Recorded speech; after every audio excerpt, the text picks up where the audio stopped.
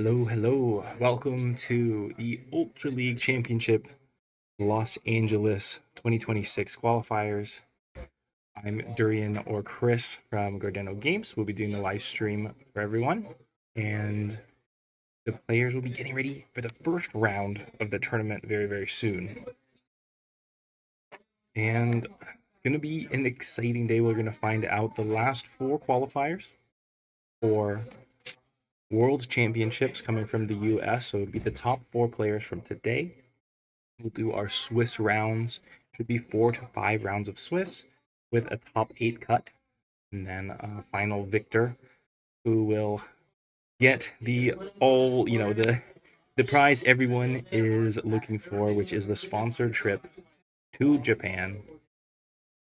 That's what we're in store for today. It's gonna be a fun day. It's gonna be an exciting day. I'm excited to see who's gonna come out on top. I'm excited to see what decks are gonna come out on top because it's always a little mystery. I mean, if we going based on the Japanese meta, we might have some Decker, maybe some Jeed. Ultraman Decker, Ultraman Jeed will probably make their appearance here, but there may be some surprises, and we'll find out who that is. For now, if we have any newbies in the chat, I'm going to play a video so you can understand a little bit more how to follow along or what the Ultraman card game is all about. We'll get started with round one soon. The Ultraman card game. Get ready for the fast-paced, thrilling experience where both adults and kids can dive into the action. It's a game full of speed and epic turnarounds. This is where the next chapter of Ultraman unfolds. The Ultraman card game features Ultra Hero cards, Kaiju cards, and Scene cards. Your goal is to build a deck of 50 cards. Start by playing rock, paper, scissors to determine who's the lead player and who's the next player. Draw 6 cards from your deck to your hand. Set your cards and reveal them at the same time. When your characters go head to head, the one with the higher BP wins. Keep battling, and the first player to win 3 rounds will be crowned the champion. But hold on, it doesn't stop there. You can level up your characters during the game. Stack cards to power up. Leveling up can happen once per turn, per character on the field. Even turning a losing battle into a dramatic comeback victory.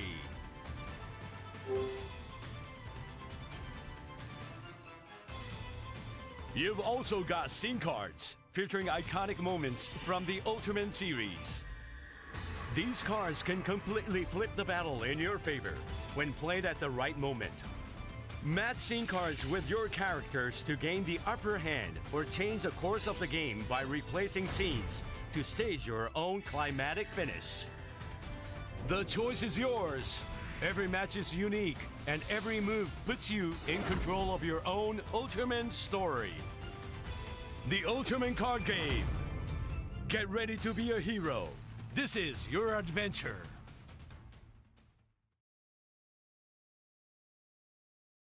All right. It looks like the players have gotten their round one pairing, so they are about to go get settled for their seat, and we'll go ahead and see what our first matchup is going to be.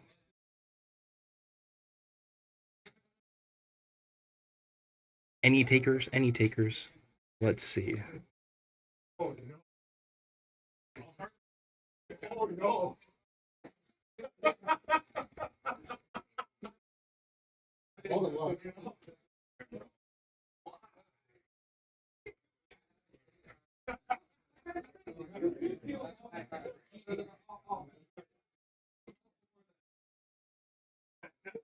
We got a little poll action going for everyone.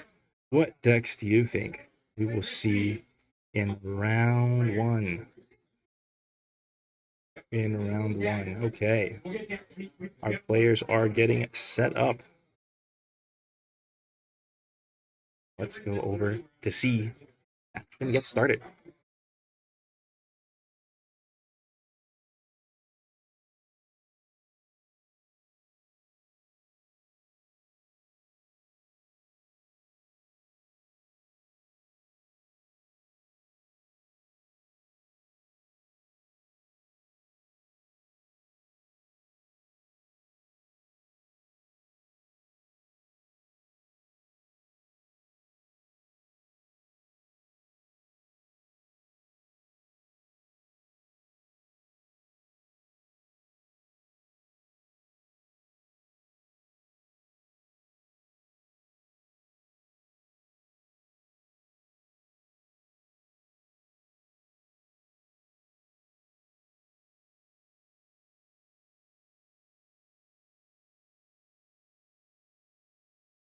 All right, it looks like we've gotten a little bit of hiccup. We will be moving some players around to get our specific green table in the spot. Alrighty. I'm excited for this match. All right, you get a little bit more of me while we get a bit of the changing action. We've also got some extra excitement here at the qualifiers. The EJ Sue, the artist, has showed up to do signed cards. I don't have any cards for him to sign right now, but several people have enjoyed that. And there we go. People are getting settled now in the new spot for round one. This is a big round. You never want the day to start off poorly. You're always hoping to get that first round win. I think it's also the round where everyone's a little bit nervous. Takes a little bit to get the gears going a little bit, get the gears flowing, and get into the groove of a tournament of the qualifiers. And it's gonna be a big good day. All right, let's transition over to there. I'm gonna go ahead and get some names for you all, and I'll be right back.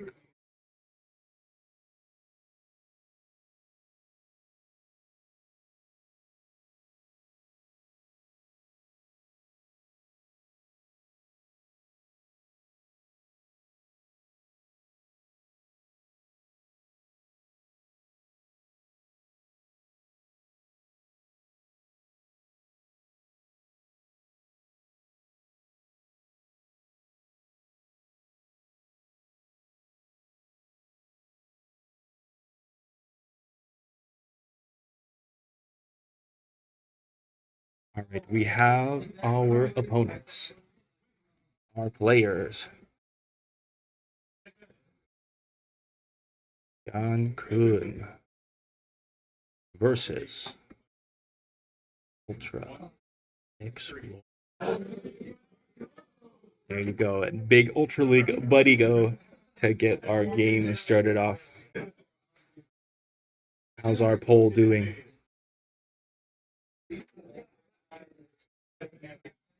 Ujid and Belial tied off for popularity in round one.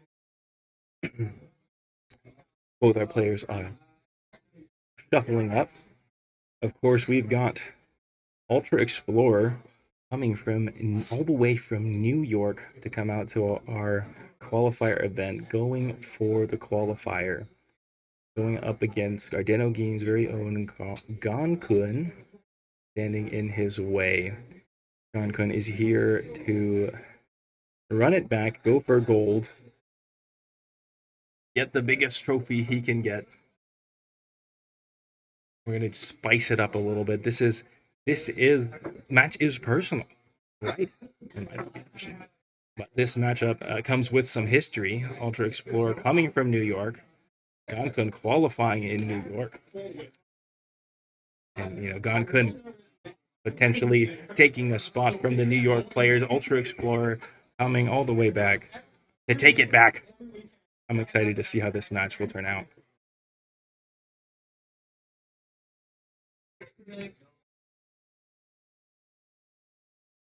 Looks like we've got a match starting to go underway. Be a long, fun day for us. I'm curious to see if we'll see any surprises today, or if we'll mostly just be seeing people stick with the decks that are considered the top dogs, the G's, the Deckers, maybe the Blazar Garons, maybe some, the Belial Dark Clubs. Pucks is heading in. We saw a Arc Dyna, if you can believe it, win the Singapore, I believe it was the Singapore or Malaysia Rise Cup, and they're going. There we go, getting started. It looks like Ultra Explorer is our lead player to start off with, showing up a Belial deck. Wow, Belial starting off with that Belial Mantle from Ultra Explorer. That will let him reveal the top 2 cards and add 2 different leveled Belials that are not Belial Mantle from their hand. And a Tiga coming out from Gankun.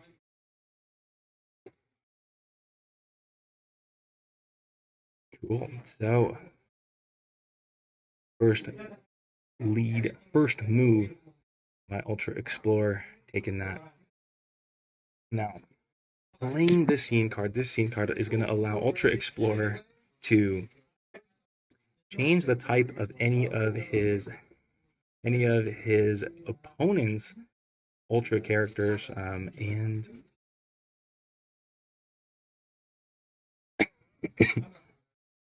that's going to let him activate some extra effects or move around his own card's weaknesses. The deck that Gankun is playing is revolving around Tiga, which has a very powerful card called Tiga Ziparion Beam, and that will allow Gankun to swap lanes with one of his cards. We're expecting to see that on the turn 3. What's coming out now? A 6/7 double from Ultra Explorer, it looks like. While Gankun goes for a Blazar level 1, it's going to let him draw 2 and put 1 card on the bottom of his deck. We're getting a little bit of setup action from both, and then Gankun is going for the lane swap with a Tiga Light Knuckle.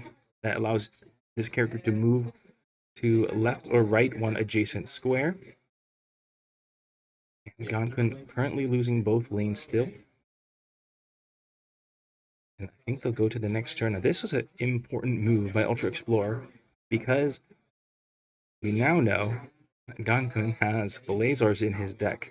That means the all-powerful scene card, the man who created Scarred, could come out as a round 2 scene. And if this card gets into play, it could be bad news for Ultra Explorer. We think he might try to take the offensive here and prevent the scene from being played by dominating the lead lane. 2 level up only for Gankun. What is it going to be? Looks like a Katana Thor coming out from Ultra Explorer, the big boss himself. Gankun is able to play a Tiga that gives boosted out wrong side. Katana Thor being a powerful 17,000 as a 6/7 double there. And Gankun playing our Ultraman Tiga multi-type, which gives plus 1,000 to a basic type. Looks like that's game 1 to Ultra Explorer, a dominating 3-lane victory for Belial.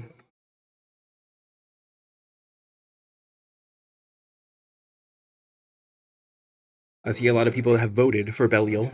I'm not sure how many of those happened after we flipped up.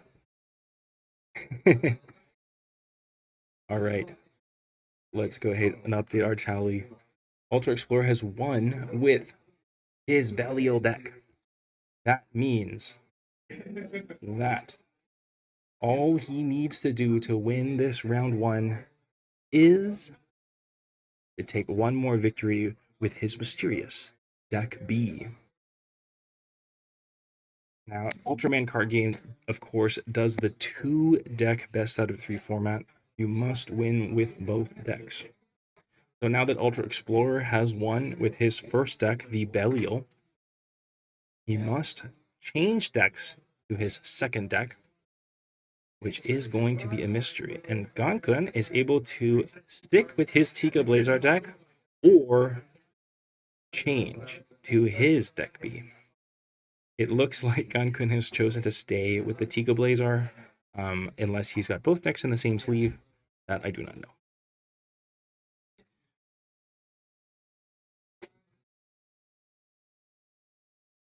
We'll see if we can get Shatter Home. It is a predetermined table. It just so happened that Gankun and was on it. But we hopefully Shatter Home will line up to be on the stream, on our special stream match table.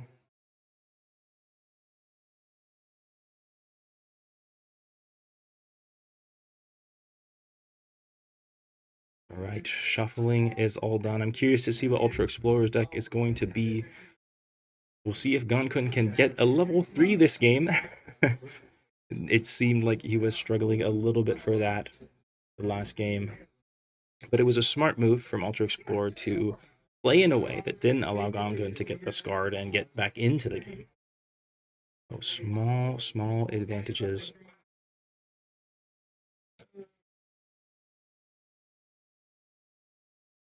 There you go. You can see all the players getting their entry pack, some entry goodies.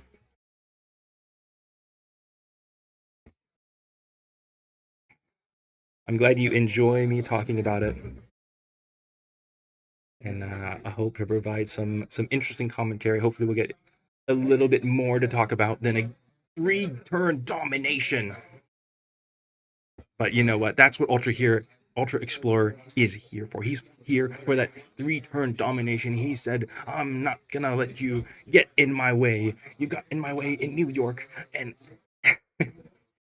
and you're not gonna get in my way this time." Well, thank you for being here, Meg Ann. And I hope that intro video was helpful. All right. Game 2 getting underway. Both of these players are looking for the turn 1. Ooh, and Gankun is going for a level up with a Scene Searcher. And Ultra Explorer sends out the Decker. Decker, of course, a very, very strong deck in this current metagame. And we'll see how it goes. Obviously, I think a level 2 start is maybe not what Ultra Explorer is looking for. We're going to go into game 2, the second of our setup turns. Our setup turns here. Because in Ultraman card game, you cannot lose or win until the 3rd turn, since you need 3 battle lane victories. The first 2 turns are when players are setting up their game plan, crafting their hand to take advantage of the game whatever way they can. And we'll see what we're doing. An aggressive level up all the way to triple from Gankun already. Not sure what that could mean, but Ultra Explorer responds with 2 level ups. Let's see what it is. A23, A23. And it looks like Gankun is going for the lead. And it looks like he's going to get it. We've seen that Ziparion Beam triple in lane 1 for Gankun. We'll get a little big version for you all so you can see. That's going to let him swap into any lane he wants to. He's going to use that to swap from lane 1 to lane 2 and defeat Ultra Explorer's 2-3 double move, allowing him to keep the lead. So they're going to Judgment Phase. Win in lane 1 for Ultra Explorer, lose in lane 2 for Ultra Explorer, and this is going to be that Scarred from Gankun coming out. And this Scarred is going to open up the game for Gankun. It's what we were hoping, or well, not we, but what Gunkun was hoping to see last turn. It's going to allow him to level up his cards from the top of his deck. He'll reveal 5 cards from the top of the deck and reveal them and try to level up wherever he can, which could be bad news for Ultra Explorer. You never want this scene to go. Definitely looking for a 2-3-4 move from Ultra Explorer. If he cannot get that triple decker online, the flash type is going to be sitting there like a sitting duck. Okay? Quack quack. His effect will not activate, and Decker's moves are going to be severely limited. Ultra Explorer's moves are going, and we're going to go see what happens here. Another 2-3 double from Ultra Explorer. I hate to say it, it does not look like there's a level 4. Ooh, an interesting move here. One thing we'll need to note is that Gankun doesn't actually have the Blazer on the field to activate Scarred. This could be pretty bad. Yep. As expected, once you've noticed that, you'll have to see that he's got to pick up that Blazar and try to go for lead. But this gives an opportunity for Ultra Explorer. Gankun losing lead this turn. Losing the lead means losing the newest turn. That's going to flip Ultra Explorer into the lead turn. Lead lane, lead player for this, and he's going to get rid of the Scarred. That's what we were worried about. Is Gankun going to be able to make a comeback here?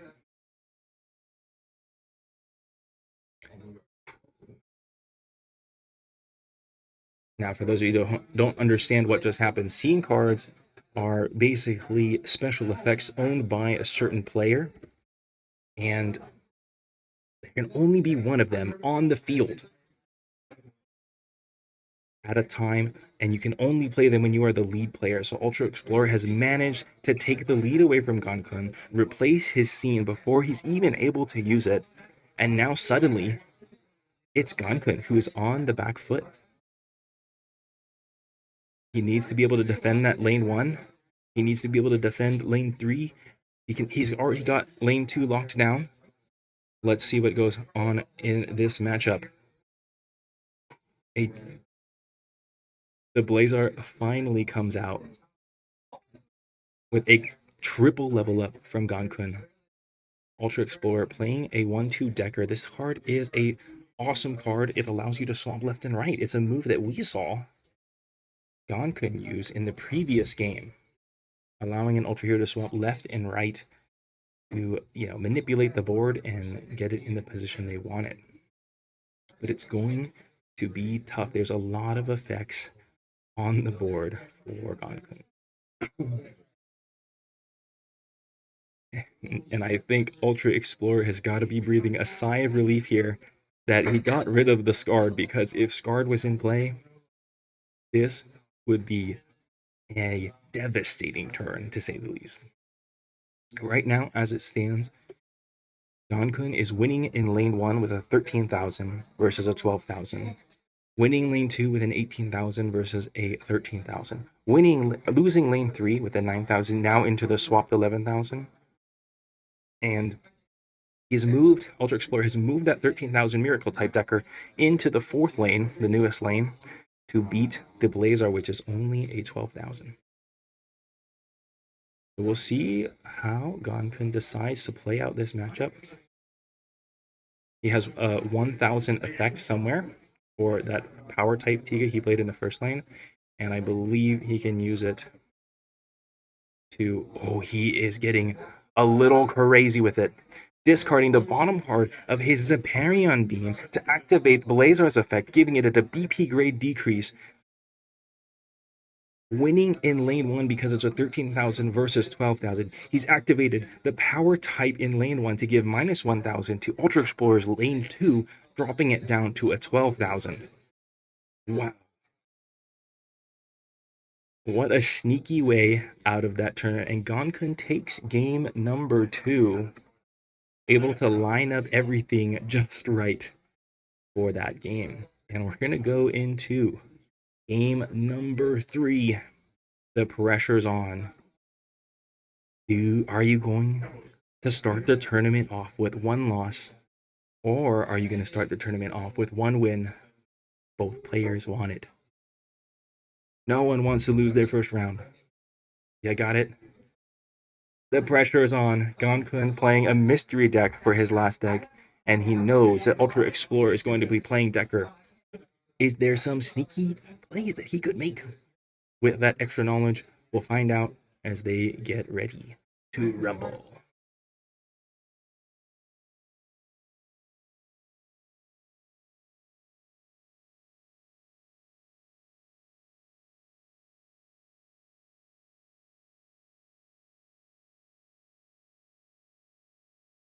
All right, we can barely see Gonkun's cards, the red on red. And game number 3. Hoping to see a little bit better of a showing from Ultra Explorer's Decker. Of course, Decker being a deck based on the Flash type Decker from BP01 all the way back in the OG. If it's on a double stack, that means one card under it, or a triple stack with 2 cards under it, it gets an effect that is if you have another level 3 triple, sorry, not a level 3, another triple stack, then all your Deckers and Triggers going to get a BP grade increase as long as they're singles. So Decker is really looking for at least one triple, and then they can place this one as a double later. Ultra Explorer was not able to find that setup the last game. We'll see if he can find it this time. All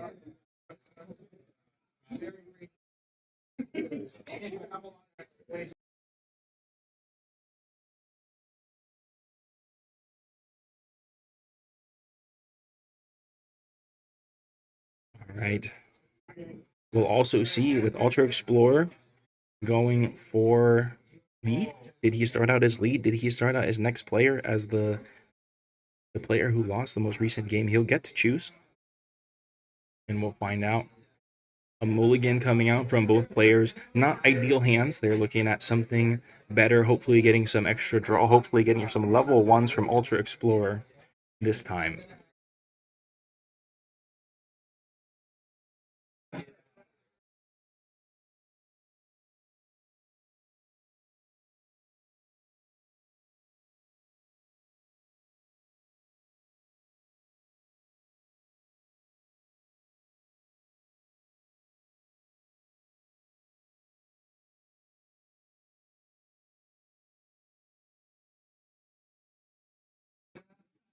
Right, today we have, I'll have to check the numbers on the exact stats, but it's around 21 to 22 players for today.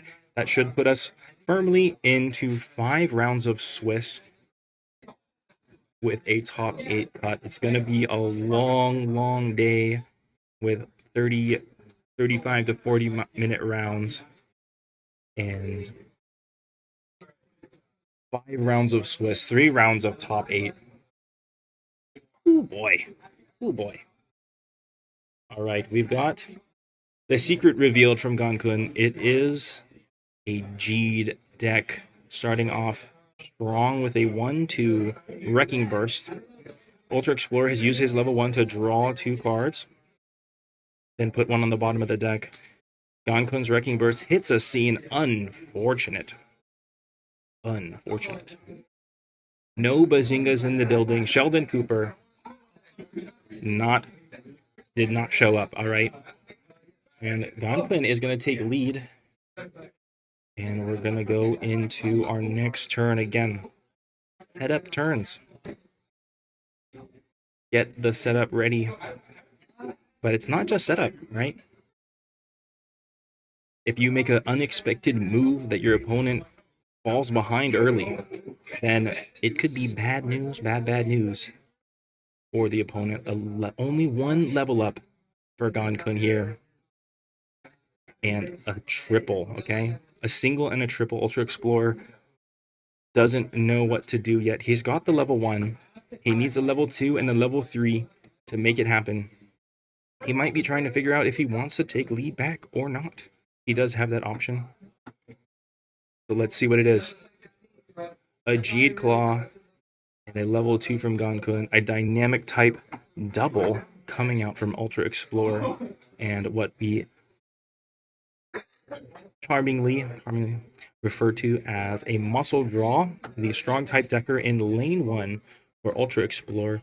That's going to let him return 2 cards from his up to 2 cards from his hand to the bottom of the deck, and then draw however many cards that he put back. On Gonkun's side, we have Jade Claw in lane 3. That's going to allow him to give one of his characters, Ultra Heroes, plus 1000 BP to as an activate, as a triple. But it could be telling. It could be telling. There's a lot of information in this game available. Ultra Explorer going for a 2/3. He's really trying to take lead. He might have at level 4 to go for a 2/3/4 triple, try to get the flash type online, or maybe he just needed this lead to get that scene. Gonkin, on the other hand, building a triple early. What could it mean? Could it mean he has a Royal Mega Master waiting in the wings, waiting in secret, ready to strike? We'll find out. The next turn will be a big one for both players. So Ultra Explorer starts it off playing his scene. When you play a scene, you draw 1 card. This one allows you to draw another card and discard, so you get a lot of control over your hand. And here we go.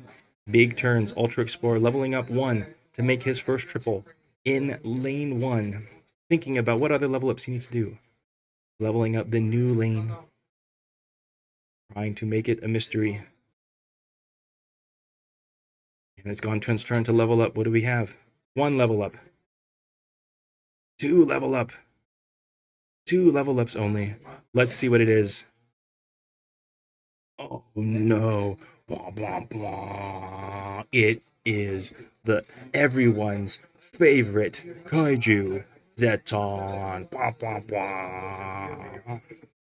This character, when your opponent only has 1 Ultra Hero name among all their Ultra Heroes, it goes up to a massive 20,000 EXBP. And Ultra Explorer, unfortunately, only has Deckers on the field.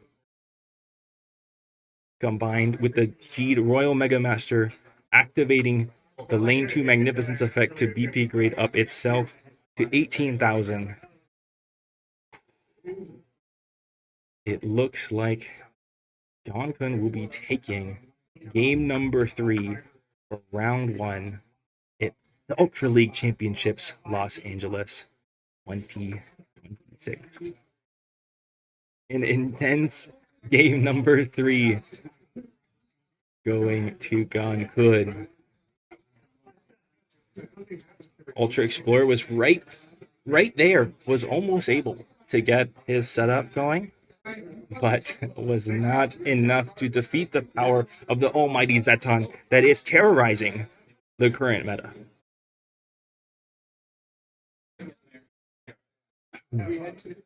In lane 2 was a Jade Magnificent BP05 triple rare. That card lets you reveal 1 card from your hand and give a BP grade up to the any Jade that you have that shares a type with it. Let's pull that up right now.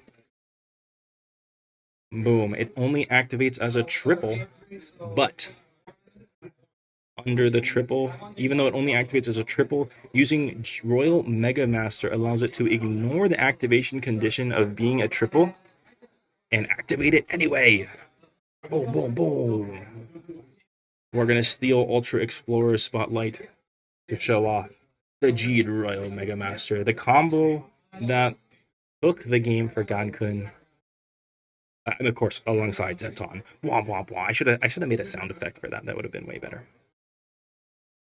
All right, we're going to go into a quick break as the players set up, get a little settled, and then we will go through a little deck tech section as we wait for round number 2. So look forward to the deck tech section for. We'll go ahead and do the Jade, since that was the deck that won our all important game 3 for Round number 1. 4 more rounds likely to go. I'll see you in a little bit.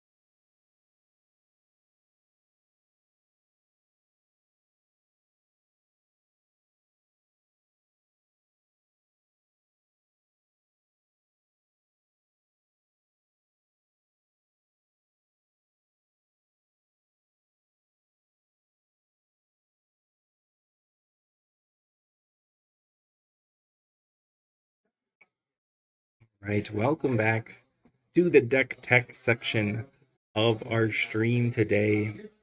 I thought we'll start it off with the Mono G deck, the deck that Gonkun just used to win round 1 of our very first round of the Ultra League Championship Los Angeles 2026.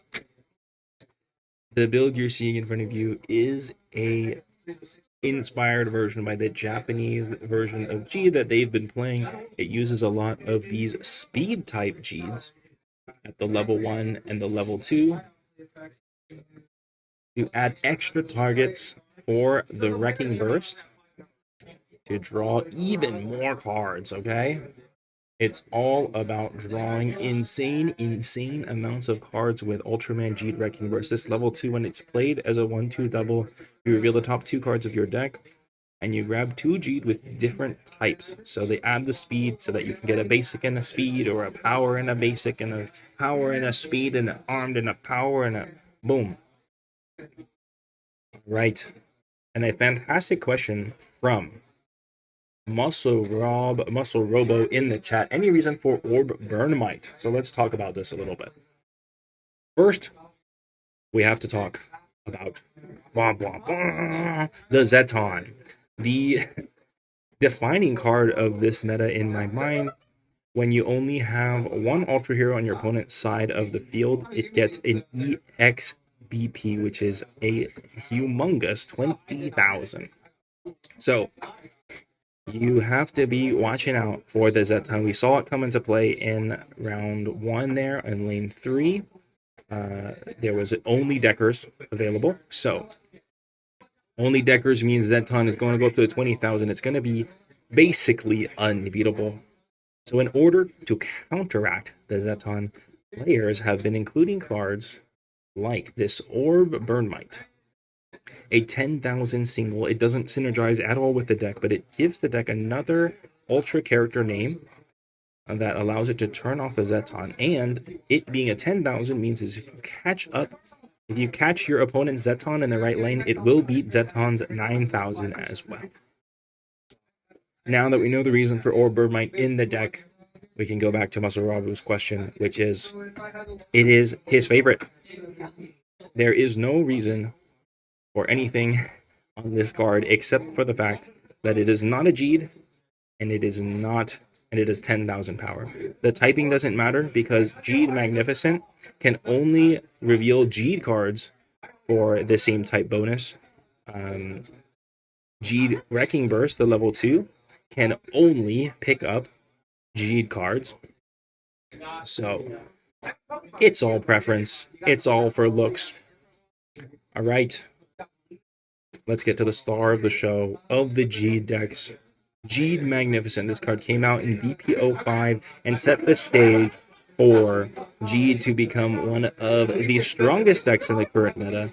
By revealing a Jeed card from your hand, you can BP grade up a Jeed with the same type. So that means you can BP grade just without discarding any cards from your hand, which has kind of been the trend up until now. It also came up with the Royal Mega Master, the level 4 card for G. This lets you activate any of your G abilities, ignoring their stack conditions, and is a massive 20,000. So this is going to let us play Jeed effects twice, or activate the Jeeds as a double. If you play that Jeed Magnificent we just saw as a 2/3 double, it normally cannot activate its ability, but Royal Mega Master says, no, we are going to activate it anyway. And what made this deck really skyrocket is the inclusion of the Jeed Wrecking Burst, which again allows the player to draw up to 2 cards from the top of their deck if they're different Jeeds with different types and not Wrecking Burst. So we saw Gankun in the last game reveal the scene. He was not able to add that to his hand with Jeed Wrecking Burst. But this card has fixed one of the biggest issues of a mono deck, is that it does not have as much draw, as much card advantage as dual Ultra decks. The second weakness, if you will, of Jeed before was that it had a lot of BP grade ups, but it did not have a lot of ways to get on top. To get on top of that triple power, whether it's 17 or 18, it kind of got stuck there. And that's where the new Jeed Galaxy Rising comes into play. When this character is played as a double or triple, you can discard 1 card from your hand. And if you do, you can give one of your characters plus 2,000 BP. This allows you to really get over those numbers that the deck couldn't do before, and adds a new flair to the deck. So that is it. Basically it for Jeed. One of the cards that I think is worth talking about here as well is special tech card from this player was the Ultraman Jeed Magnificent When this card's played, if you can discard a card, and if your opponent is a power or speed type, you can give that character a BP grade decrease. Now, what's interesting is that the G deck has a lot of power types, and the Decker deck, which is also popular in this meta, has a lot of armed types. And the Balizar Garon deck, that is also popular in this meta, has a lot of armed types. So this character, Ultraman Jeed, is the Magnificent. It's sneaky good. It's a sneaky good. So thanks for tuning in to our Jeed breakdown, Jeed deck tech part of the stream. And we will be back in a little bit, I think. Or maybe we'll just hang out.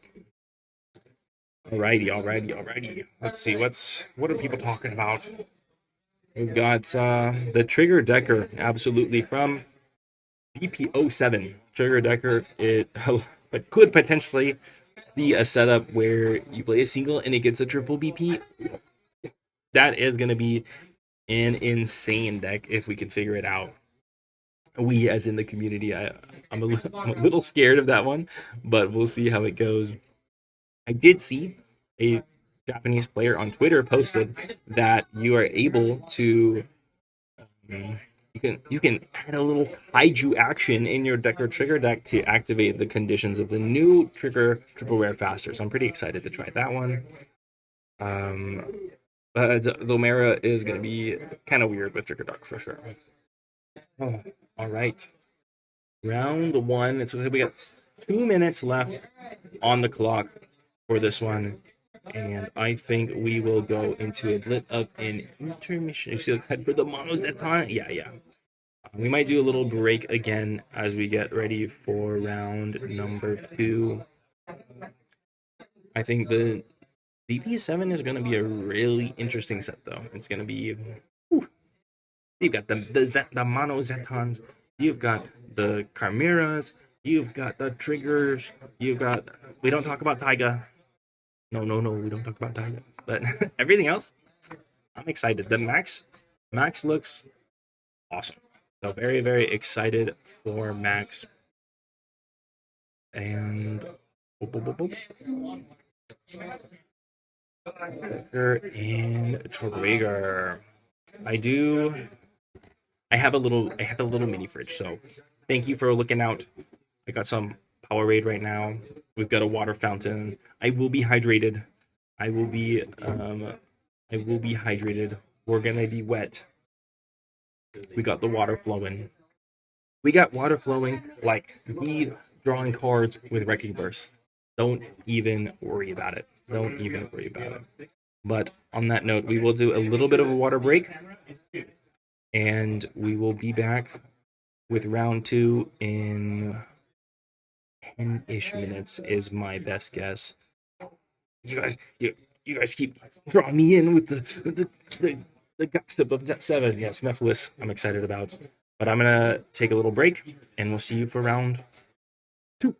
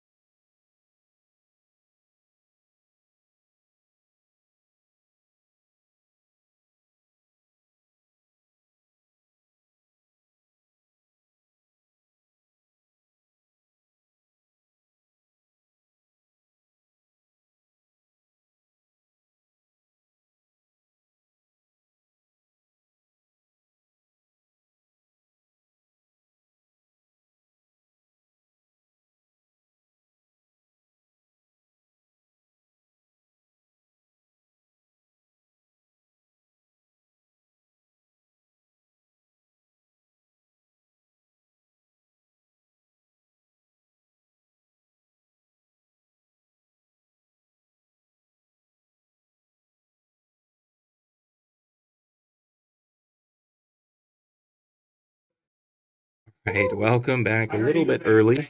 A little bit early. We are. Oh, did not change the names. Did not change the names. I. Let me check on the names for this really quick.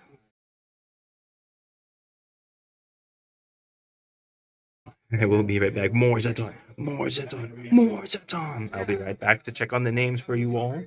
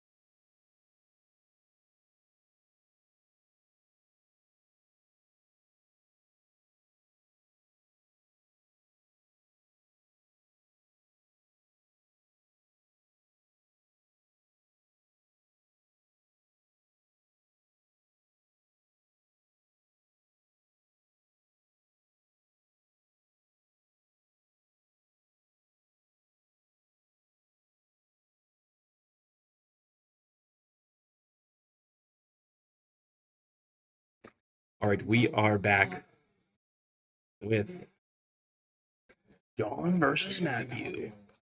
Let's go. Ultra League, buddy, go.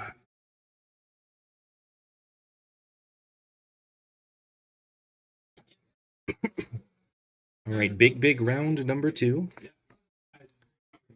Getting underway. Shuffle, shuffle, shuffle time. I'm getting caught up a little bit here. Nexus hopefully coming soon for our reveals. Ultra, buddy, go. Oh, I got the names. I got the names backwards.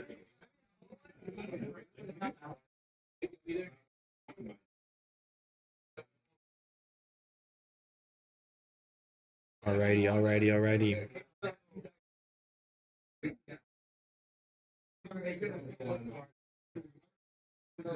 Boom. Let's get this underway. John versus Matthew. Now, we've got some lore here as well. John versus John now. John is a player coming out from Oklahoma. Coming out here. I think you know what? I had them right. Matthew John. We got Matthew versus Matthew now. Should have trusted my gut. John from Oklahoma and Matthew from sunny San Diego. Going into round 2. The Ultra League Championships, Los Angeles 2026. Both of these players have won their first games. So we'll see what the action is. 2 mystery decks, 2 mystery people.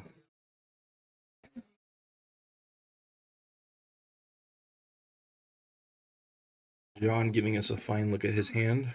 Try not to over-invest on that knowledge. But we might as well do the thing. Good to see we got the information about the G deck. We're seeing it again. Not so much of a surprise. This deck is very, very strong.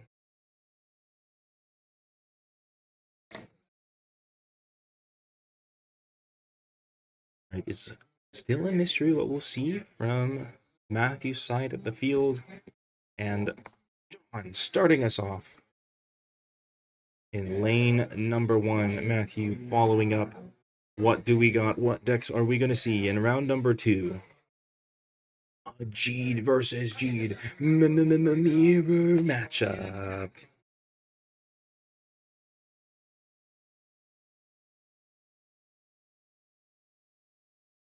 This is going to be an interesting one. And on plays are happening. All right. 2 G'd Magnificence, 1 level 1 G'd, going for the Magnificent as expected.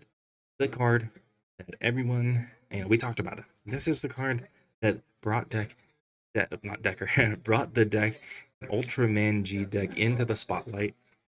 So of course, if you have the option to take it, you're going to take it. And what do we have here? John is going for a play. Bing bong boom. Lane number 2. Ooh, there is some high C cards in John's deck. We are about to see unleashed onto the world. John going for 1 level up. Let's see what it is. Is he going to save it? 2 level ups in for John. Let's see how Matthew responds. 1 level up. 2 level ups. Oh my gosh. Both of these players playing hard and playing fast. And John comes out with, what's that? 0 beyond. Let's check out this card that I think is not on the topic of mind for many players. And oh my goodness, did you see that on the other side of the screen? A double Wrecking Burst for Matthew. This is going to be pretty crazy. So we'll start with John. Ultraman 0 Beyond. As a double, which it currently is a 2/3. Activate once per turn. Discard 1 card from your hand, and if you can give one of your G'd with basic or power type a BP grade increase, it's like a mini version of G'd Magnificent. I like that. And Matthews going to town with Wrecking Burst. There's the first one, a power and a speed type. There's the second one, a basic and an arm type. He's just drawing cards for days. The water is flowing. The water is flowing in straight from Matthew's deck into his hand, and just added 4 cards to his hand right there. That is absolutely crazy. How is John going to respond? John still has the lead, but there is a giant wall of cards in hand. John currently has, let's count it, 4 cards in hand. That's the amount of cards that Matthew just added to his hand. Holy moly. And now we know why G'd has been, it's one of the decks this meta. We talked about it just before the round. Come on. Yeah, it's when you see something like this, that's when you know it is absolutely crazy out there.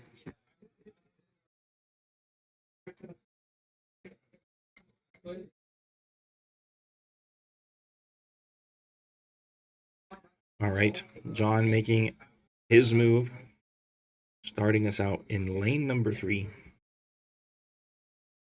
And Matthew might have to take his time here. There's a lot of options. There's a lot of options to be had.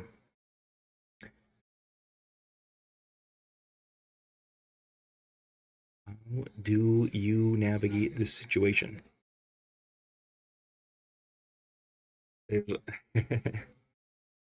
Yeah, absolutely. G'd was very, very strong last set. Even better this. Oh, it was good last set, and it is amazing this set. And we've got 1 level up from John. Let's see what Matthew's got. This could be it right here. 2 level ups. Are we going to go for 3? 3 level ups from Matthew. A huge turn. Boom, boom, boom. G'd Magnificent in lane 1. G'd Claw in lane 2. G'd Galaxy Claw for plus 2,000 in lane 3. This man has it all. Matthew has it all. He drew it all last turn, and now it's coming into play. John, on the other hand, is hoping that this last G'd will save him. G'd Magnificent from BP03, attempting to do a BP grade decrease on his opponent's power or armed type. Unfortunately, it is a basic type, so I think this might be the game right here.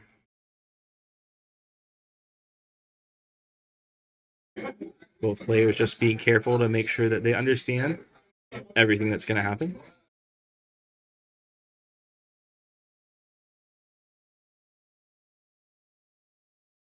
Activating G Galaxy Rising, potentially.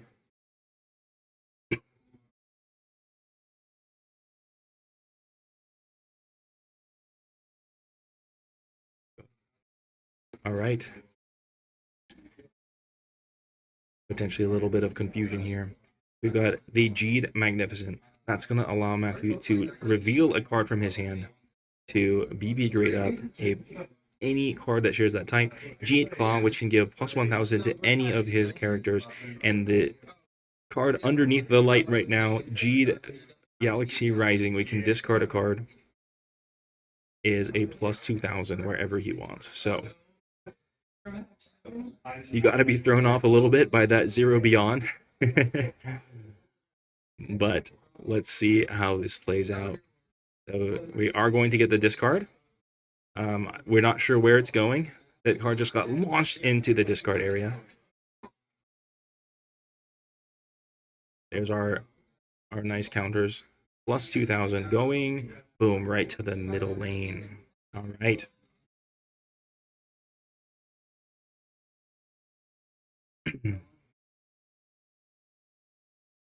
Okay. Looks like we're moving into the next phase. Effect activation phase. We'll see if we'll see if John does anything.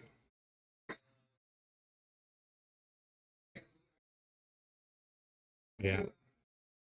John was definitely hoping on a G Claw in lane 1, but did not get it. I think he's going to scoop it up. Kind of what it looks like. All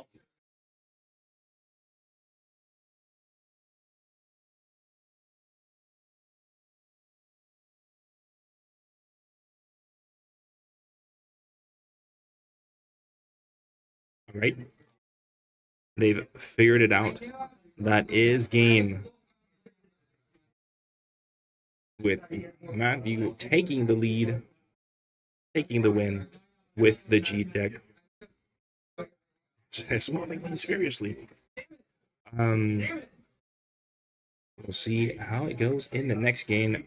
Is John going to stick with his deck, or will he swap? A lot of people have opinions on this. Whether you stick with your deck until it loses, or will you swap decks and give your opponent the surprise? Give them the surprise. It's always a tough question. Because if if John decides to swap swatch his decks right now, then Matthew will not know what deck he's playing. They will both not know what each other is playing. It's a big mystery. However, if they play again, do you want it to be a mystery? Or if you keep the same deck and then you get to find out, right? If John keeps with his G Zero Beyond Insanity and beats Matthew's deck too, then he will be able to go into game 3 knowing Matthew's deck and Matthew not knowing his deck. So it depends where you want the big mysteries to be. It does look to me, though, that John is sticking with his G'd Zero Beyond deck. I'm a fan of that. Could also be a psychological. Some people don't like to stick with, which deck, is it, what, that one lost? We got to change it up. Change the flow, okay? Change the flow, keep it moving, try something different. John going for a quick mulligan. Hopefully his new hand is better.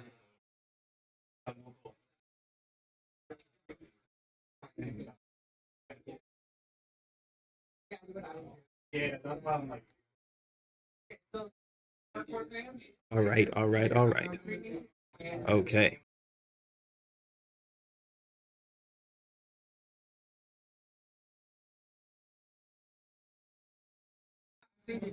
Looks like Matthew is deciding for a mulligan too. We could be in our seats for a funky game with both players potentially not having what they want. You never know. Do you send it back? Does it get worse? Does it get better? That is always the risk of the mulligan. I think there's a lot of advantage to be gained from practicing your mulligan a little bit, and also sometimes you just get got. So we'll see who has, which deck will the mulligan favor.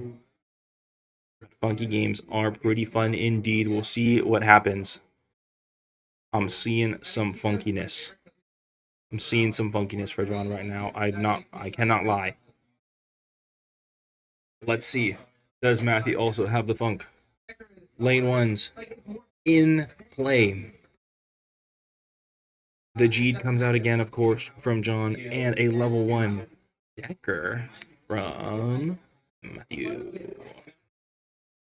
Decker versus Jeed.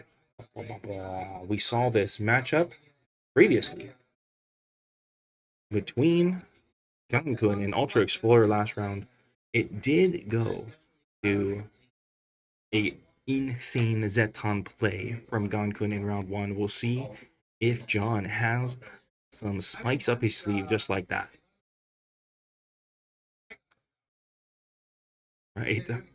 We're going in again. The big boy moves from John. Boom. Level up again. Level up. Decker versus G. That is correct. John going for 1 level up. Thinking about doing the 2. Looks like a good play. I think I agree. Tim, we are going to see a lot of Decker and Kite and G today.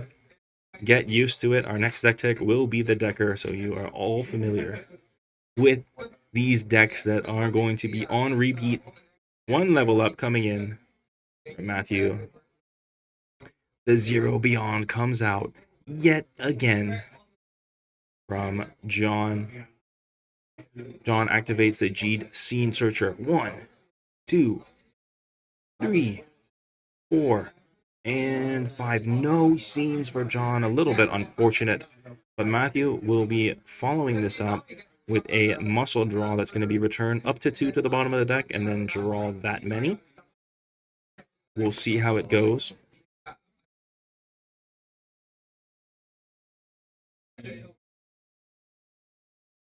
And remember, Decker is trying to build those triples. Decker is trying to build those triples. So Matthew will probably look to send cards back to be able to set up set of triples and go from there. Blazar Garon, we might not be seeing much Blazar Garon today. I've got to be honest with you, Crescent Moon guy. I did not see a ton coming around as I was chatting up the players. 2 draws from Matthew. We'll see if that is what he needed. Now this could be a big turn here because we do know John plays that BP down versus armed type, right? The BP down versus armed type with the Jeed. And Decker, like I mentioned, has a lot of armed types. We covered that card in the deck tech. So here we go. John setting his lane 3. Setting his lane 3 and figuring out what is next. While Matthew makes his move. It's going to be tough. This could be a quick game. It could be a long game. It's going to depend on this turn right here. I do think so. Because John is effectively a turn ahead. It's going to be very hard for Matthew to catch up on lane 2. John does seem to have that Magnificent versus BP down versus armed in his hand. which means if Matthew plays an armed type into lane number 1, it could be bad news. All right. So it's a tough choices.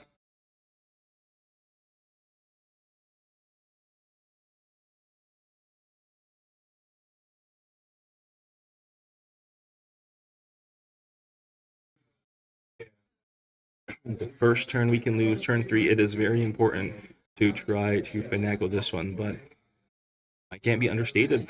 The importance of the 2-3 that John had played in the previous turn, it allows him to add this extra level of pressure. Unfortunately, John has played a level 1 draw in lane 3, so I do not think he'll be able to close out this game in the way that he hopes to. Right, let's see what comes out. Matthew's thinking hard. He might not have a beneficial hand, but it could be that he remembers the anti-armed type G that John definitely played last game, and he might be concerned that will happen to him again.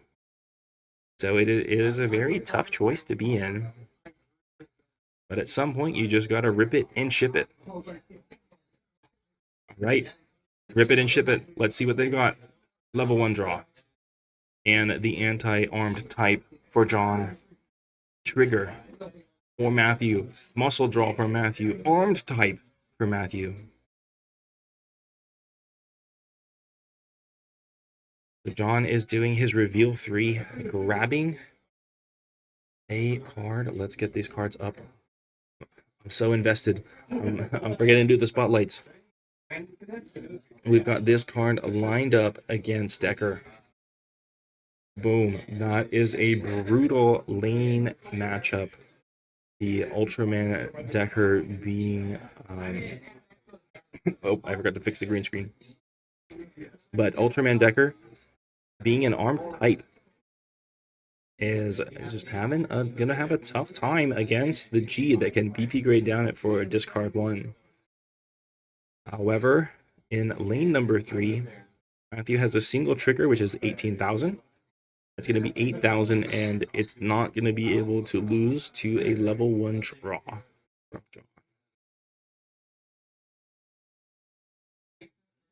So Matthew hanging by the skin of his teeth.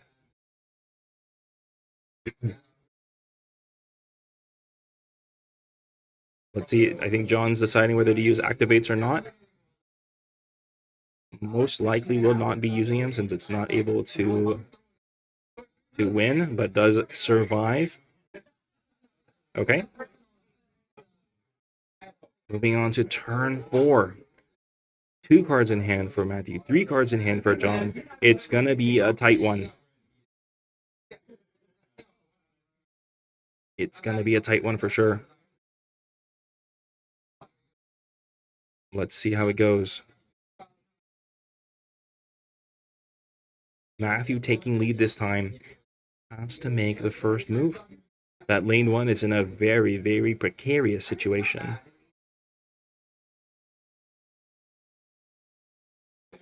But Matthew also needs another triple. We do need another triple there. So we'll see if it's in hand. If it's not, then Matthew's going to be in big trouble right now.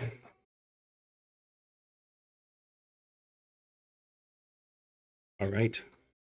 There we go. Lane number 4 coming out for both players. We'll see the level ups. There is the triple. How is John going to follow up? 1, 2. Let's see it. 1 card left in hand for both players. And 2, 1, 2 doubles for John. This could be big moves. So Matthew activates the effect of Decker in his first lane, allowing him to BP grade decrease his opponent.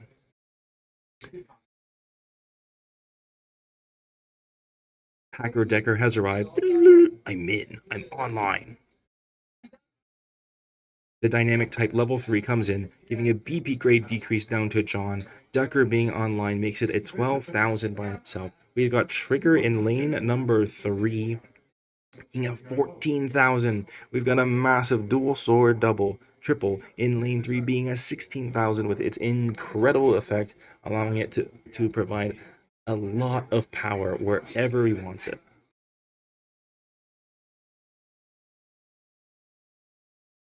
So let's see, does John have enough to get out of this one?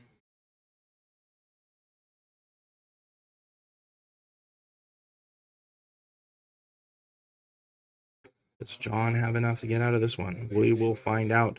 Are the BP grade ups going to come out for everything? Yes. Boom. Just to be clear. Boom, everything is BP grade upped. This is a brutal turn coming out from Matthew. Oh, brother. John is getting drowned in BP grade ups. And looks like Matthew currently has 3 wins. John could be using his Magnificent to get that last win, but we'll find out whether or not they do so.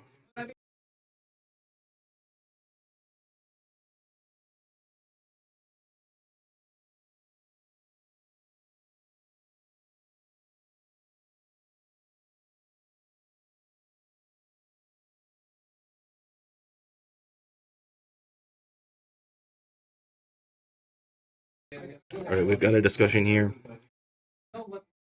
The dual sword can only activate versus triples, of course, or on triples, so he can give plus 2,000 to any of his triple characters, either making an 18,000 in lane 2 or a 20,000 in lane 1. But that's not going to be enough in the face of a BP grade down by this Jeed Magnificent. So we'll see if John chooses to activate that effect. But either way, it's looking like lane 2, lane 3, and lane 4 are going to be wins for Matthew.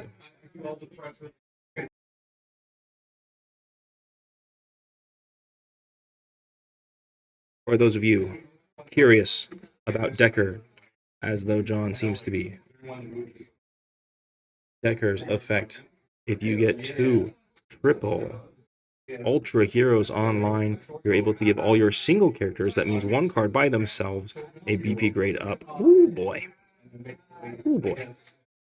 A very powerful effect once you get up, but you need those triple Ultra Heroes. That means a 1, 2, and a 3. And Matthew does have the 2.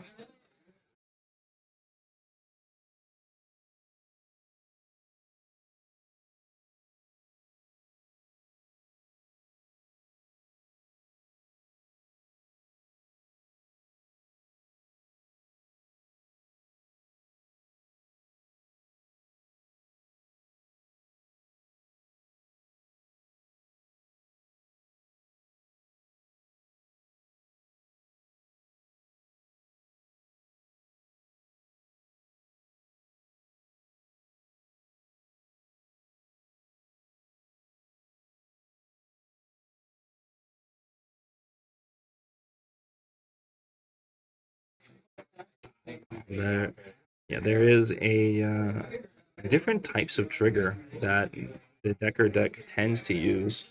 Let's bring them up to compare. We've got the one that Matthew is currently using, an 18,000 single, a 14,000 double, a pretty powerful effect once Decker is online. And also, we have the 10k from Ultraman trigger, power type, 10k, 13k. Not quite as strong when the Decker is online, but it is much stronger when the Decker flash type, that is the namesake of the Decker deck, is not online. So definitely some interesting deck decisions to be made, trade-offs from here. And there we go. We have it settled. Matthew versus John. Matthew is going to take this in a convincing 2 wins with no losses. I really liked G'd Zero Beyond deck coming out from John. I'd love to see more of it. We'll see if he makes it back onto the stream at some point. But for now, it looks like we're finishing up round 2. And we will be in round 3 soon. Let's move on to a deck. Check. Ba-ba-ba-bum.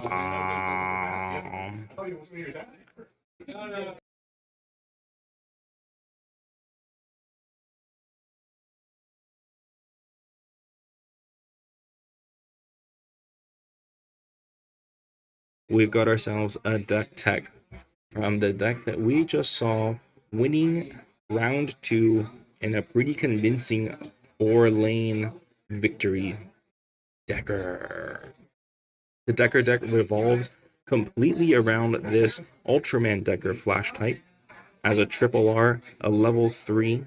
When this card's played as a double or a triple, where you have another triple Ultra Hero, all your single Decker and single Trigger have their BP grade increased by 1. You saw all the BP grade up effects. That is where it comes from. It is also an insane 18,000 power as a triple. So this creates Decker's strategy of having to build at least one triple alongside this and preferring to build 2 triples. And once you set up 2 triples, then you are going to town playing strong singles every turn after that. So our other ideal, partner for being a triple is the Decker Ultra Dual Sword. This card lets you increase the power of your triple Ultra Heroes once 1000 BP for every character type you have a Flash, Strong, Miracle, or Dynamic type, which means your triples keep getting bigger and bigger and bigger as the game goes on. And you're getting attacked on 2 fronts with big triples and super strong singles and new lanes at the same time. But once you get your setup going, what do you have to deal with? What is Decker doing once it gets its setup going? Of course, Decker has 2 very strong single options. The first releasing in BP04, Miracle type Decker. As a single or double, you can give one of your Ultra Heroes plus 1000 BP for this turn. That means you can start winning other lanes. It comes down as a 14, super duper strong. This card can make or break some ties, which can give you some clutch wins or some clutch defenses. We also have the new card from BP06 Decker Dynamic Type. This lets you, as a single or a triple, you can give the character's battle opponent a BP grade decrease for this turn, which is a crazy power move. If you play it by itself, it's getting boosted by your Flash type Decker up to 12,000, and it's decreasing your opponent. It's effectively a triple level character for that one turn, and it is devastating when that card comes down. And of course, we also have the trigger cards. This card that we play in this deck is a 8,000, 14,000. I did mention other people can sometimes use the power type trigger, which is a 10,000, 13,000. There is a 10,000, 13,000 trigger. Some people choose to play this. It all depends on which style you like. Whether you like to have a 10,000 when Flash type is not online yet, when you haven't set up your triples, or whether you want a massive 14,000 when it is set up online. So that is some of our options. It's nice that this deck is able to play these trigger cards easily. That fits into the strategy. It gives them some defense against the Zeton plays that is dominating the meta, because you just won't have, you'll tend to have 2 Ultra Heroes at all times. So that is how the deck goes. It's a very consistent deck. It uses, it does have the level 4, right? But the level 4 acts a little bit differently in the Decker deck compared to other decks. Because when you play level 4 as a quad, it starts to turn off the Flash type Decker. So a lot of times this card is actually used to create a 2, 3, 4 as a triple and give you some different ways to set up your 2 triples. So it's important to keep that in mind, that the level 4 tends not to be used actually as a level 4, which is pretty interesting. And finally, I think the cards that make the Decker deck really shine are the new scene cards, which lets you draw a card and then discard a card if you have a Decker. This card lets you get through a lot of extra cards in your deck, seeing more cards. You got the new Muscle Draw in BP06 as well, returning 2 cards and drawing up to 2. And then you also have the Decker Miracle type back from, I believe, BPO3, which lets you look for a power on type in the top 3 cards. So between all these different cards, letting you look for cards from your deck, drawing more cards, putting cards back to the bottom, drawing new cards, you end up getting to see a lot of cards, and it makes Decker one of the more consistent decks in this meta, and why it is such a threat. All right, thank you for listening along to our Decker Deck Tech part of the stream.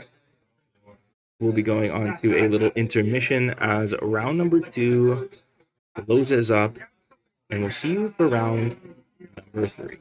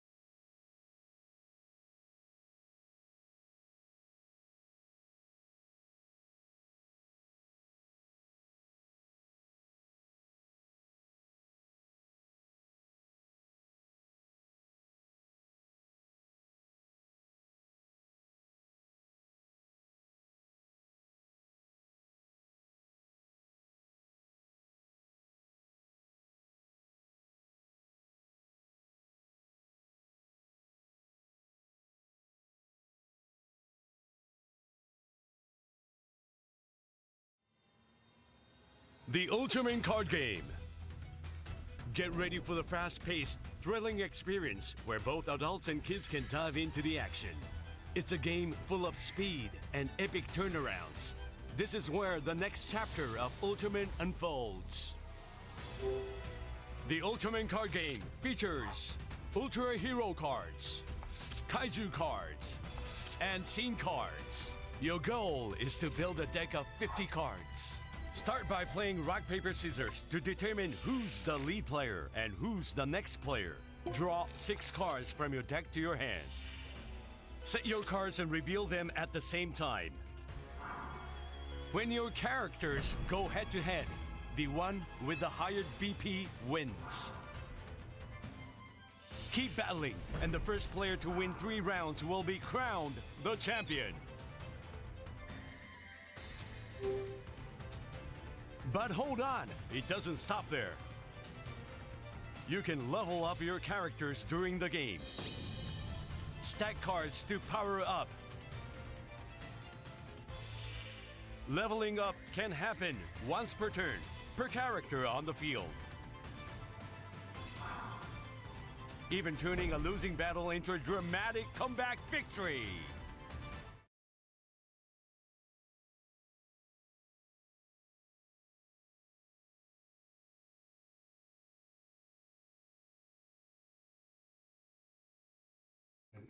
Hello, welcome back. Sorry to interrupt your ad or whatnot. Wanted to use that for any new players who are or new viewers who are not super familiar with Ultraman card game to get an idea of what the heck we're talking about today.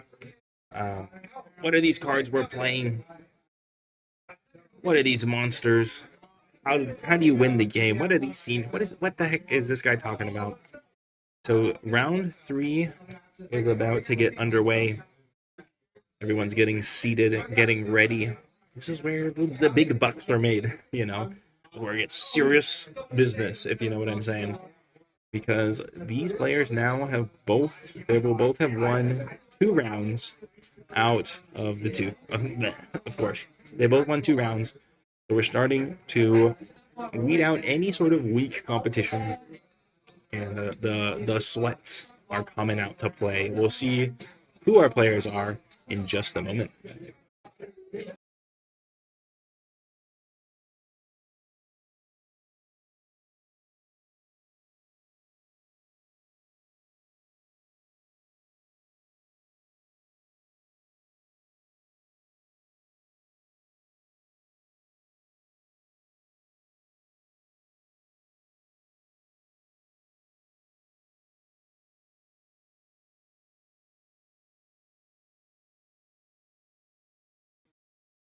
Technical difficulties. We are going into round number 3, and on our red side, we have Chris. On our blue side, we have Ultra Rider. Swiss round number 3 about to get underway. Let's see how it goes.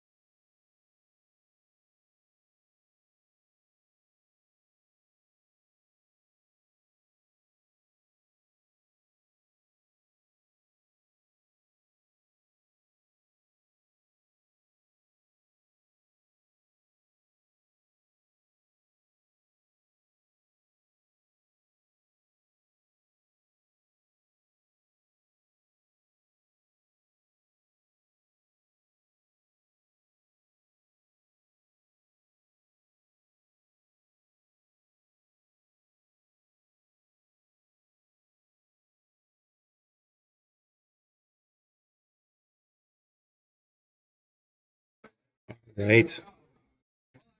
Let's get this match underway. Round 3, like I said,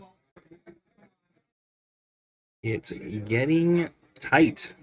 We're getting closer and closer to the top 8 cut. We'll have 5 rounds total today, I believe, of Swiss before the top 8 cut. That means our players here are hoping for a 4-1 guarantee into the top 8, or a 3-2 is going to be a little squeaky. So ideally, you can get this win, move on to the next round with 3 wins. It's going to be a tight move, all right? Rolling dice to decide. We've got Chris, a local player who hasn't been here in a while, and we also have Ultra Rider, an active member of one of our Ultraman discords that we have for the English community. So, who will take it? Who will lead? Let's see what we've got in terms of decks here. I did see something that looked like one of those coming from Chris. He's going for a mulligan. Didn't like his hand. Have yet to determine Ultra Rider's deck. They will get started quite shortly.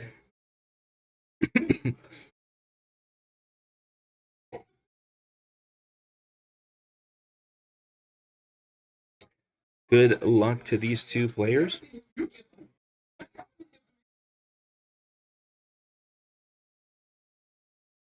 And we're about to see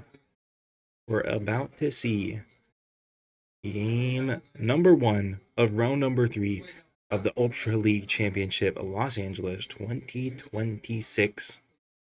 Almost halfway through. Looks like Chris is our lead. It's going to be a little hard to see the black sleeves on the paper there. Okay. Starting a Tiga versus a Earth Garon. Earth Garon. It looks like we're going to have our first Blazar Earth Garon of the day.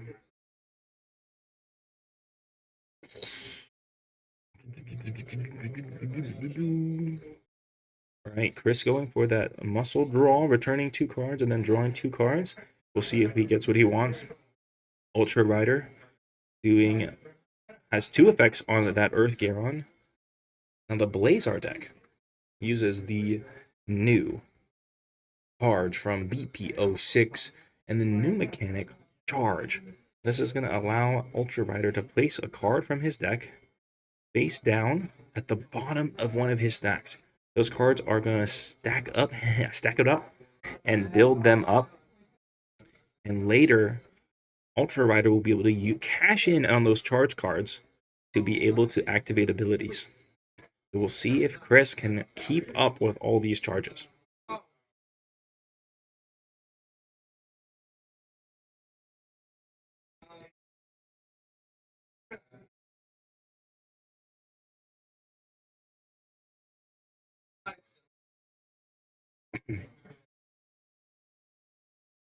Right, Chris is going to keep the lead here. Oh, what is going on? We get a little poll going. Okay, and they're going to turn number 2. Set up, set up, set up. That is the name of the game right now. Ultra Rider got to draw more cards, so Chris got to fix his hand, hopefully. Let's see what we're coming in. Let's see what coming in for Chris. Set. And a set.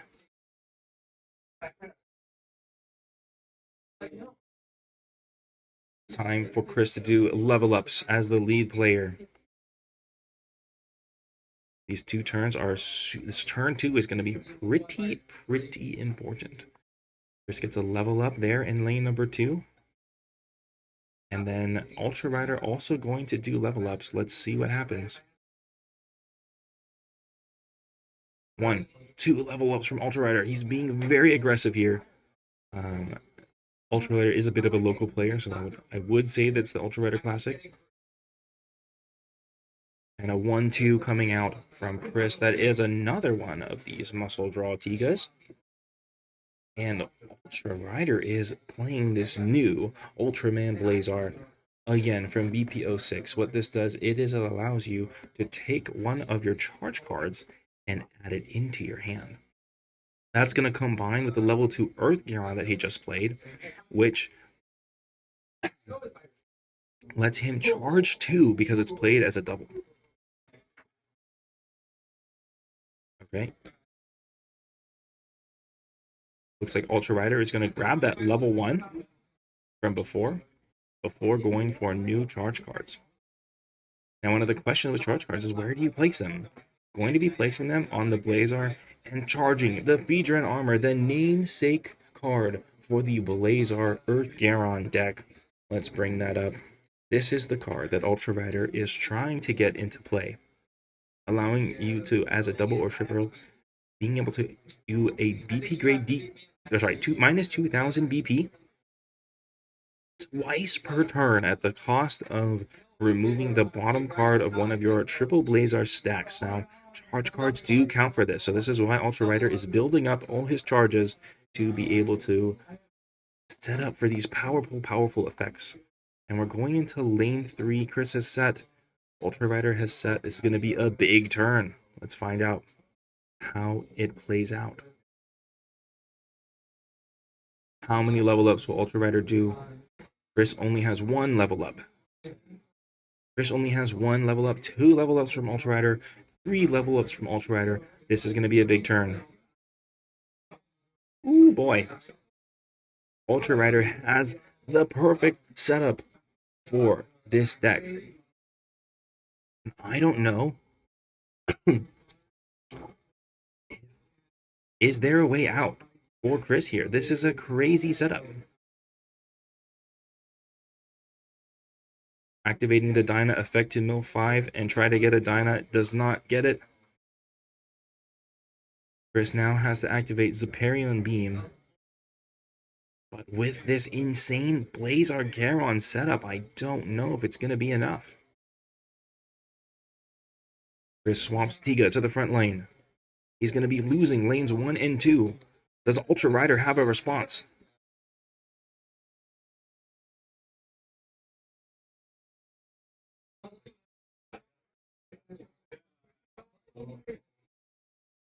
It looks like we're going to next turn.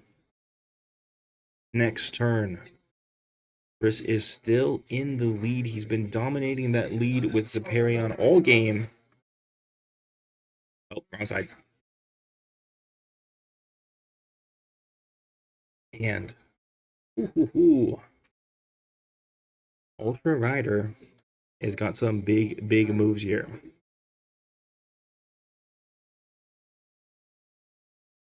All right, let's see what's going on for Chris. What are we going to do? Boom, boom, boom. Big plays. Setting up the Glitter Tiga with... Ooh, a level 2 there. Okay. Big moves coming out from Chris and from Ultra Rider.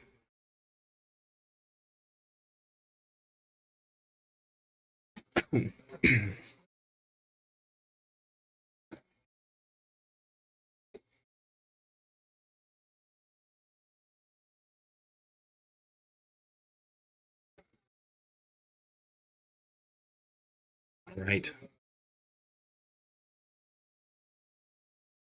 All those charge effects, are they gonna be used?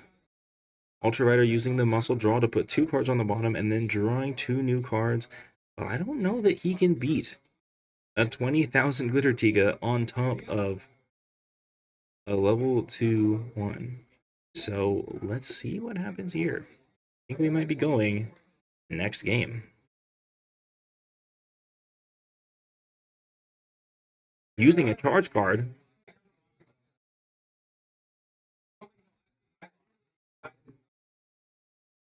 Using a charge card. What is Ultra Rider trying to do here? Minus 2,000. Minus 2,000. BP grade up on his own side. Minus 4,000 to be... that card is a 12,000 as a double. which means it's a 10,000 right now, which means it's a 10,000, 8,000, and BP grade increase on the Blazar to make it 9,000. Ultra Rider does find a way to make it through this game, even though there was a potential kill that was missed in the previous turn. Wow. This Blazar Garon deck is pretty crazy once it gets everything going.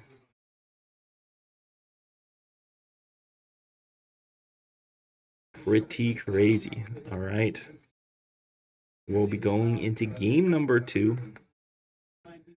We'll see what Chris brings out. If Chris is going to swap decks, and we'll see what Ultra Rider's second deck is.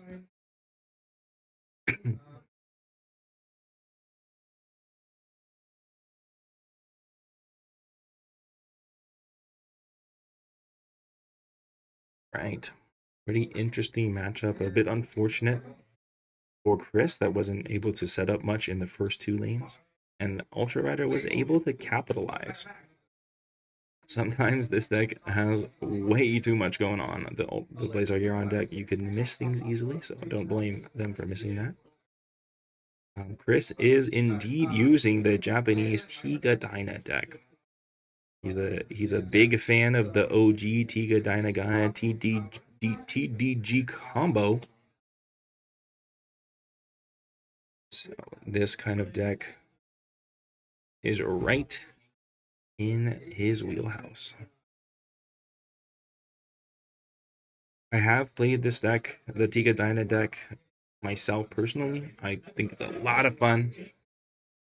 Do a brief, while these guys are shuffling up, let's do a brief review of what that deck is all about. The deck primarily uses Tiga cards combined with the new Ultraman Dyna, which lets you reveal the top 5 cards of your deck and level it up from a Dyna from the top 5. And the card of choice for this deck is back all the way in starter deck 01, Ultraman Dyna.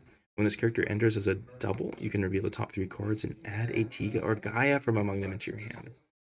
So it lets you really build up your hand while building a double, which activates a lot of effects. And this combo adds a ton of cards into your discard, which gives you cherry pickings. You can cherry pick whatever you want almost from the discard for your Glitter Tigas. It's one of the best decks for utilizing Glitter Tiga and setting up some crazy combo plays. So the Tiga Dyna deck, I'm hoping to see it shine in this game number 2 because it is my current favorite deck. Little biased, personally. My current favorite deck for the game. For this current meta. And it's also nice that you get a little Dyna action in there to dodge everyone's favorite Kaiju, the Dawn. Alright, here we go into Mulligans. Chris sticking with the Tiga Dyna, it looks like, and Ultra Rider playing a new deck that looks like, we'll find out in just a moment. It looks a little bit like Jeed.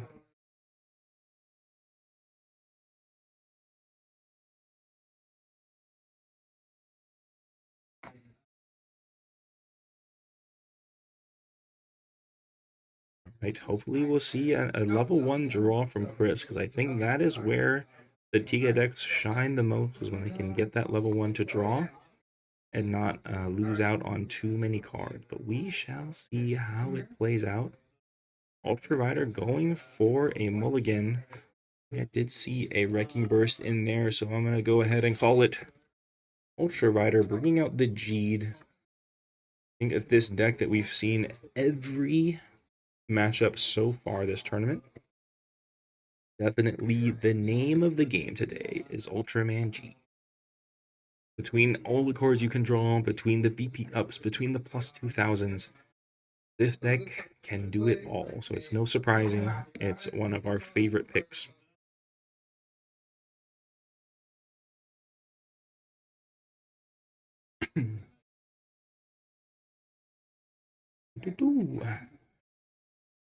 Game number 2 underway.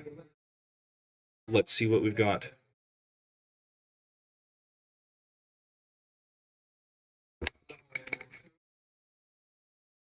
Lane 1 for Chris, lane 1 for Ultra Rider. Ultra Rider's going for that level up immediately. Gonna get the G'd. And this time we do see the level 1 draw for Chris. Hopefully gonna be able to get some Tika Dyna action underway. Getting a light knuckle, okay. Getting some swap action potentially. All right, 2 cards for Ultra Rider. One is a scene, one is a super shiny G'd. But the scene will not go to hand, and they're going to go to the next turn with Ultra Rider taking the lead.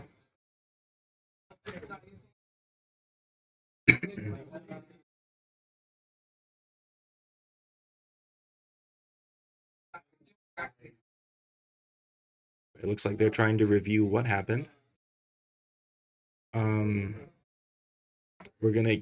We might need to get a judge call here, but we shall see. It looks like Ultra Rider has just added the scene card into hand from the Wrecking Burst effect, which is not quite right.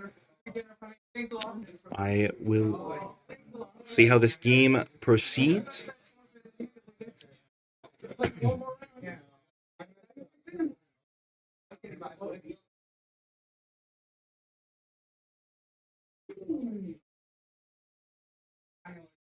Going into game round number 2.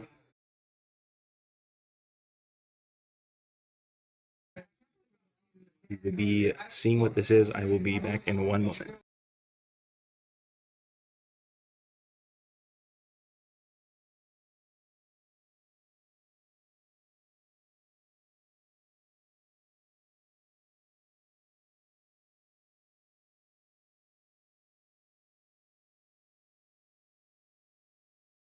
Oh my goodness. A double level up from Ultra Rider, already going to triple. Looks like he's going to be setting up for a G Magnificent. Or the Royal Mega Master, I'm sorry. 2 level ups from Chris. You've got to keep up with that pressure.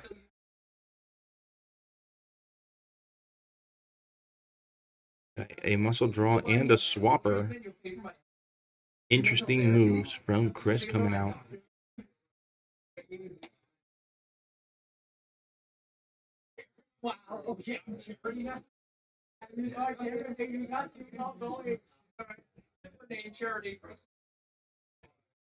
Chris sending 2 cards from his hand back to the bottom of the deck with that muscle draw. He's got the Tiga Light Knuckle, allowing him to swap left and right. We'll see if that happens. But Ultra Rider, on the other hand, has 2 Magnificents on the field. That's BP grade ups for days. All right, Ultra Rider getting his scene. We'll be right back.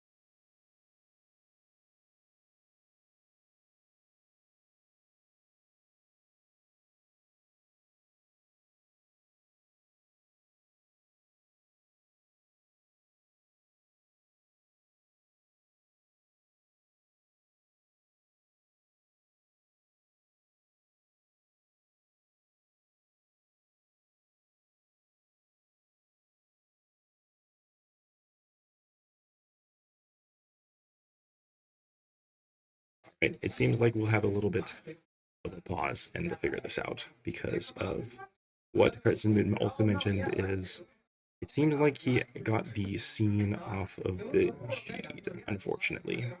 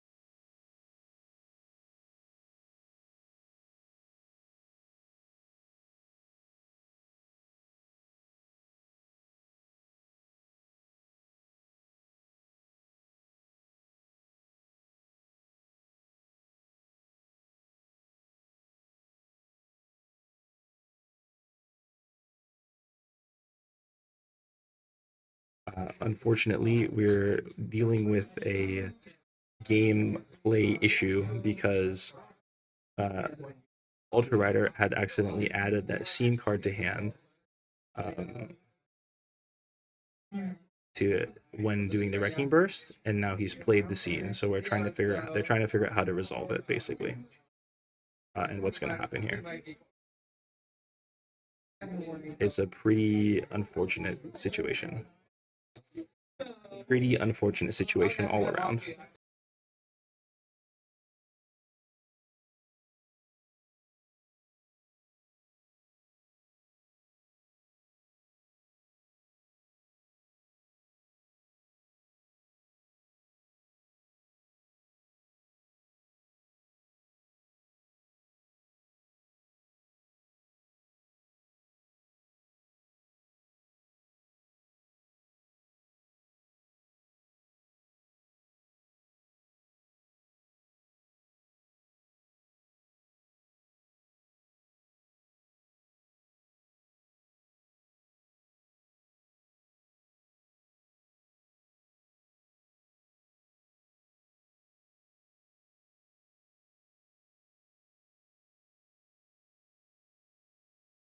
So we think what happened is that Ryder got a little confused when um, playing the G Magnificent or playing the Wrecking Burst. He showed two cards, and then originally did not add the scene to his hand, and then it looked like Chris was a little confused at what just happened because he may not be as familiar with the Wrecking Burst. And then in the process of explaining it, Ultra Rider accidentally or intentionally, whatever your opinions are on it. But regardless, the scene card ended up into the hand. Yeah. Personally, I don't think it was intentional.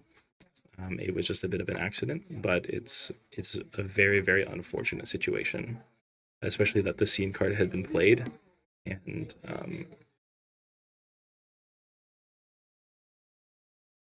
we'll see how we choose to resolve it.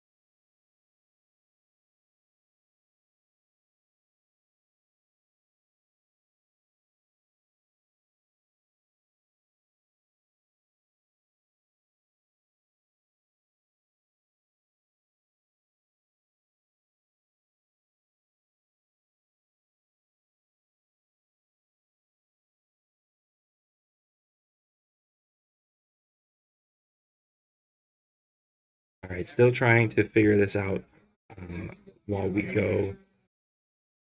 Let's do something a little bit different. We can talk about the Blazer. I'm going to keep an eye on the situation here and keep you all updated. But for now, I don't think we need to be sitting here watching for this. So let's move on to a deck tech covering one of the decks that Ultra Rider has played. And that is going to be the new Lazar Garon. You saw this deck uses the new charge mechanic that debuted in BP06 Argent Allies and Bestial Blades on the Earth Garon cards. All the Earth Garon cards have, well, not all of them, but most of them have this charge effect that allows you to reveal the top card of your deck and put it face down sideways underneath one of your characters. And that allows you to build up resources for the next turns. Right? Allows you to activate effects. Now, what effects can you activate with these charge cards?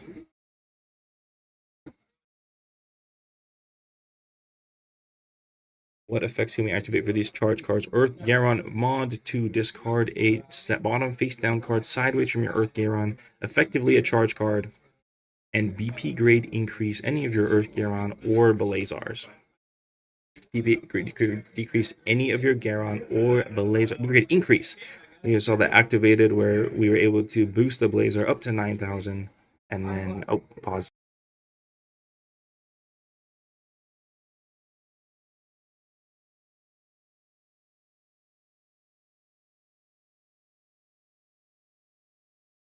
All right. Blazer Garen, right? A BP grade increase, powerful effects. And then I do have the results. We'll finish our deck tech real quick and report on the match, all right?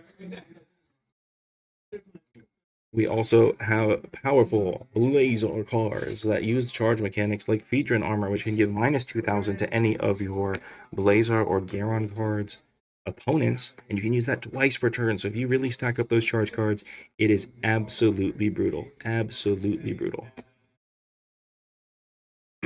You can give minus 4,000 and a BP grade increase, like you saw the kill turn that Ultra Rider set up in the last game.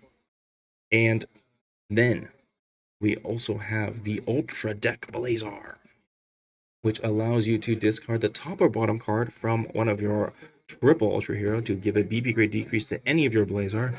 This card can also use charge cards to activate its effect, giving this deck ability to BP grade up, BP grade down, and minus 2,000. It has access to everything. It is absolutely crazy. And to top it all off, it also has one of the strongest cards in the game, the Man Who Created Scarred. If you let this deck get the Man Who Created Scarred out, it is absolutely brutal. You do not want to let this deck go crazy with Scarred. And yeah, pretty brutal. All right, that is it for a pretty quick deck tech for Earth Garon Blazar. One of this deck's main weaknesses is not being able to build both triples. So if it does, as you saw, it can be pretty devastating. All right, let's head back over to the match to see what happened. All right, unfortunately, the judge ruling has come in. Ultra Rider will be given a round loss for this incident combined with his previous warning for time, unfortunately. Not a situation anyone wants to be in, not a situation that anyone's happy about. But these things do happen. We have to be careful about playing too quick and making potentially illegal mistakes.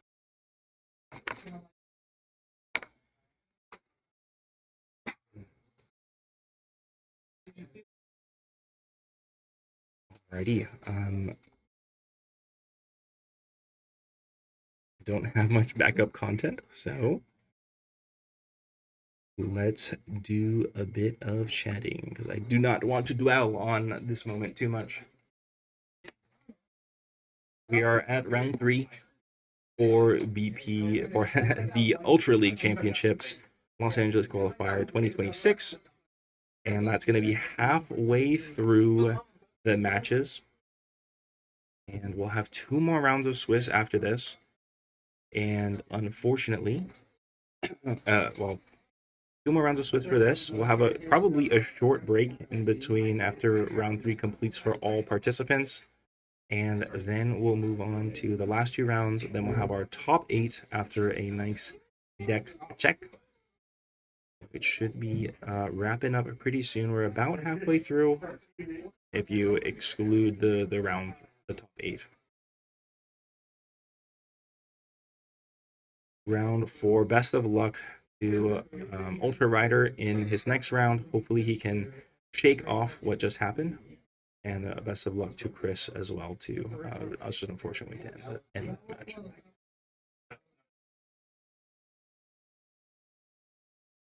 Right. We're gonna go on a quick bit of a break. I gotta get a little water break and figure out what we're gonna do until the next round. Thanks for being patient.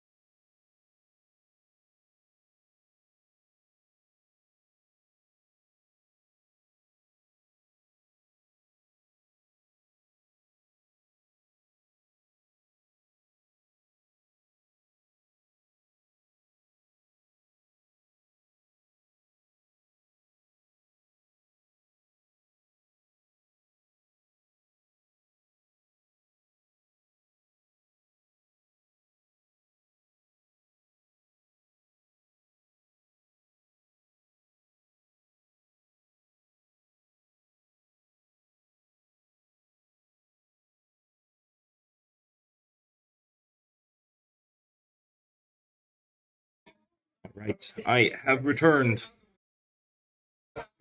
Let's do I don't know. What is everyone excited about for? I mean, we talked about BPO7 a little bit. Seen some crazy stuff coming from there. Excited to see what the last triple R's are. We have so far Methylis, Zeton, Armira, Aiga, Trigger, X, which leaves two more triple rares left in booster set 7 to be revealed. The Great Kaiju Invasion, I think is the name. I keep hearing the Japanese, so I can't remember it. Well, I think we have some inklings that Nexus is in the set, so we're hoping for a triple rare Nexus. But there's one more. What's the last triple rare? What are we thinking? What are we thinking? Oh, we can do a Q&A.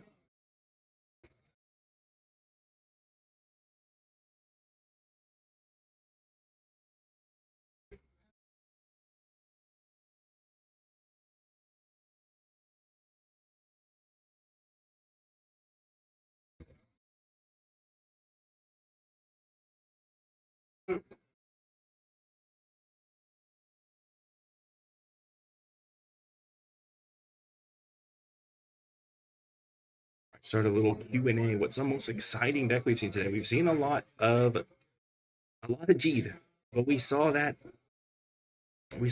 Zero Beyond with Jeed, kind of crazy. We saw the Tiga Dyna a little bit in action, didn't really get to do anything. We saw the Blazar Garon go crazy, and we've seen the Decker, we've seen the normal Jeeds, we've seen the Tiga Blazar. We even saw the Belial. So we've seen quite a few decks today, huh? There's a lot. I don't know how this Q&A thing works. Never good at that. Let's go back to chatting. Cool.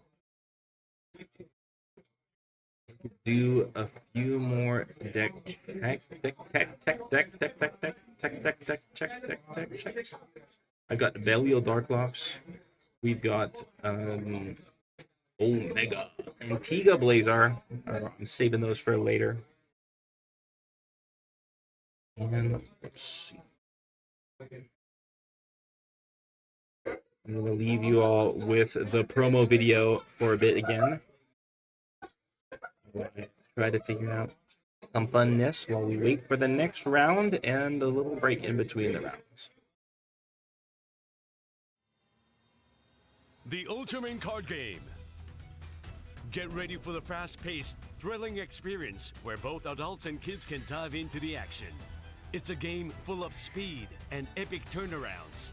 This is where the next chapter of Ultraman unfolds. The Ultraman card game features Ultra Hero cards, Kaiju cards, and Scene cards. Your goal is to build a deck of 50 cards. Start by playing rock, paper, scissors to determine who's the lead player and who's the next player. Draw 6 cards from your deck to your hand. Set your cards and reveal them at the same time. When your characters go head-to-head, the one with the higher BP wins. Keep battling, and the first player to win 3 rounds will be crowned the champion. But hold on, it doesn't stop there. You can level up your characters during the game. Stack cards to power up. Leveling up can happen once per turn, per character on the field. Even turning a losing battle into a dramatic comeback victory.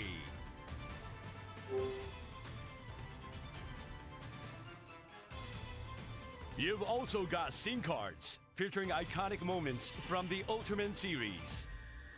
These cards can completely flip the battle in your favor when played at the right moment. Match scene cards with your characters to gain the upper hand or change the course of the game by replacing scenes to stage your own climatic finish. The choice is yours. Every match is unique, and every move puts you in control of your own Ultraman story. The Ultraman card game. Get ready to be a hero. This is your adventure.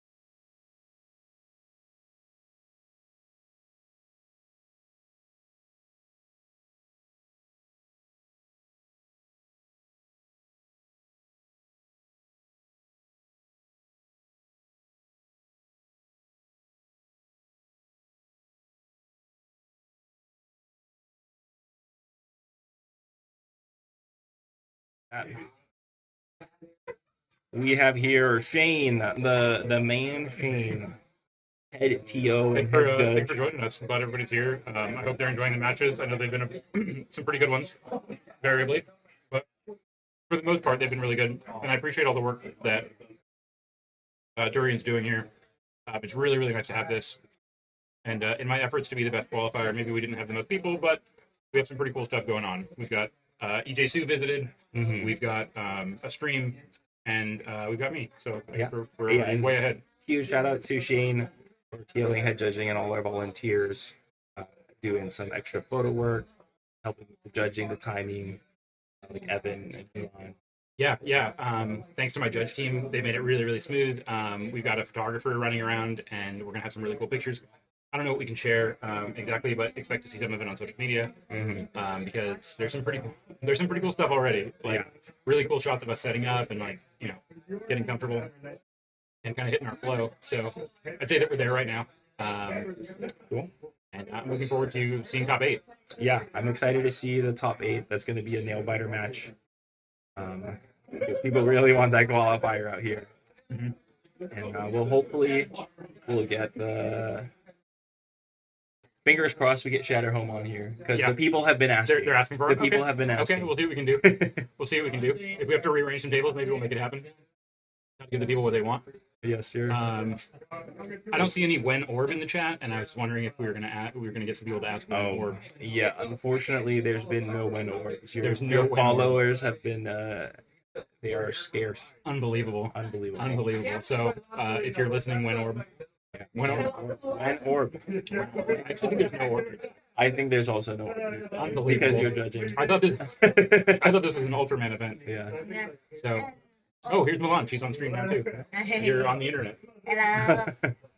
You have a question for me? Yeah. Okay, I gotta get back to work. Okay. See you, internet. No, it's not like it's just like. That's okay. We just won't do it on stream. Yeah. So, All like right. I said, win or. And we've got a bit of a break in between rounds. Give the players some time to catch a breather and maybe shake off the nerves a little bit. We get 2 more rounds.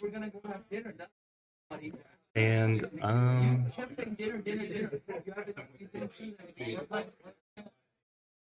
let's see how it's going. Get Orbin right. Where's the orbs at? What's a duck that you all wish you saw, but maybe haven't seen? Yeah.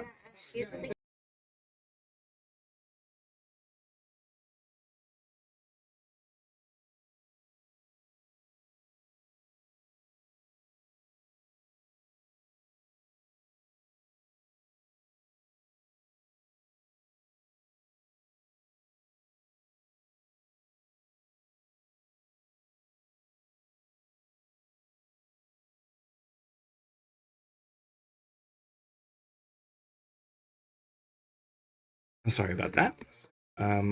We have an announcement request that we've got an LA area card shop called Gaming Grounds. So they're going to have a Galaxy Cup. They're trying to get their local scene getting up and running. So that's going to be March 20th at 6 p.m. ish. So if you're in the area, come on out, hang out at Gaming Grounds. Alrighty. X.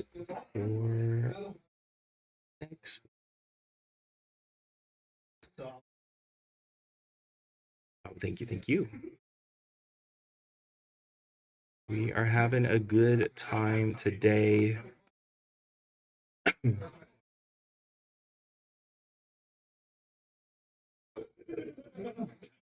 some good matchups.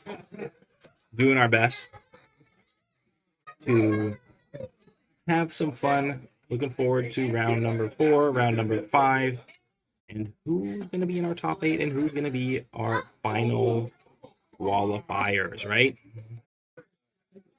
So far, it's looking like Ajit is going to make it because they're freaking everywhere, right? The Jeeds are everywhere. They came out to play, and I think they will keep coming out to play. Look forward to some mirror matches of that later in the stream. And I do think that I'm curious to see if more people will be playing that Jeed Magnificent, which gets a power decrease versus armed and power opponents. That could be a game changer for a few matchups. That'll be fun. And what else do we got? I do hope we see the Blazar Garon again. I'm not sure that anyone who else is playing that deck, but it showed a really strong showing, so hope to see it again soon. Some other fun decks. I mean, we'll see eventually how Gonkin and Ultra Explorer are doing after those first round. If the Tiga Blazar is holding up, if the Belial is holding up, I'm curious to see how that's going. And again, hopefully maybe some Shatterhold on the stream, some Orb on the stream. I think I can't make promises about Orb, but we can do. There are some pretty crazy decks. I do know some pretty crazy decks out there. You know, some sleepers, maybe some Ginga victories, maybe some maxes. I don't know that we'll see them today, but they are out there and waiting, especially the maxes, waiting for set 7 to come out.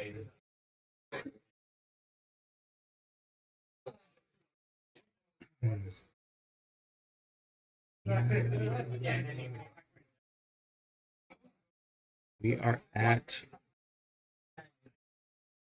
3:45, so it's been about 3 hours since we started, finishing up round number 3.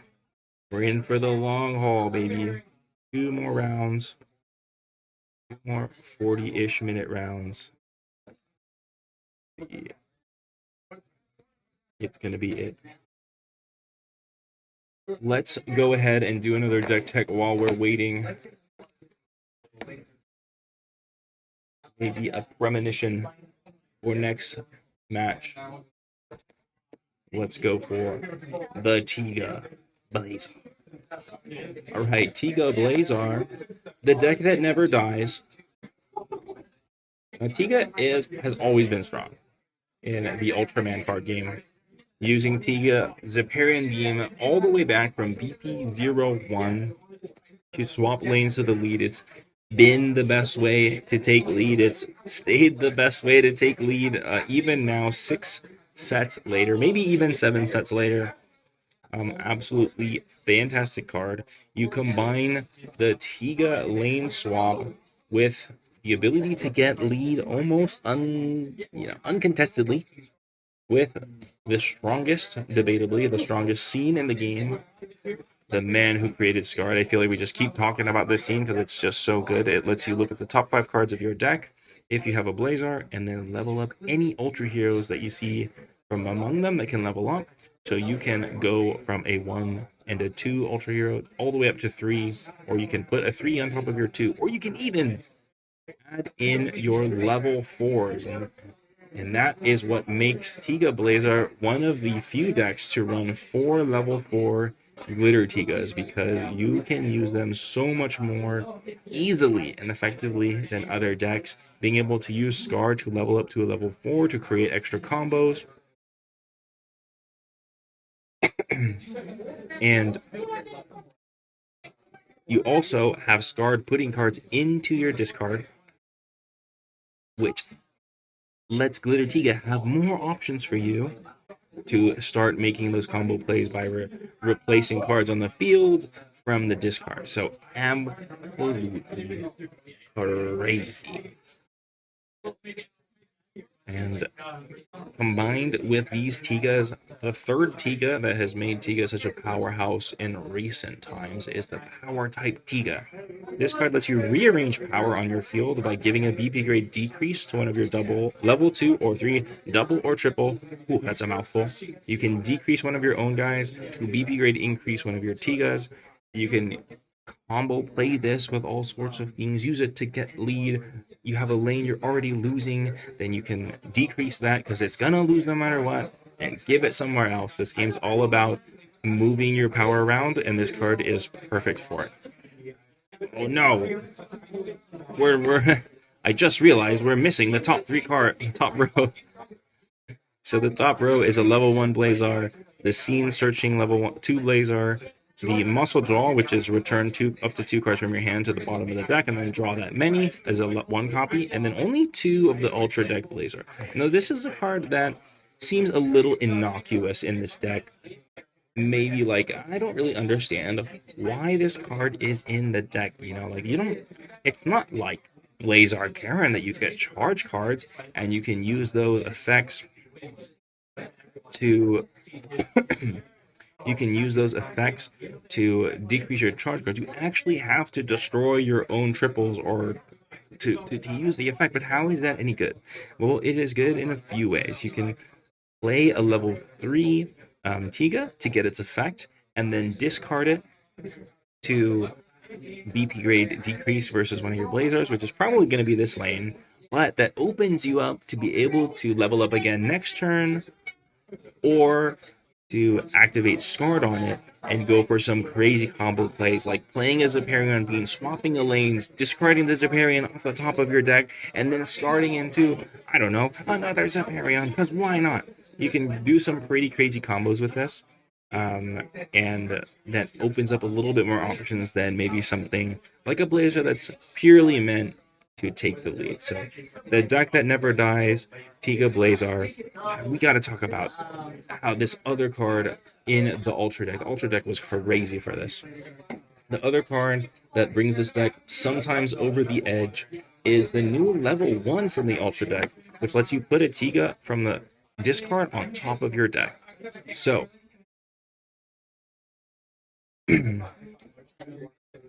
what happened is that you can put a Tiga, like a Glitter Tiga or a Zeparion Beam, from your discard pile on top of your deck, guaranteeing that you have something for Scar to level up with. Combined with all these plays, this deck is kind of your Galaxy Brain deck in terms of all the combos that you can set up, but it is a little awkward. Sometimes with only playing such few Blazars, you don't get the Blazars you need to activate Scarred. Sometimes you don't get Scarred, and it can have awkward turns, but when this deck gets everything it wants to get, and it gets all its effects, it is an absolute force. I don't see this deck going anywhere anytime soon, and we'll see if it will be able to play with the big boys of PP07. Speaking of that, thank you for the deck tech. Thank you for listening to the deck tech on Tiga Blazar. We are going to go into round number 4. Right now, I'm going to leave you with the promo video. I know you've seen it a billion times today, but for the new players, get caught up on what Ultraman card game is all about, learning what the cards look like, and how to win the game. I hope you all learn to see this, and it will help you understand what we're going to look at when we get into the gameplay in just a few minutes. The Ultraman card game. Get ready for the fast-paced, thrilling experience where both adults and kids can dive into the action. It's a game full of speed and epic turnarounds. This is where the next chapter of Ultraman unfolds. The Ultraman card game features Ultra Hero cards, Kaiju cards, and Scene cards. Your goal is to build a deck of 50 cards. Start by playing rock, paper, scissors to determine who's the lead player and who's the next player. Draw 6 cards from your deck to your hand. Set your cards and reveal them at the same time. When your characters go head to head, the one with the higher BP wins. Keep battling, and the first player to win 3 rounds will be crowned the champion.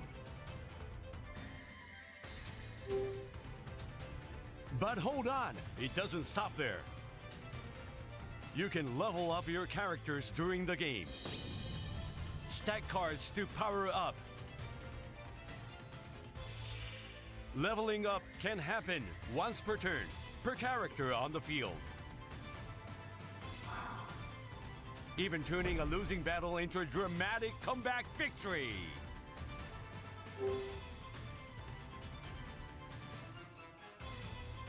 You've also got scene cards featuring iconic moments from the Ultraman series. These cards can completely flip the battle in your favor when played at the right moment. Match scene cards with your characters to gain the upper hand or change the course of the game by replacing scenes to stage your own climatic finish. The choice is yours. Every match is unique, and every move puts you in control of your own Ultraman story. The Ultraman card game. Get ready to be a hero. This is your adventure.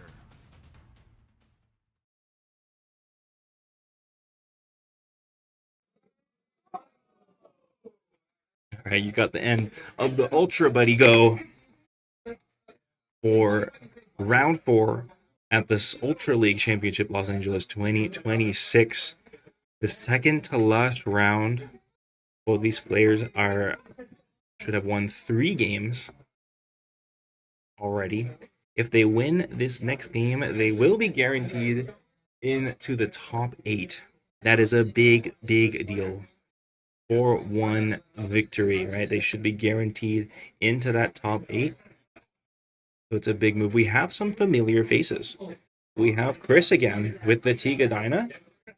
And we have Matthew back from round number 2 with the Jeet. So we actually do know the decks ahead of time this time. Wonderful.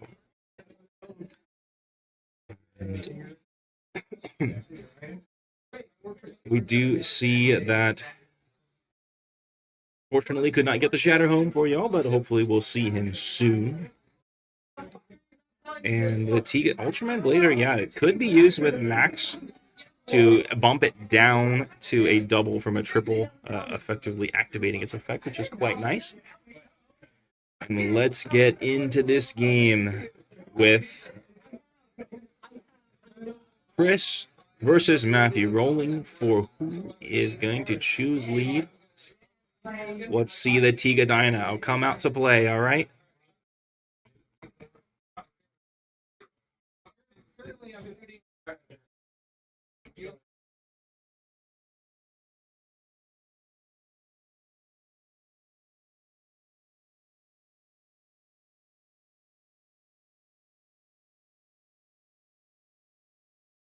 Both players going for the mulligan, not seeing their ideal starting hands. Let's see if we get a little funky this time. Last time Chris struggled to get his level 1 and could not really come back from it. So we'll see if this game will be different. Matthew will be starting off with that Jeed, of course. Such a strong card. We saw Matthew have a dominating game with the double Wrecking Burst, adding 4 cards into hand, like doubling his hand size. It was absolutely insane. See if Matthew can make a repeat run of it.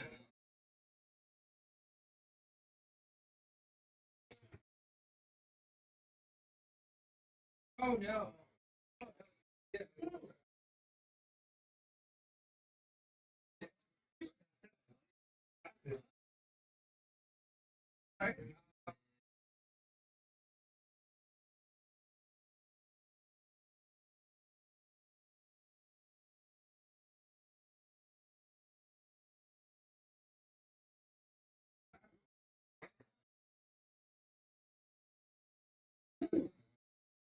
All right, looks like Chris is starting on the lead for us. Setting 1, Matthew setting. They don't know each other's decks, but we do, so we'll see how they react. No level ups from either of them. And draws. Ultra Hero Searchers. Chris is going to reveal 3 and go fishing.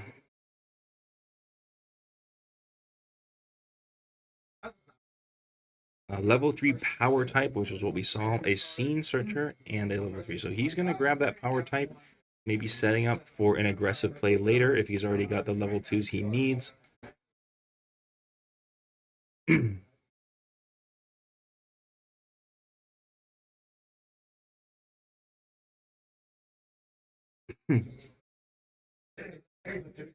Right, and those are sent to discard. Matthew is going to go for his 3 now, too.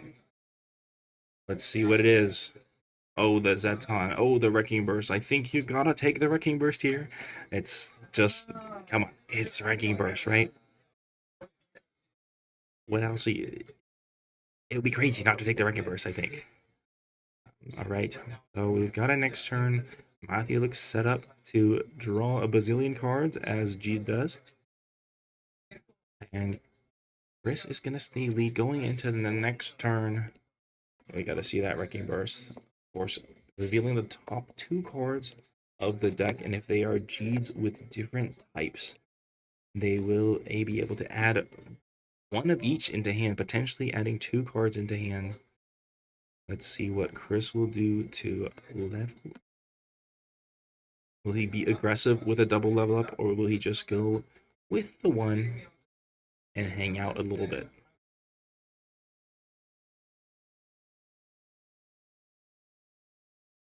Tough decisions to make. Turn 2 is the sneaky important turn, especially in this meta, in my personal opinion, because 2 level ups from Matthew. Is it a double Wrecking Burst again? Oh my goodness, it's a double Wrecking Burst. And Chris goes for a Scene Searcher and a Muscle Draw, so he'll be able to look for a scene, then return 2 cards to the deck. So we'll go in here. We've got a familiar situation, a familiar look actually with the Tiga versus Jeed. Any scenes? No scenes for Chris. Unfortunate, probably not what he was hoping for. And we got a return 2. We'll see how good Chris's hand is. But you gotta wonder, how many cards is Matthew gonna add to his hand this time?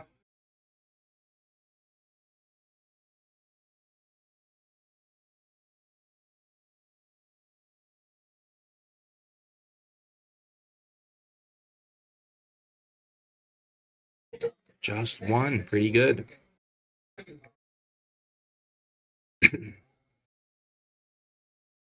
All right. The Jeed flow coming, a Wrecking Burst and a Power type.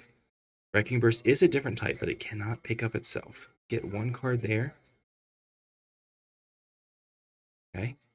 Now activating another Wrecking Burst. Oh, okay. We're doing some clarification.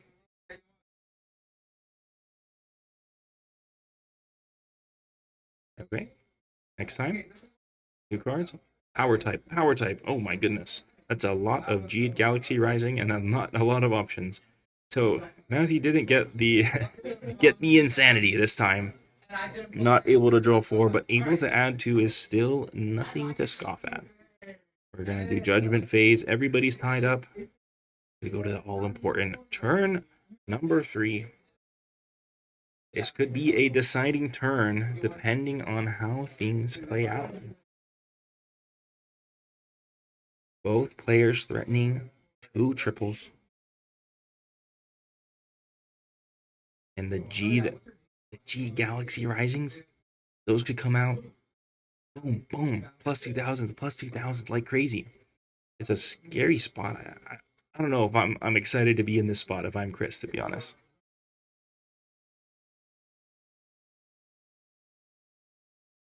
You gotta make some tough decisions.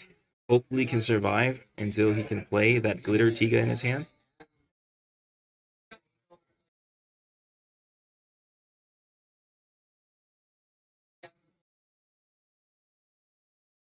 One level up from Chris. 2 level ups from Chris. Nothing in the front line. What's Matthew gonna do? You gotta think with 2 added cards from the Wrecking Burst, he's gonna go for 3 level ups. 3 level ups. That's dangerous.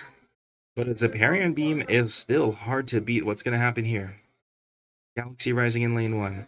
Power type Tiga. And level 3. Ooh. We got to do some card reading here.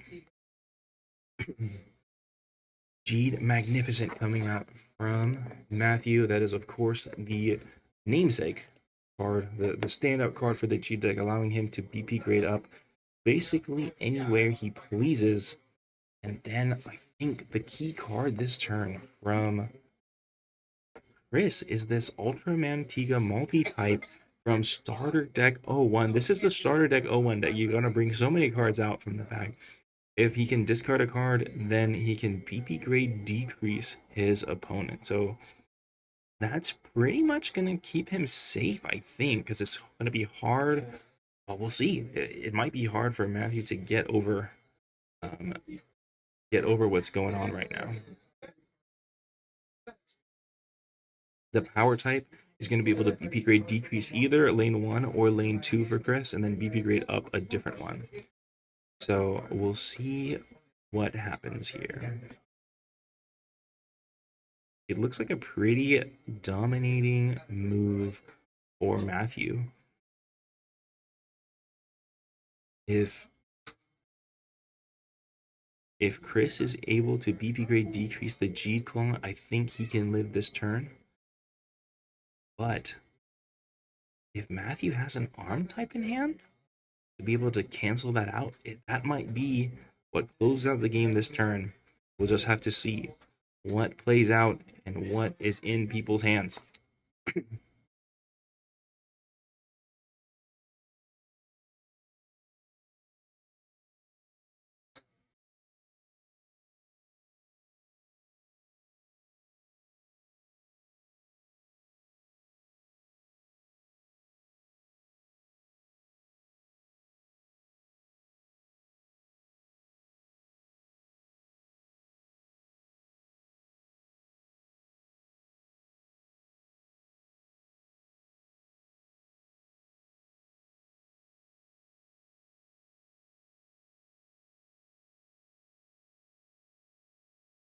Let's see what's going on.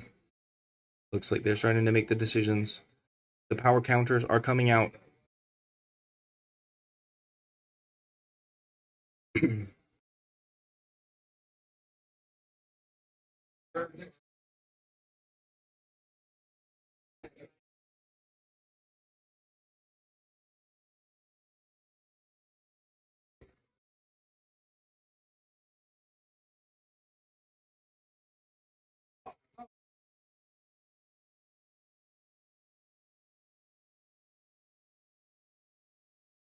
Let's see. I think Jeed has this one.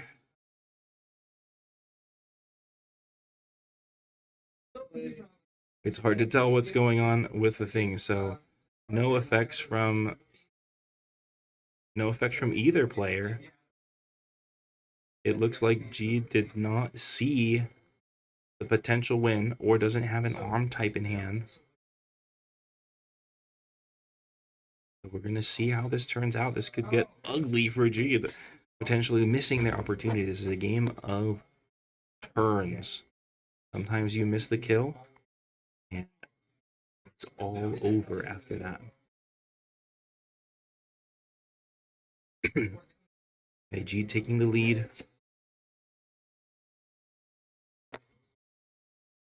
Boom. Let's see, there's going to be some big turns. I think the big player this turn is going to be Glitter Tiga inside Chris's hand. You gotta wonder. Matthew's got a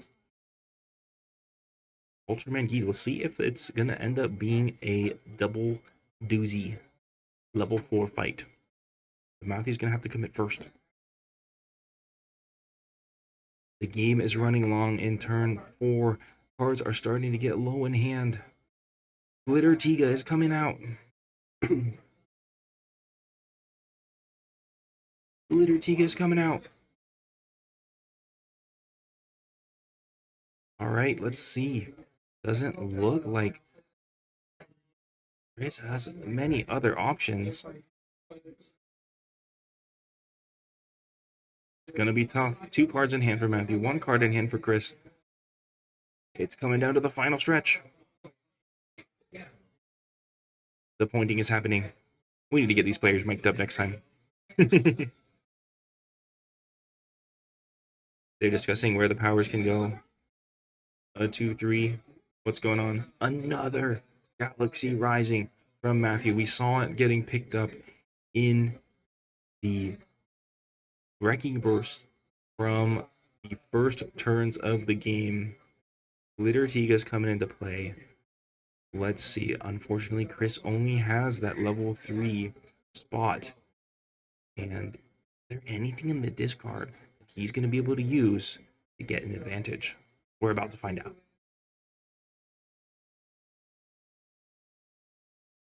Okay, returning the Tiga. We have Zeparion Beam. That could be it. That's the move. Now Chris has added another card into his hand. And we could see a swap here. It's going to be a little bit dangerous. If he leaves it there, G-Claw is 16,000. Galaxy Rising can give it 2,000.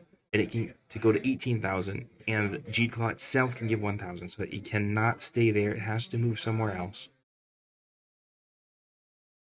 Losing lane 1, giving up lane 1 and lane 3 is Chris. And let's see what Matthew opts to do now. 3 cards, 2 cards in hand for Matthew. Are they the 2 cards he needs to win the game? Do you have any conflicts? Maybe 3 cards in hand. It's hard to tell.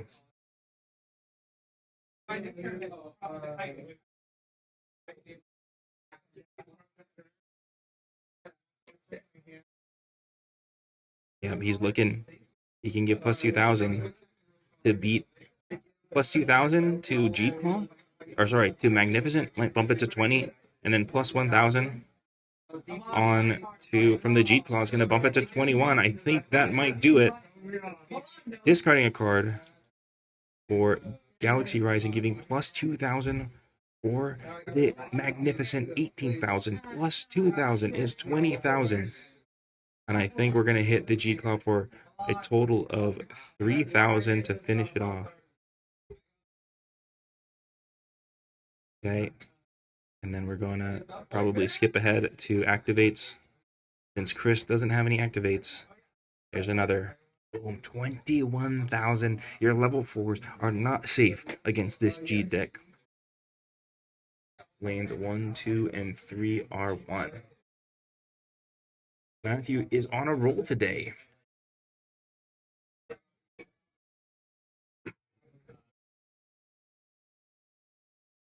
Matthew is one more game closer to being guaranteed into the top 8 cut.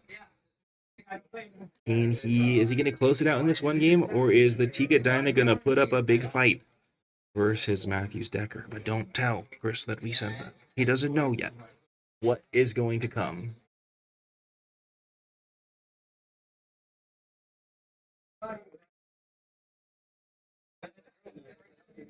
Then Galaxy Rising combo play with G-Claw to get to 21,000. Good plays from Matthew. I think his hand was a little awkward at the end there, so it's good that he saw it. And we're going to go into the next game. They're getting bombarded with promos right now. For sure. They're getting bombarded by promos. Not even Glitter is safe. That's right, Go Square. No one is safe from this Jeed terror, this Jeed monster.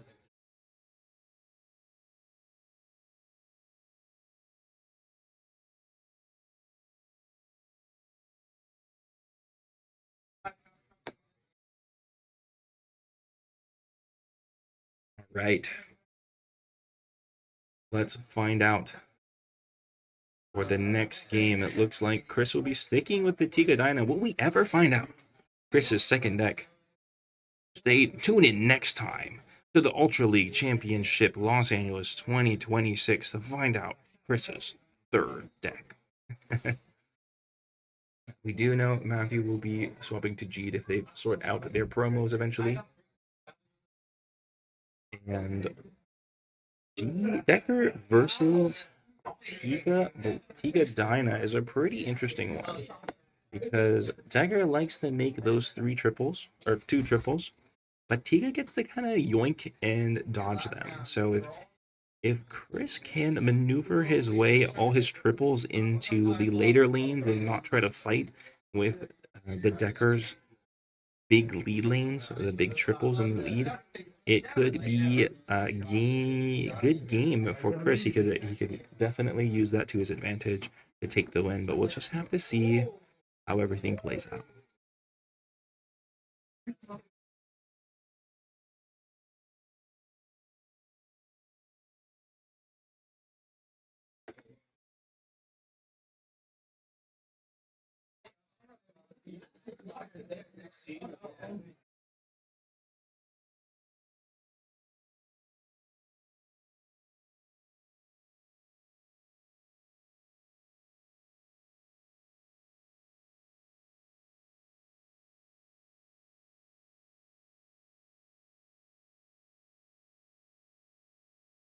Game number 2 about to head down.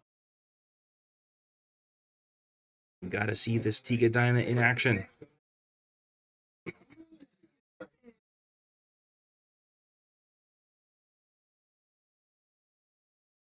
Starting with the mulligans. Mulligans super important for Tiga. Definitely wants those level 1 Tigas. And it might have to just send it back if he doesn't see one. But it could be good enough. You never know. Sometimes you don't need the draw. You just need to make a triple. Decker, again, also looking for triples. Both these decks looking for triples, but the way they play out the game with those triples is quite different.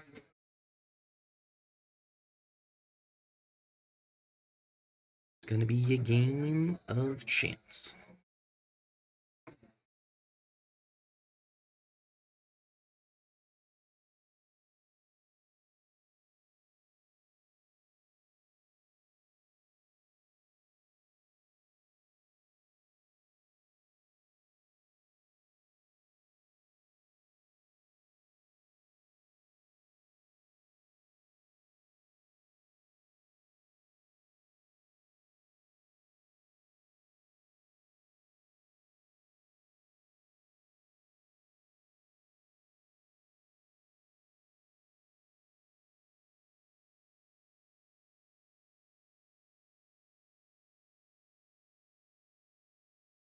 The classic shuffles.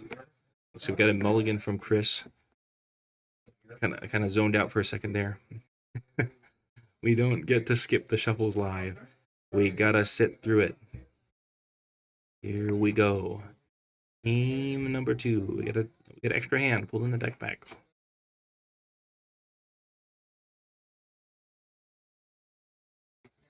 Let's see how it goes.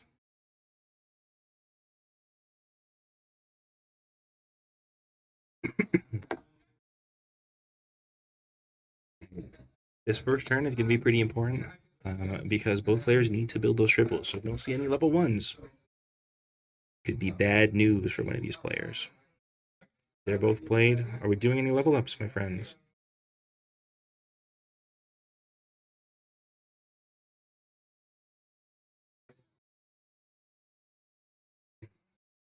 Looks like potentially a level up. Having a tough time deciding.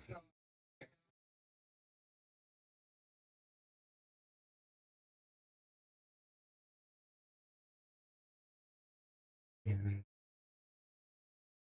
I don't know who's thinking. They're both thinking. No level ups from either player.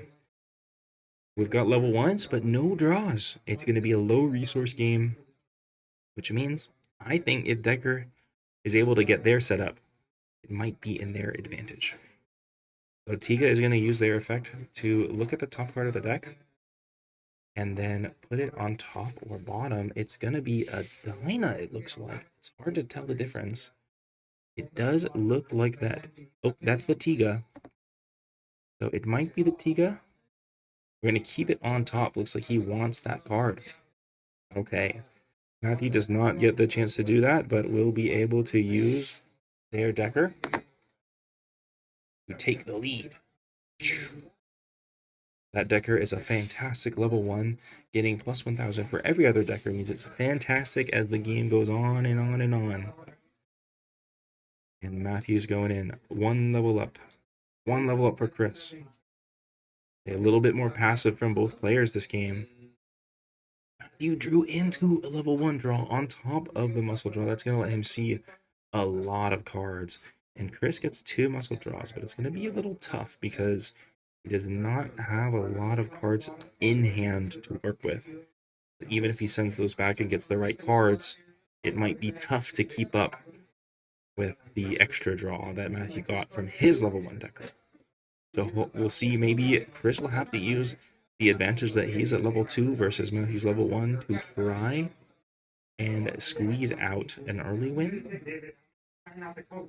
Yeah. Shall see. Matthew deciding on the muscle draw, returning 2 cards. He's trying to get exactly the right hand, the perfect hand to crush the opponent. Draw 2. There you go. Chris's turn to start sending cards back. What are we keeping? What are we sending back?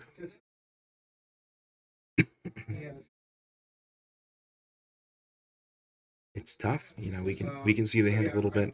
We want the glitter. We want the Ziparion. We want the scene. But we don't have much else to play. We don't have much else to play with. What are we gonna do?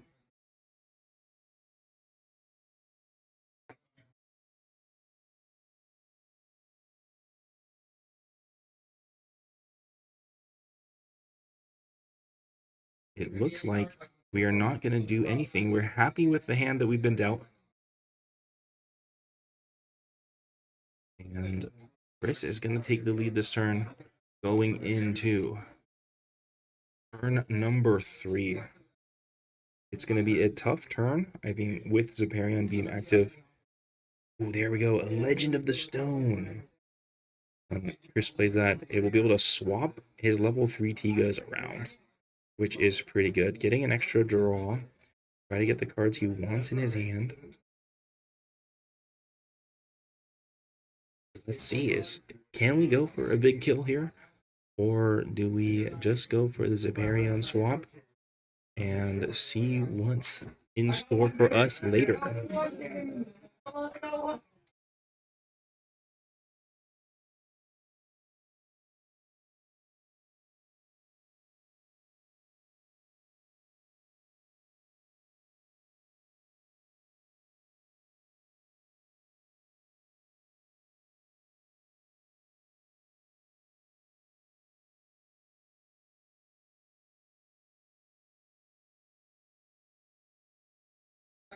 Very similar arts between the Tiga and the Dyna. It's going to be hard to tell which one of those that we're working with here. Matthew deciding on his level ups. It could be a big turn. It's going to be a little difficult because you can't really go for a kill here. You know, you're a little bit too far behind the level 1 in lane 2. So we are just trying to figure out. He's just trying to figure out how to approach the game as it continues to unfold.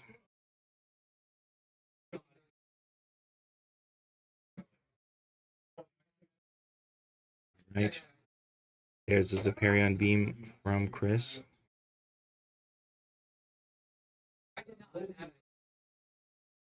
Ziparion beam from Chris. 1 level up from Matthew. And is there going to be more? We are still in game number 2. First game was won by Matthew on Jeed. And Chris has elected to stay the Tiga Dyna and go and fight Matthew's Decker. So looking like 2 level ups for Matthew. Are we going for the big 3? Let's find out.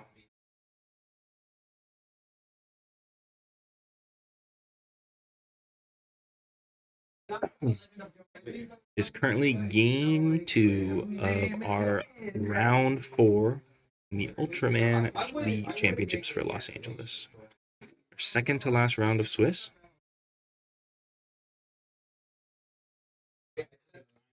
Second to last round of Swiss. We'll have one more after this one. Remember, this is a big game. The winner of this match will have 4 wins, which will basically guarantee them into the top 8, which is the first step of qualifying for the World Championship.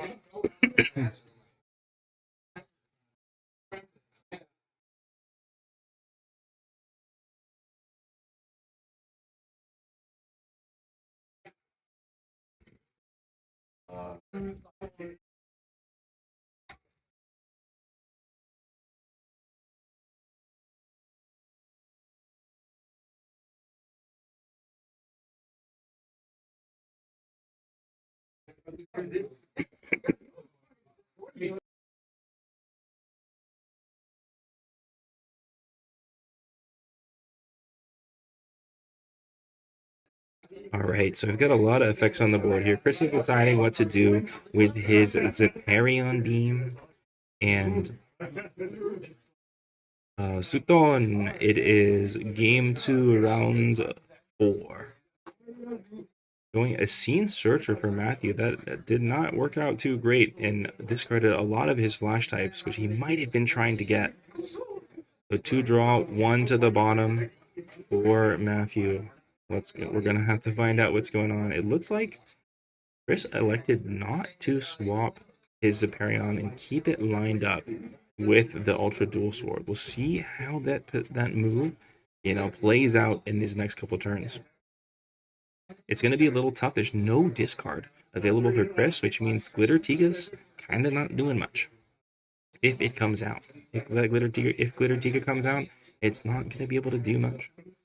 But Matthew is building up the resources, putting that card on the bottom. And then we're going to go to be able to go to our activate effects. Well, it looks like Chris might be able to use his Legend of the Stone to do something. Let's see if it happens.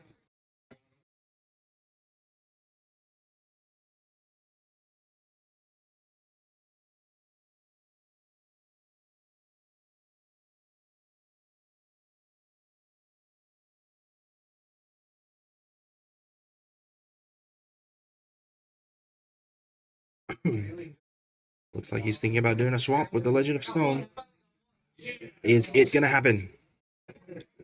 I don't think it will. It will not change the outcome of this turn, but it might change the outcome of the future turns. Looks like he opts not to do it, and Matthew will go ahead and use the Ultra Dual Sword Decker to give plus 2,000. Tying Zeparion Beam, so we've got a tie in lane 1. Tie in lane 1, Matthew winning in lane 2, and Chris winning in lane 3. So Chris will keep the lead. Turn number 4. It's getting really tight.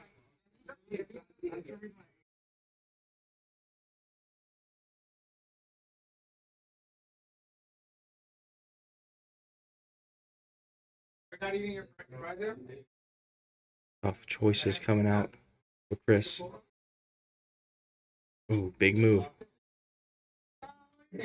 Big move on the set. What's Matthew got? Is he going to be able to play that flash type Decker and really apply the pressure on Chris?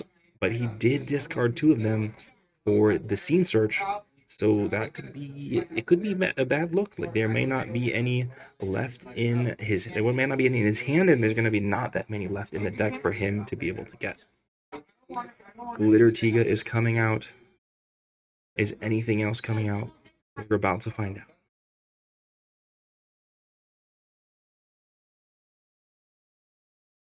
Boom, and there it is. Let's check out that Glitter Tiga again.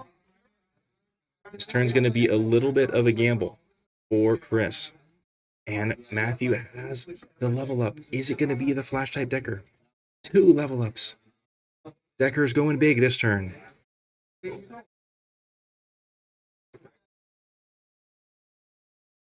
Decker is going big this turn with 2 level ups, completing the double triples. Let's find out how this is going to play out. Boom, boom, boom, boom. All right, Glitter Tiga coming out from the top. It's another dual sword. Oh my goodness. I think Chris is going to have to hope for a miracle here with something, anything from this search. BPO1 RR Decker did not come out, actually. It's a dual sword gang. It's the Decker dual sword gang this game. Now he's got 2 of those effects to be able to give plus 1000 for every typed Decker, which he currently only has 1 of. Right now we've got 2 dual swords, 1 strong type, and 1 no type.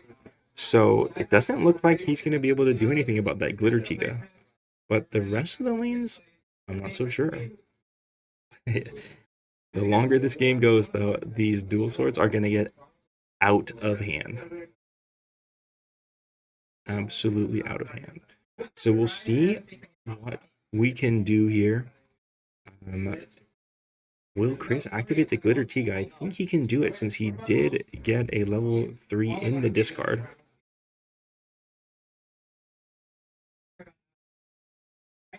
So looks like he... Did he forget that he now has Chris cards for the Glitter Tiga? It seems silly, but those one cards, they make a big difference. Those one cards are gonna make a big difference. It looks like this game is going harm. There's 4 minutes left in the round. This game could go to time, and it might be rough. We've never seen time matches unfold here at the Ultra League Championship. Oh, here we go.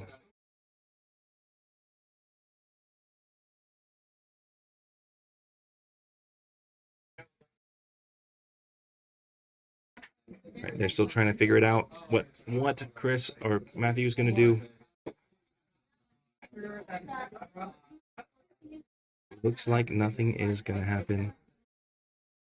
Chris, and then Matthew has 1 winning on lane 2. So the current status of the game. Status report. Lane 1, Chris is winning with a big fat Glitter Tiga. Lane number 2, Matthew is winning with a ultra dual sword. Lane 3 is currently tied because that Dinah is a fatty 9,000 single. And lane 4 is currently being won by Matthew. So it's a big 2 wins.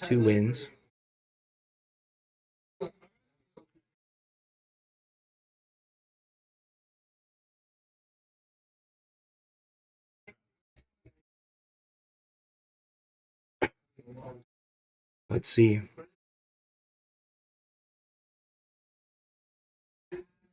It looks like there may be a miscommunication here because, okay, we're gonna lose there.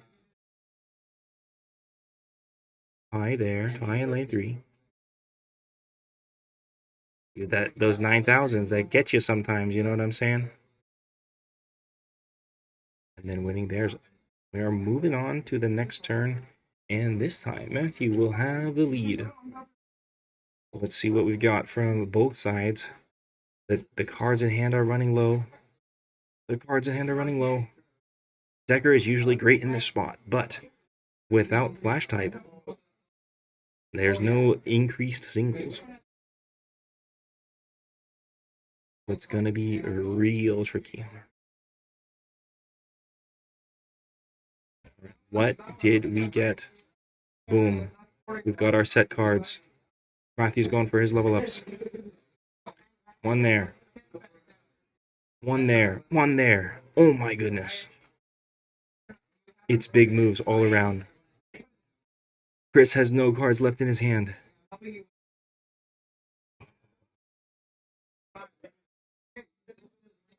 The extra glitter Tiga comes out, making that a 17,000 lane. Let's see how the match unfolds.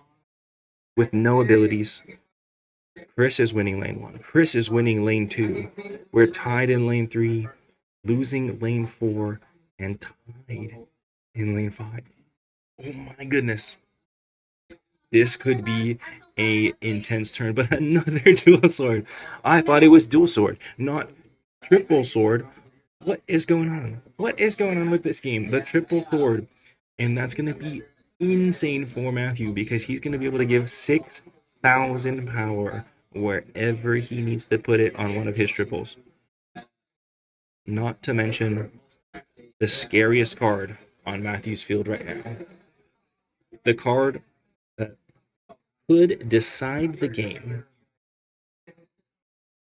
is this Ultraman Decker Miracle type, going to give plus 1,000 to itself. Plus 1,000 to itself could be a big misstep for Chris, not recognizing that he could use Glitter Tiga in the previous turn and get one extra card into hand. One extra move, one extra swap with Legend of the Stone, one extra something, anything that could help him battle in this game. Yeah, those glitters are not budging at all. So Matthew has given a plus 1,000 in the lead lane to keep lead, to win that lane. He's winning lane number 4, and that is going to be game because he gets to dump 6,000 power on lane number 2 to make it 22,000 to win 3 lanes. Matthew wins round number 4 at the Ultra League Championship Los Angeles 2026. And will be 4-0 now, which basically guarantees him a spot in the top 8 of our qualifiers, which will be happening later. We've got one more round in this tournament for the Swiss. We're going to have an intense, it's going to be a heater game because we're not going to be looking at the top table. We're not going to be looking at the 2 players who are guaranteed top 8. No. We are going to be looking at 2 players who are fighting to stay in the game. They are going to be fighting to see which one of them gets top 8 and which one of them does not. And with that being said, we're going to move to a quick break. We'll move to a quick break as the next round comes up. I'm going to put 10 minutes on the clock. We might be back sooner than that. And we'll wonder, you'll never know what Chris's second deck will be. It'll stay a mystery forever. All right. I'll see you after the break.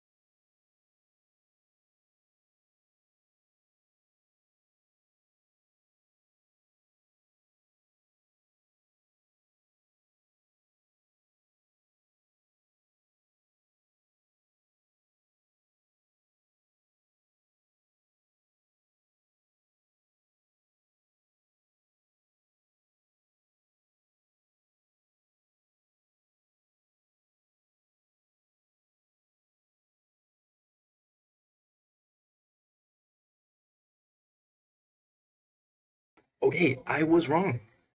Because this last round generated one undefeated, we're already getting a round cut to top 8. It's been announced. Let me get the list for you.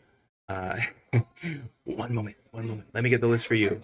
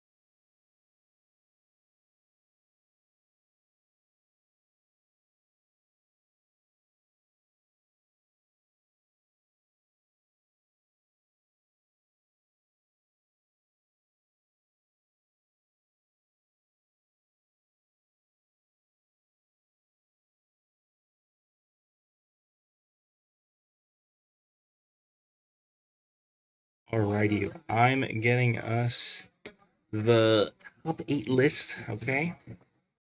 We're doing some pictures, doing the whole shebang, you know what I'm saying? Some people are not happy about the round cut early, which is understandable, very understandable. If we are expecting 5 rounds and you think you still have a chance, and then it gets psych, it doesn't go, that feels really bad. So I've been there, feels super bad.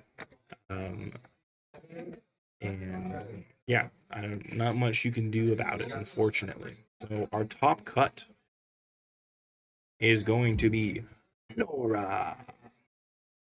Oh wait, I'm confused. We have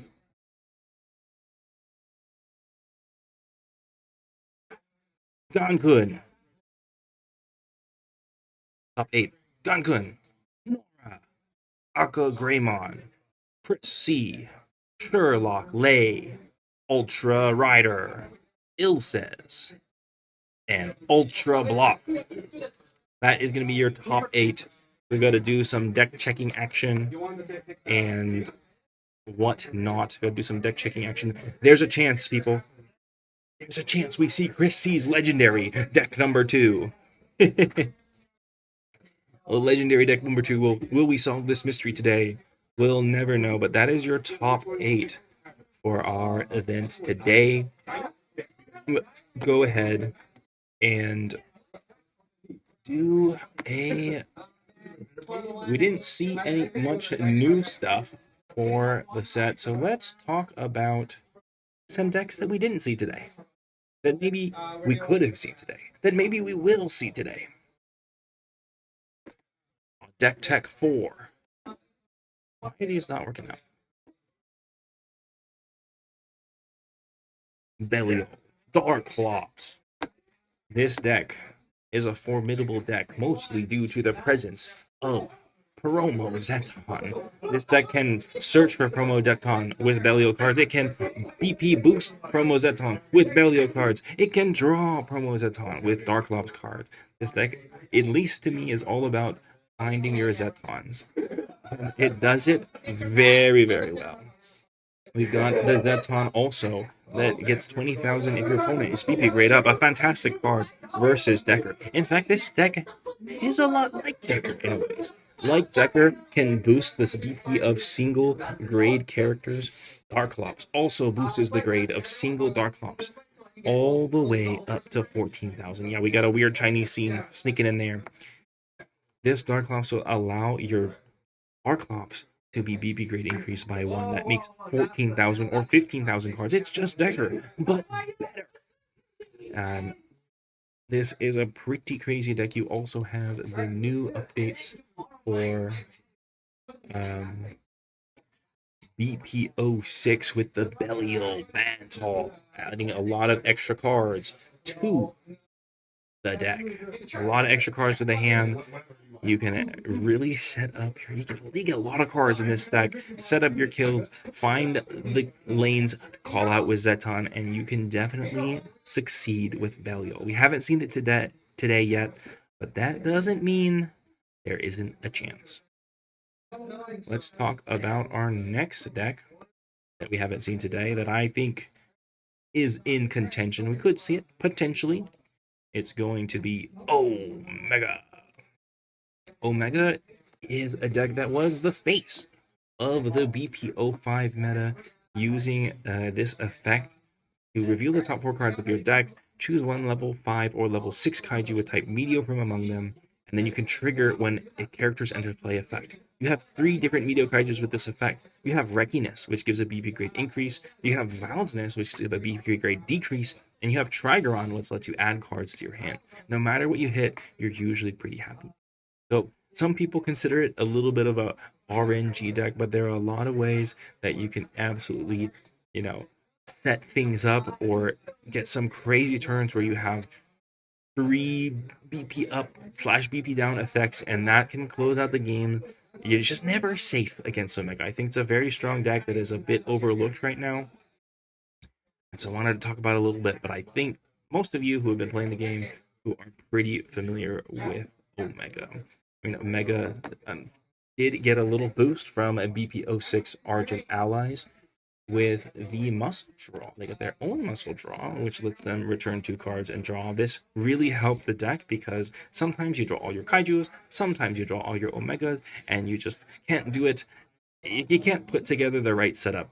And this card helps you put together that perfect hand a lot more often, combined with the incredible scene cards that Omega has access to, in particular the Alien Scholar and Eye, which can give up to 6,000 BP to one of your characters, and sometimes it just gives you 0. If Omega likes you on the day of a tournament, you're going to have a really good time, but if it doesn't, yikes, you're going to have a tough time. That's a quick little for deck profiles. I don't know, we'll see these decks in the top 8, but we'll find out. They could be there, waiting to get on stream. And yeah, I'm pretty excited to see what it is. This next round is the big round. It's the big one. Top 8. That means that the winner of the next round, all the winners, will be qualified for the World Championships. It's a big deal. This is like the round of the tournament. You made it through Swiss. You had a good record. You got into top 8. And you made it Swiss. You got into top 8.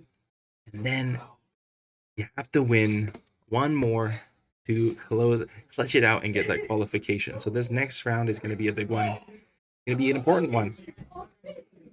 And we'll see who's going to come out on top.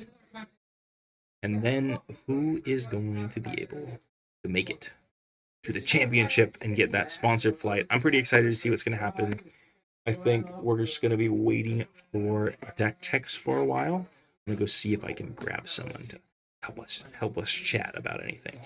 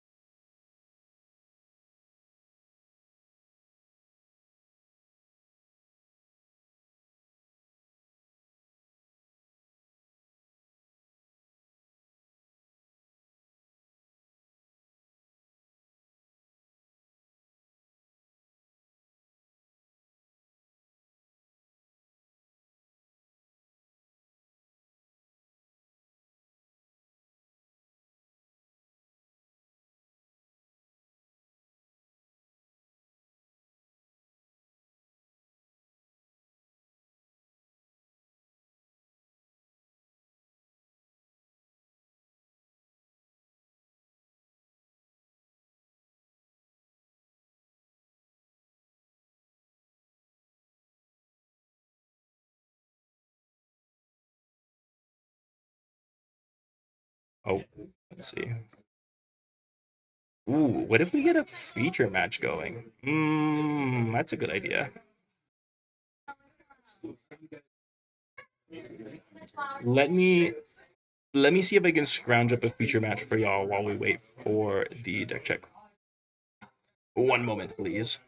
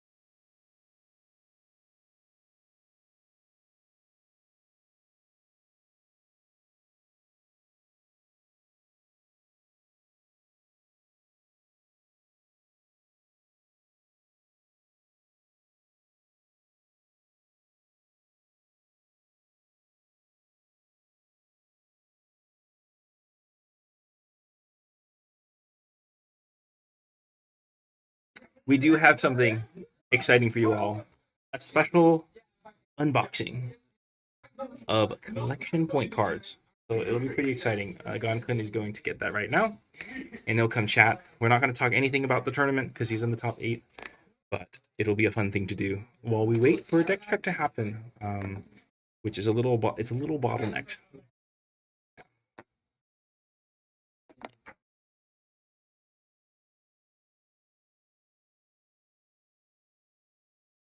Oh no. Oh no, yeah, you're scared. I stress out so much over the deck check because I'm like, I did not want to make sure anything's wrong.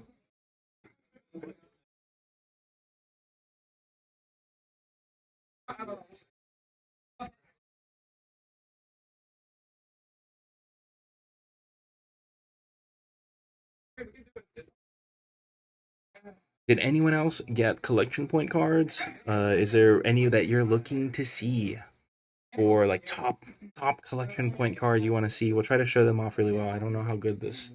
I'm hoping the Mac camera will do them justice. It'll be good.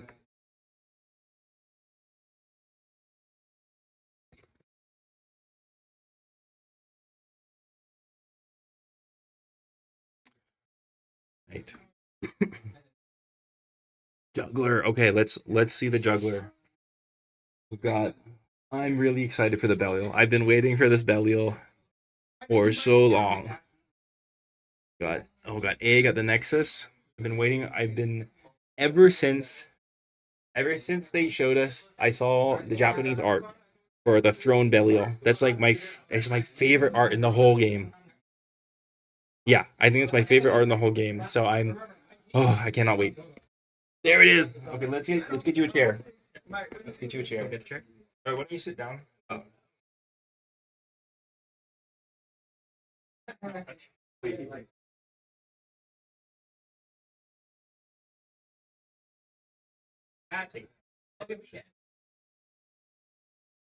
Oh, yeah. Alrighty. Welcome, Gun. He's been busy playing.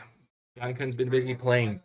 We're gonna do a look not touch dealio here. We'll try to show you what we can.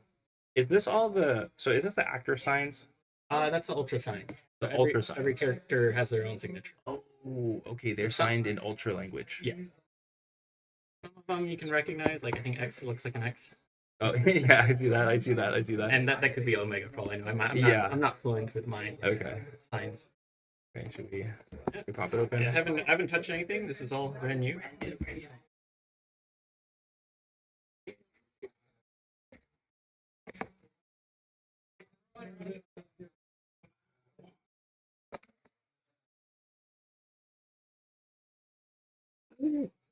I'm so scared they're gonna fall out. Wow. These are so cool. You want to? I don't really want to pop them. I kind of want to just leave them in here, you know. Okay, we have backups. We can do. One moment, people.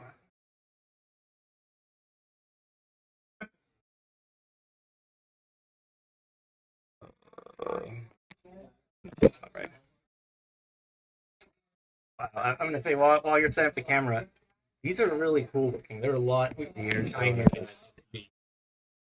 Oh my goodness. Here's my favorite. We're still in here.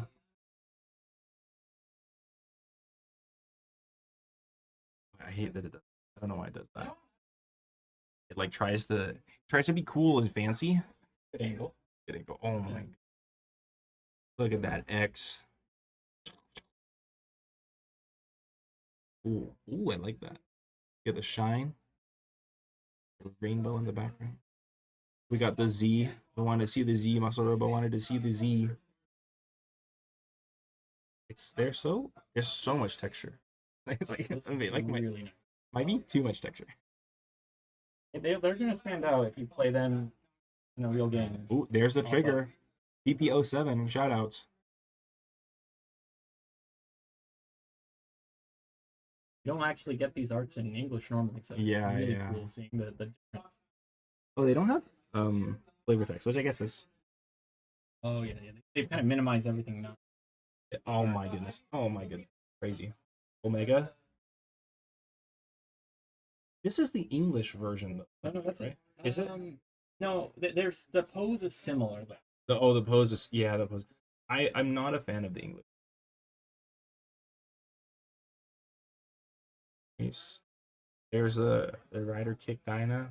I think I prefer the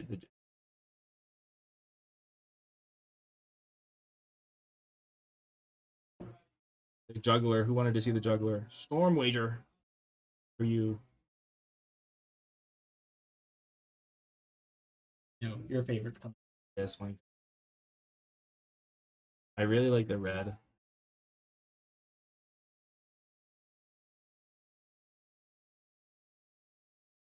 I think I'm gonna have to get just a normal. Oh, they are right. So someone said the Belial is really hard to read, like the text numbers and stuff, Oh, because it's like all black down there. Yeah, I'm really excited. I definitely want to get the Japanese versions for sure, like the actual Japanese versions. Because I don't. Part of me feels like the full red. This looks so cool. Inga. That looks really nice. Swing, swing, swing, swing, swing, swing, swing. All right, we get the Nexus. Everyone's looking forward to more Nexus, hopefully in BB07. Like the flame affected. And Orb. When Orb? Jane's been asking. Finally here. Right. feels a lot nicer production quality than the A rank we had last time. Oh, really? Yeah, the A rank was kind of like a paper insert, like a nice paper with inserts for all 5. Yeah. Because of the 5 cards, whereas this is a full 40 card. Yeah. Nice. That is cool. Well, I'm glad. I know I told you that we wouldn't do it, but I'm glad you brought it up anyway, because this is cool. All right, we're gonna go hide these. Back to us. Good day. Should have planned more segments. Oh man. Top 8 and You didn't make sure. I'm the card dealer today. The lender, man. Everyone's got my stuff and they need to give it back to me.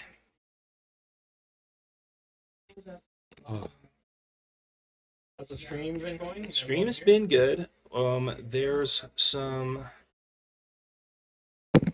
fun.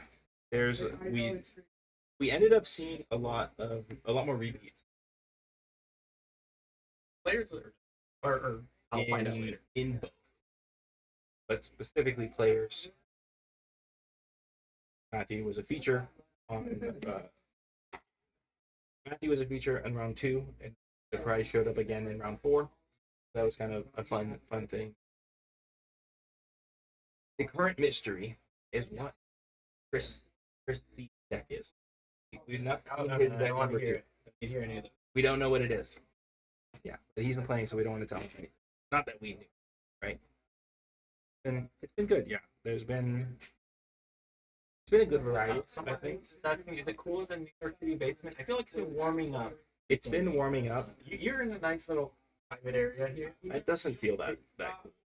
I'm in a little bit of a private area, but it's warm here. It's not as warm as in New York, for sure. For sure.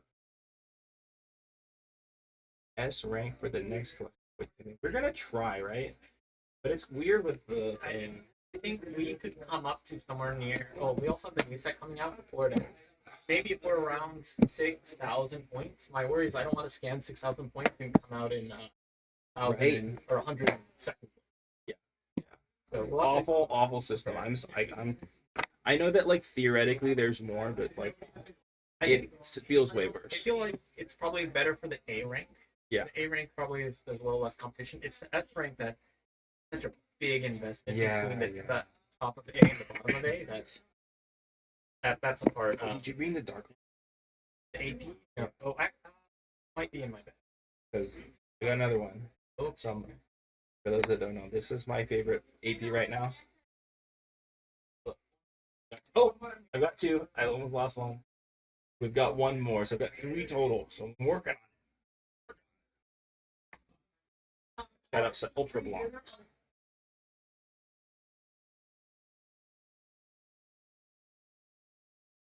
Oh, getting hungry, dude.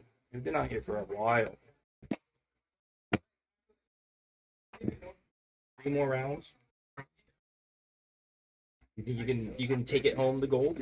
I think a lot of the matches were very close. I think I guess you didn't see it on our final match. Mm-hmm. You show your last round. Or my last round was 7 lanes. With That's a nail biter. it was a nail biter. It really came down to top decking and having slightly better top decks. Oh yeah.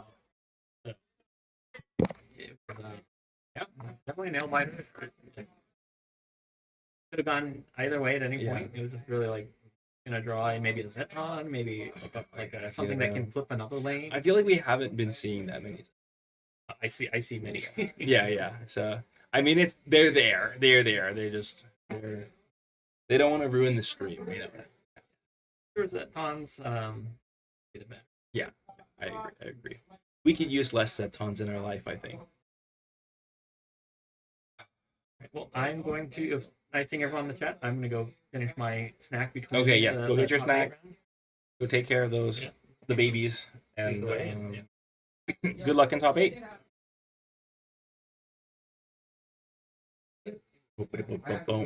Boom. We are coming up to the end of this. I'm gonna go check in on the deck checks, and I need a little break too, a little food break, because I'm not gonna make it through top 8 if I don't have a little bite. So we'll do a quick break. I know it's a lot of waiting. Thank you for being patient. Our judge staff is hard on the case of doing deck checks as much as possible. So I'll be back in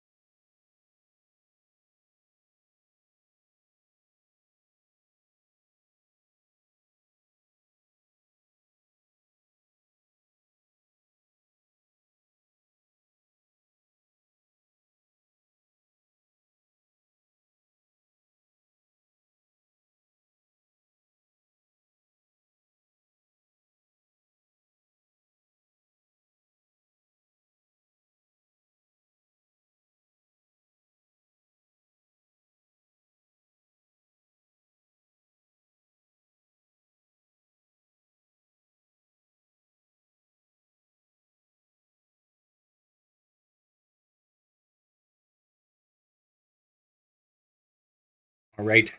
Got a little energy. And we are back. Still waiting on deck check. Hopefully no drama this time, right? That would be ideal. That would be ideal. We didn't have any issues in Cleveland, I guess. What's up, Randy? Yes, it's not cooler than Cleveland for sure. I wasn't there, but Ohio at that time is cool, dude. I'm hearing inklings that there might be some DQs, which I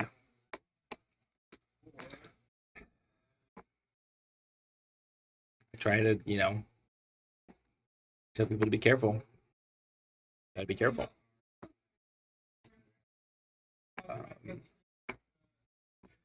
Any decks outside Blaze Argaron, Decker, or Jeed? We only saw one Blaze Argaron. Mostly it's a lot of Decker and Jeed. We've got some Tiga Dynas. We got some Tigas in there. Saw Tiga Dyna on stream. We saw a crazy Jeed with 0 Beyond. I wish... Pretty spicy stuff there. I like that. So we saw that. Pretty spicy there. Pretty spicy there. Have we seen anything else spicy? I don't know. It's been a lot of deck, a lot of G, which I think is like kind of to be expected. Yeah, I think. Yeah. To be honest, it's mostly just Decker and Jeed. The Decker Jeed show, baby. No weird stuff, man. I saw when I was scoping out the things, seeing what's happening before everything started. I feel like there's a reason about people playing Belial. There's some decks out there, you know what I'm saying? There's decks, There's some outlier decks. I believe there was a few Omegas running around. But at the end of the day, it's the Jeed and Decker show today. We'll see how it goes.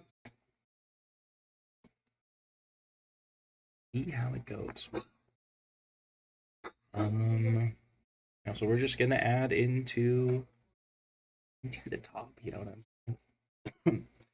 We're gonna be adding to the the list of qualifiers and Rise Cups with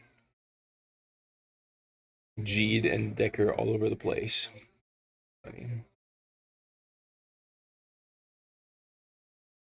Zeton just being tossed into non-kaiju decks? Dude, all day, every day. It's the Zeton meta. It's the Zeton show, and you know what? Let's show it for sure, if you weren't sure before, shoot. Sure before. Oh my goodness.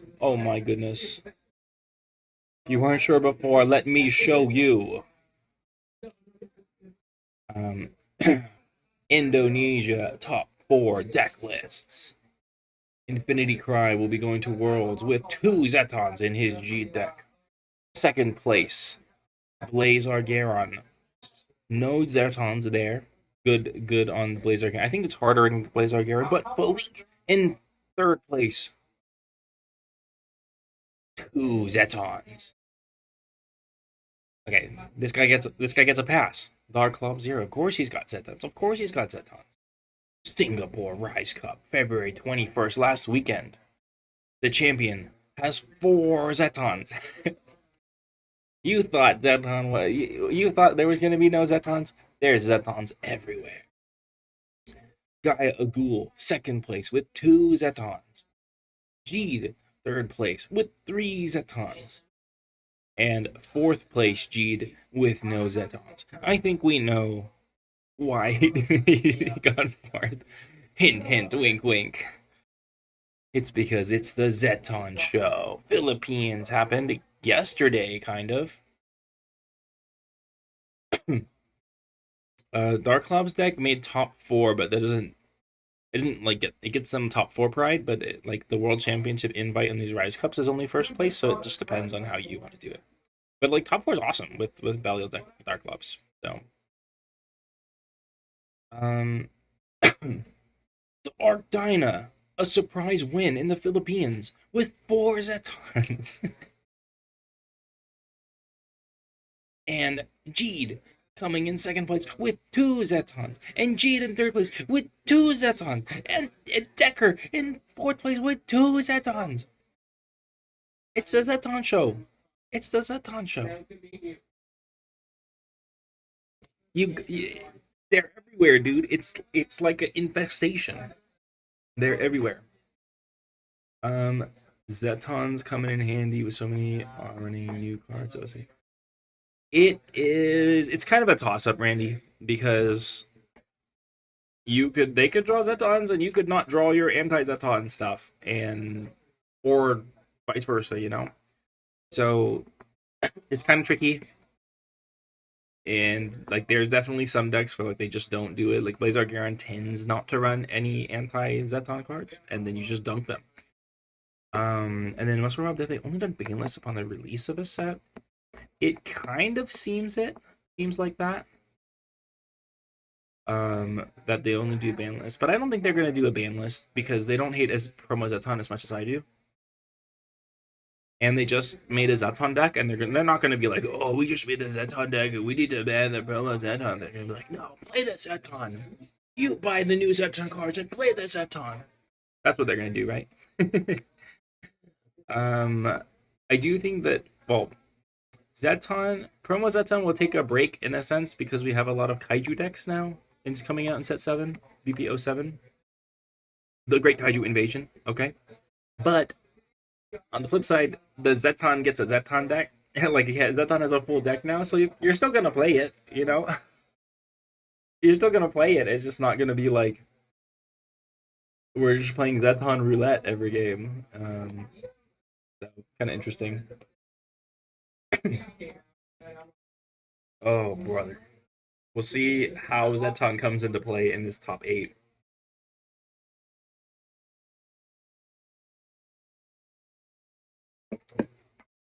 All right. For the top 8, question for you all. Would you prefer to see a player, like players that we've already seen before for top 8, and see how they do in top 8, kind of like follow the storyline? Or do you want to see new players, new decks, maybe? I think we might try to do new decks.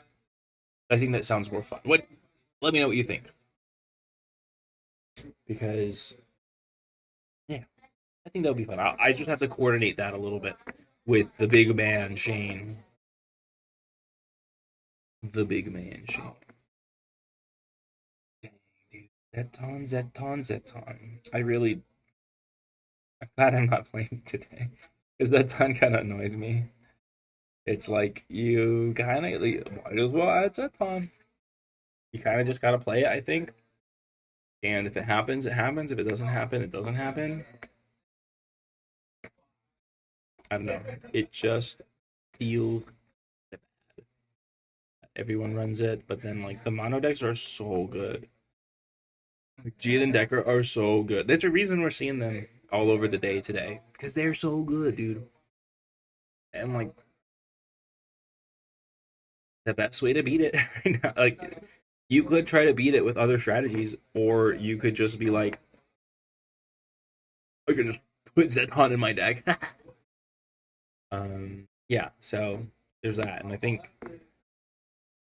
I always used to consider like the trade-off between a mono deck and a dual deck is that these level 1s, dude, they made a conscious decision to only print one of these for every Ultra Hero. That means if you play a mono deck, you don't get to add as many cards to your hand as if you play 2 Ultra Heroes, right? It's like you get consistency of playing all 1 Ultra Hero, but you lose the card advantage. It makes sense. And then they were like, G gets to draw 2 cards when it plays its level 2. And it kind of busted that, like, it kind of busted that open. And then Decker doesn't really draw that lot of cards, but you get to, like, oh, check the top 3 for one that I want, or send cards back and draw new cards. And then when you get your setup, then you play one card. It counts as two cards. So in the end of the game, where you're playing the singles, like as we boosted, it counts as it's basically like drawing two every turn. So it gets to draw cards in a weird way, like air quotes, right?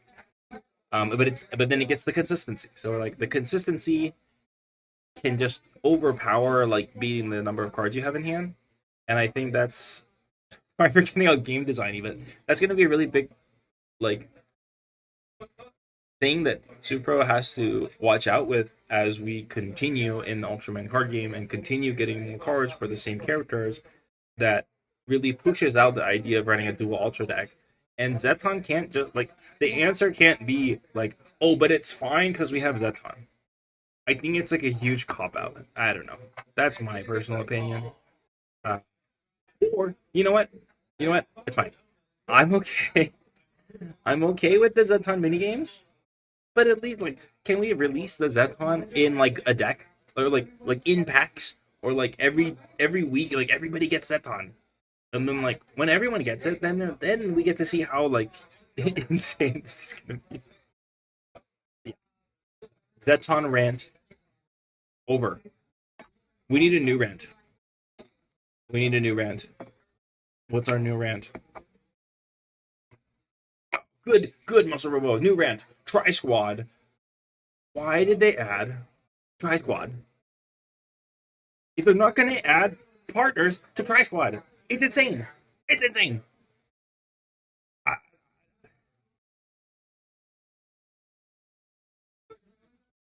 Why would they do that? It's useless.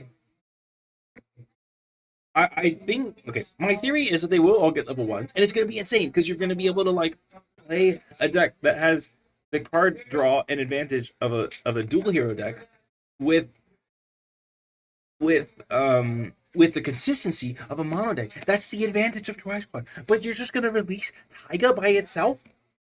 You're just gonna release Taiga by his lonesome? Bro doesn't have his squad. He doesn't have his squad, dude.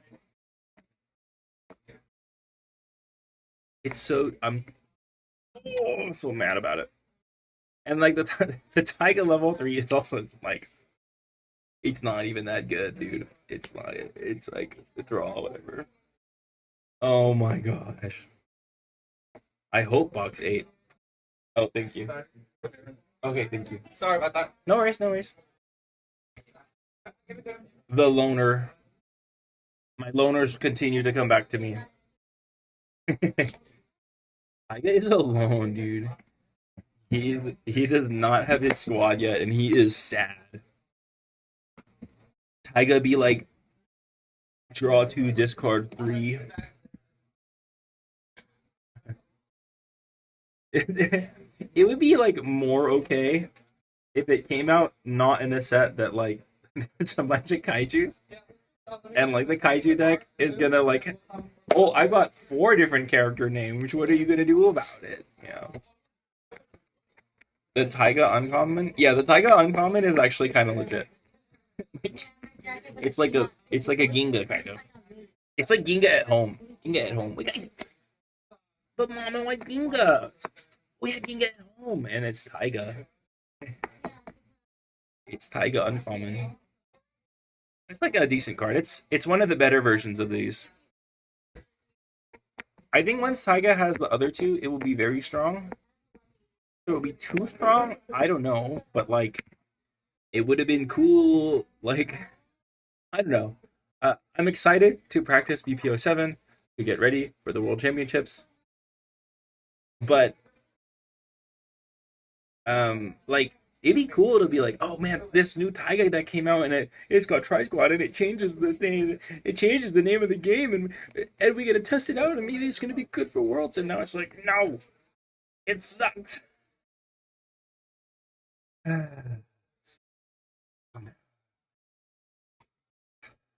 Meditation.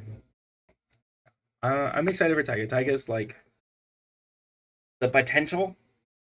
The potential is so high. Right now, we don't talk about Taiga. Oh man, dude, Worlds is gonna be the BPO 7 meta is gonna be fun. It's gonna be weird.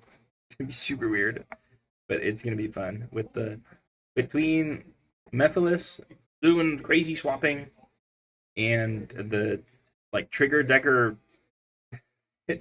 just going insane with singles that are triple BP. Oh my god, crazy. The Zeton deck, oh my god, crazy. The Max cards, oh my god, they're crazy. For sure. It's gonna be sick. Whoa. Is that BPO3 slander I see in the chat?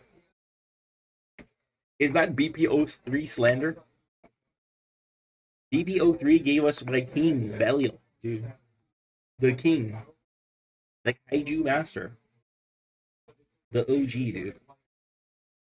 But other than that, yeah, it was like Kaiju. Juggler. It's a Kaiju. Yo art, it's a Kaiju. Not like Kaiju. So yeah, it's definitely like a real Kaiju set, which is sick. Dude, we need more. The weirdest part about set 7 to me too, in terms of like if we bring it back to Zeton, is that the like pure Kaiju decks are not weak to Zeton. Which means like you might not play, but you just play the Zeton deck because the Zeton deck's gonna be good, you know. The Zeton deck's just gonna be good. Yeah, dude, the VPO3R Zeton it's still good. It's a sleeper deck, especially with Decker, because you can kind of like it's always gonna work against Decker, right? Yeah. Kaiju box had 2 Kaijus, but yeah, BPO7 we got like Red King, King Joe, Nephilis. Zeton is an actual guy now. There's one I'm missing in there. Silly me, I can just pull it up on the side of my screen. I don't need to do things from memory. King Joe. Oh, maybe I got them. I feel like there's another one hiding in there. But yeah, I'm excited. It'll be fun. Yeah, but they're like kaiju. You know what I mean? They're like air quotes kaiju. They're not like monsters. They're just within the kaiju realm of the card game because they didn't make ultra. I don't know, Dark Heroes or whatever like they did. You're right. Crescent Moon guy is right, dude. My boy Gomorrah. He is sad, dude. All his bros are getting power ups, and Gomorrah's like, what about me? Dude, Gomorrah Taiga team up. Lonely boys. Where's my friend? Taiga's here without his friends. Gomorrah got left behind.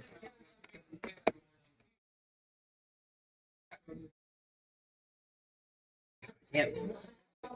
I'm curious if we'll do like Trigger Dark or Trigger Decker. I'm curious what's gonna come out on top.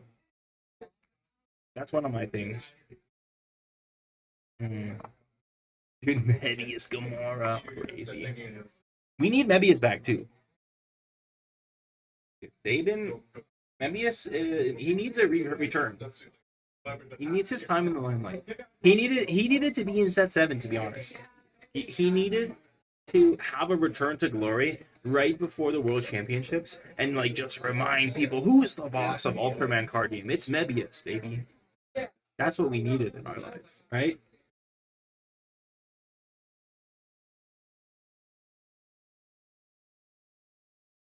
I feel cool. I feel cool and refreshed thanks to the refreshing taste of Arizona iced tea.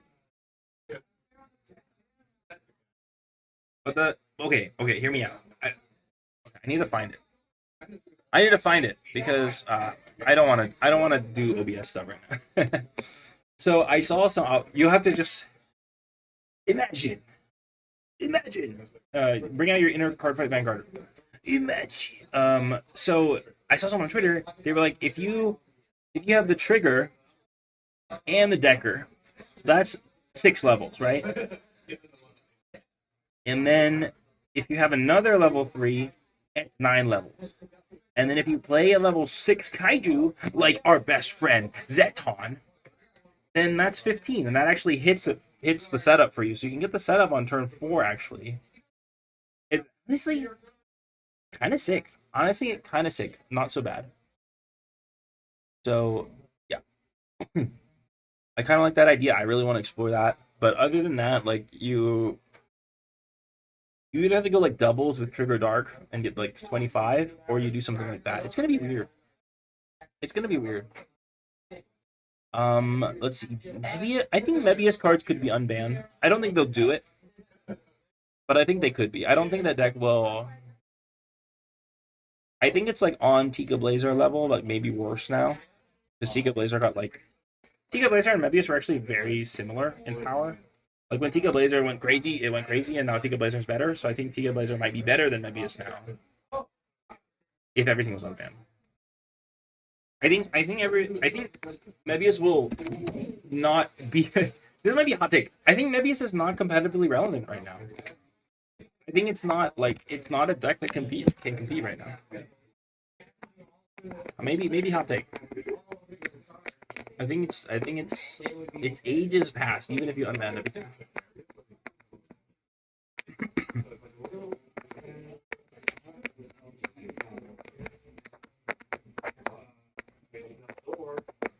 Because okay, so here's a few thoughts for you. A few things to spin your gears. Mebius kind of gets owned by 18Ks. And if you've been paying attention, 18Ks is like the religion, the Ultraman card game religion right now. If your deck doesn't have an 18,000 unit, you're having a bad time. You're having a really, really bad time. So, and this is like the orb theorem. That's the orb theorem. Orb would be really good if Orb Origin was an 18K. But because it's a 70K and it just dies to everything, dude, deck check is crazy. But what was I saying? Yeah. So Orb kind of dies because it's a 70K, and it just you're not tied against everything. So you're just like always playing from the back foot, and this is just like the state of things. And I think the same thing would happen to Mebius. Like I just don't think it. Yeah, I just don't think it. When Orb, I think that's why Orb struggles so much right now, because it doesn't have an 18K. Unless it's for like one turn, and it's just kind of rough. Yeah, deck check is crazy. It's because some behind the scenes action for you all. The way that to do deck check. Yeah, dude, Orb got shafted, I think. But the way they have to do deck check is they have to organize all the cards to make it easy to do deck check, and then they have to get deck check of the actual cards, and there's only one man with the power to do that. That's Shane, because for some reason he's the only one that has access to everyone's decks, and so it just takes forever because it's basically one man at a time, one deck at a time. But they should be done soonish. And there's been some snafus, I think. That's also why. So we'll see how it goes. We'll see what happens.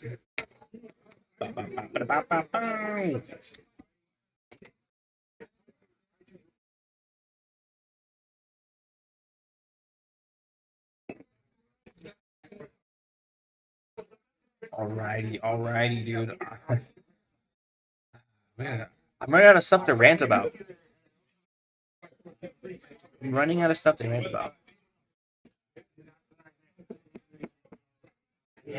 I'm really curious when they'll do the next level 4. That's what I want to know. Because I think I don't know if the next anniversary set is set 4 or set 9. Because they're supposed to do sets like every 4 months, right? But then, yeah. Okay. Can someone help me do the math? Because they're supposed to do sets every 4 months. So the first anniversary set should have been BPO4, right? Because that's 12 months. But why is it? Oh, bye. But it's BPO5.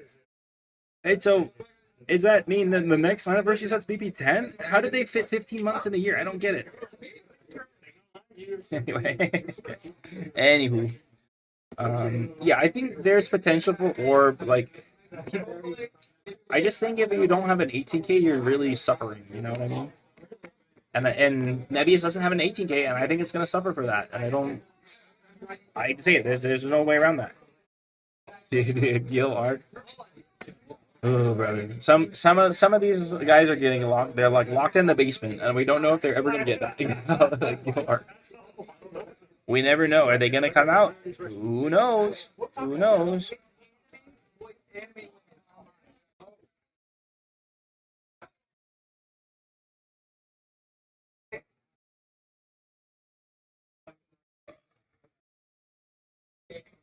Alrighty.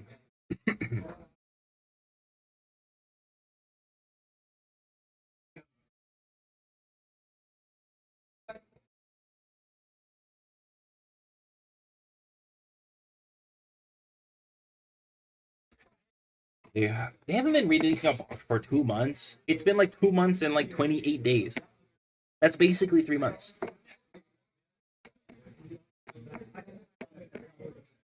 And then, but then the set 7 is 2 months because they don't want the set to come out like the weekend before the World Championships and everyone's miserable. Dude, Cosmos, I know. What about Cosmos? Where's the Cosmos?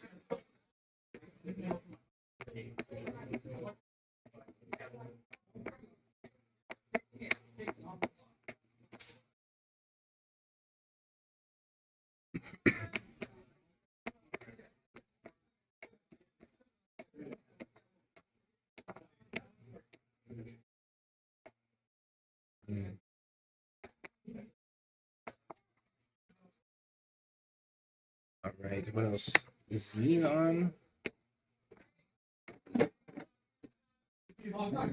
Figure. Dude, I don't know. I feel weird about your name. Tittlefire? Sounds a little weird. Tittlefire, anyway. Welcome. Dude, I want more RB support too.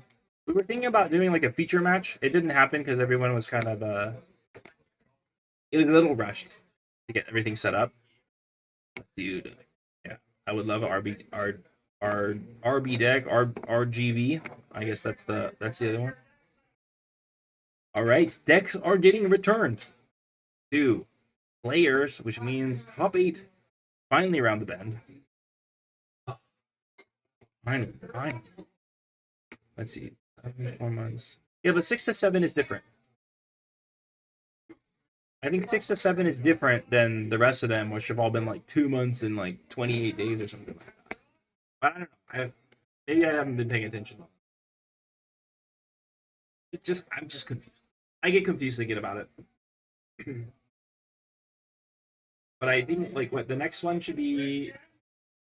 It should be October, right, for the next anniversary. Is kind of when the game came out, and that's probably when we'll get the next level 4s. And we'll see what the game is like since then. Around then, it'll be fun. It'll be fun. I'm excited. I love it. This game is so fun. I really enjoy this.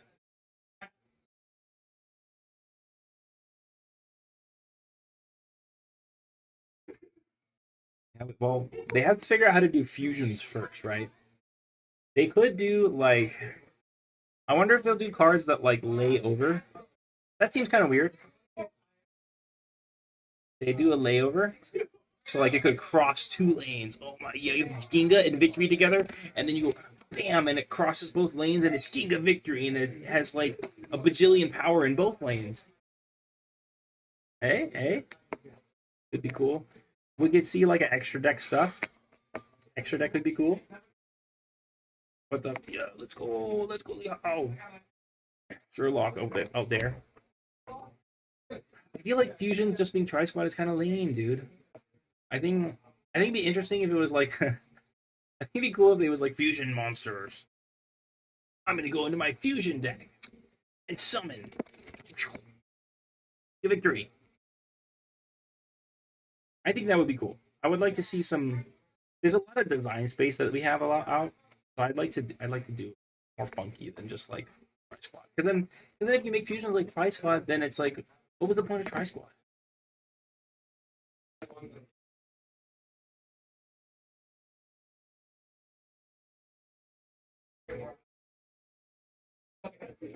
We already have fusion monsters. Dude, we do have fusion monsters. I wish they did more with those fusion monsters. They're like ultimate fusion monster, and I'm like, I'm an Ultraman noob, so I don't know what's being fused here. I don't really know the fusion, but yeah, cool. Alrighty. Our next pack.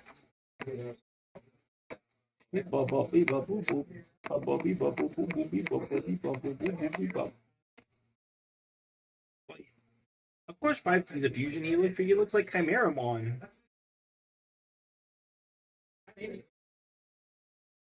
Chimeramon, but in Ultraman. I guess it's probably like Chimeramon is 5K in Digimon. Now that I think about that, but they're samey savies.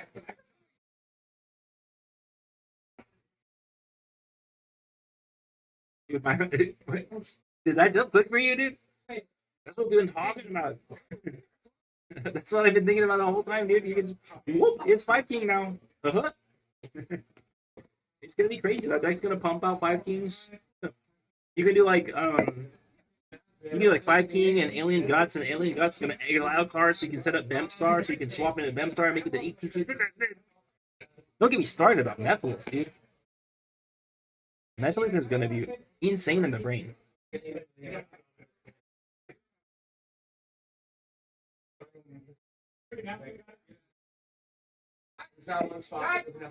Oh, we got an announcement.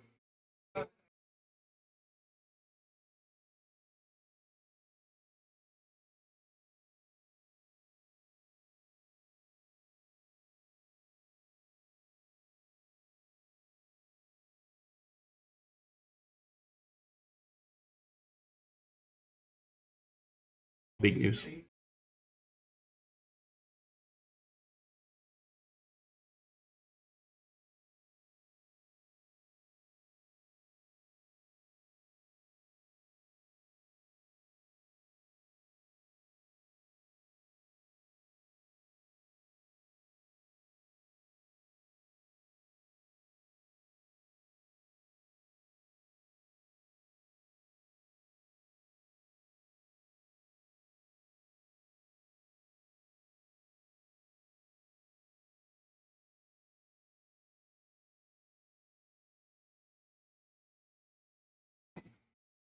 Modified top 8. Yeah, Gabadon in Mephilis is going to be insane in the brain too. It's all cooking up there. So once we get done with today, for those channel enjoyers, once we get done with today, the channel is basically all going to be BP7. We're going to be in the grinder. We want to win. I want to win. I'm sure Gunkud wants to win, but I won't speak for him. But I want to crush. I want to crush some people at Worlds. That's what I want to do. So I've been thinking I have to wait until these guys qualify.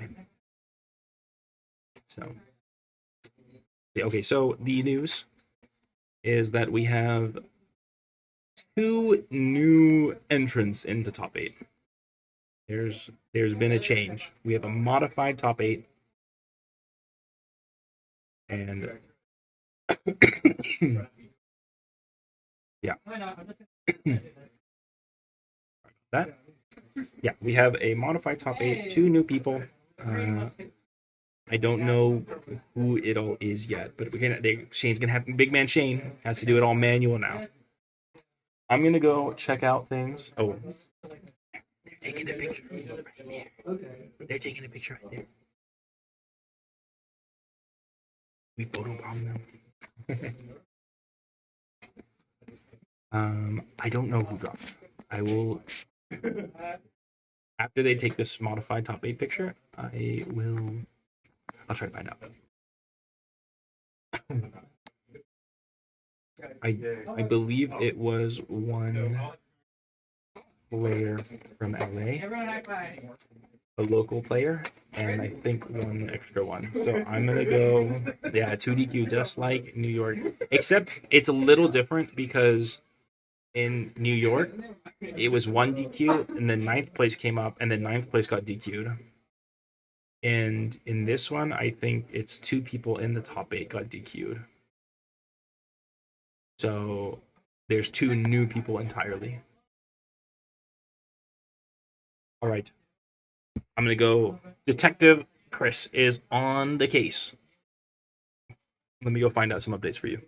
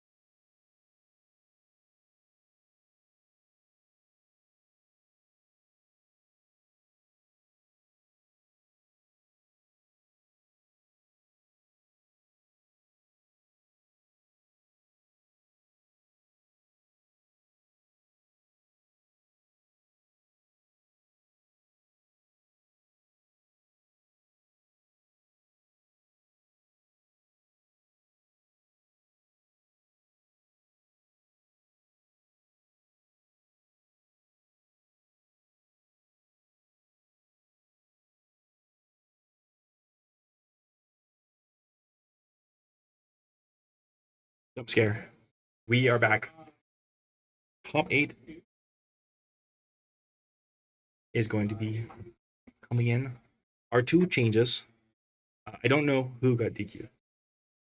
So, preface that. I don't know who got DQ'd off the top of my head. But our new entrants in top 8 are Ultra, Explorer, and Shatterhome. So, all you Shatterhomers who are hopefully still hanging out, thank you for hanging out. Shatterhome has made it into the top 8, and I think we're going to try to get him as the feature match.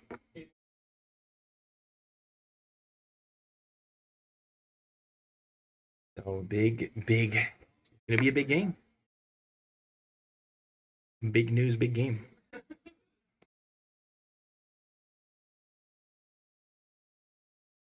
Yeah, you really got to be nitpicking.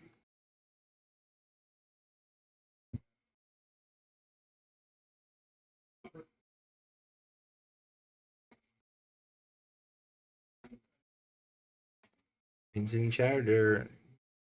That's New York gang, right? New York gang.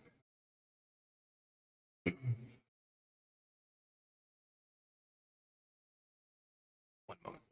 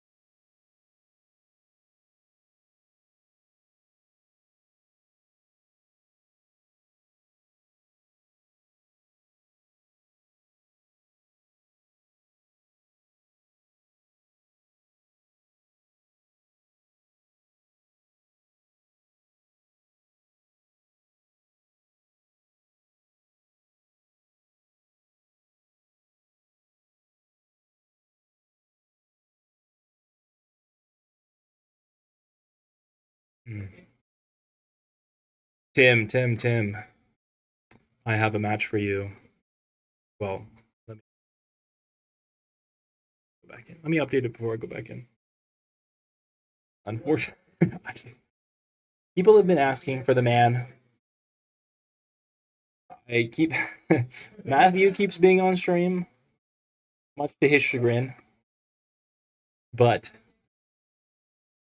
the people want Shatterhome, and Shatterhome they will get.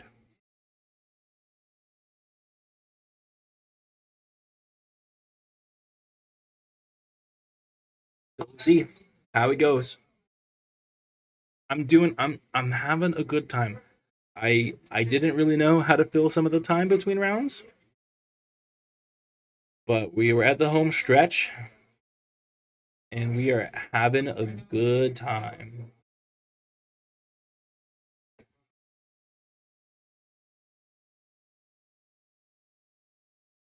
We are having a good time. The three-peat for Matthew on the stream. Oh boy. But he's used to it now, right? He's used to it now. Now these guys are really, they gotta really shuffle this up. They gotta really shuffle it up because whew, those deck checks are no joke.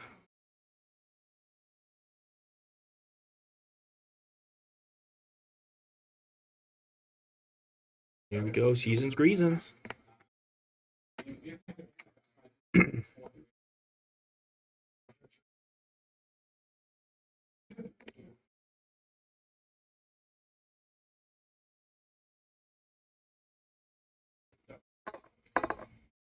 It's go time, baby. Top 8. The Ultra League Championships, Los Angeles 2026. We're finally at the end of the road. We're finally here. The winner of this match will be a representative for the USA in the World Championships. For Ultraman card game. It's a big match. It's an exciting match.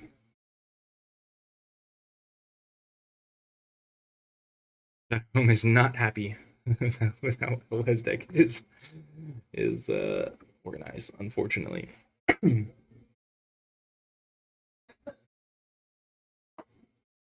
Right, let's see it.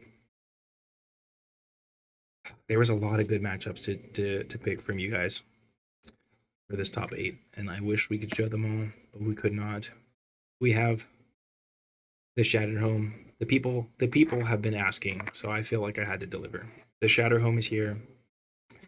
But we also had, of course, the legendary Chris Chan, who no one knows what his second deck is. And we have a rematch from round 1 from Don Kun for Explore. But there was a it was tough to choose. Oh, welcome, Ustes Ikes. Ustes Ikes. We're at the top 8, Ustes. And, oh, he's doubles. He might as well just go for both decks. So they are going, they're shuffling at the top 8 in question.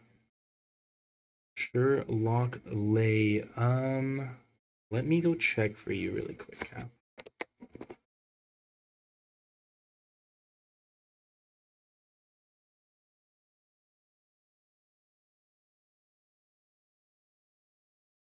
Dear Cap, Sherlock Lay is still in, playing the last match. Sherlock Lay versus Ultra Rider. That's the last match that I. Yeah, how that goes. There's a so it's East versus West. this is the East versus West showdown, dude. We've got Shatterhome from New York versus Matthew from Southern California. We've got Gankun from Southern California versus Ultra Explorer from also New York, NYC, New York. And we've got Sherlock Lay from New York City versus Angel. May the best coast win. May the best coast win. They didn't know, but they've unofficially signed up for East Coast versus West Coast team match. Okay. we're gonna see. We're gonna see which coast comes out on top.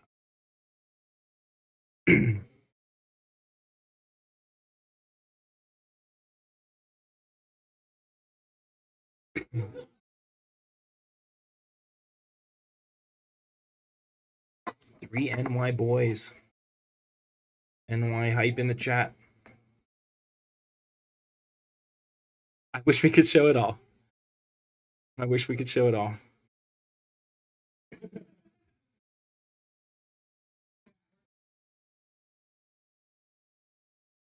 Okay. I will tell the victors that Calf owes them lunch.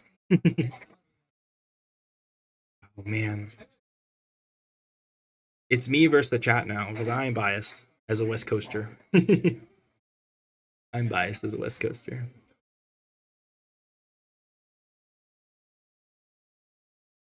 Timer's up.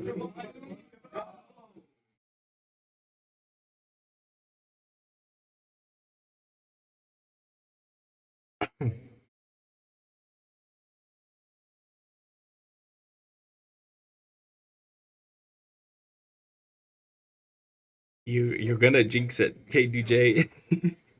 You don't want to say something like that, and they all get NY cursed, dude. You don't. You're playing with fire there.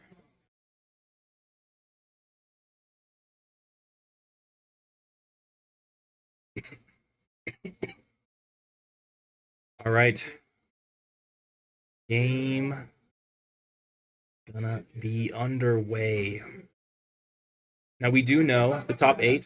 We do so. I'm gonna hide it for our friends over in Japan. Itte mite arigato. Right. Welcome to watch. Thank you. And we do know Matthew's decks, but we're gonna keep it hidden for the newcomers. We're gonna keep it hidden for the newcomers. A big surprise for everyone.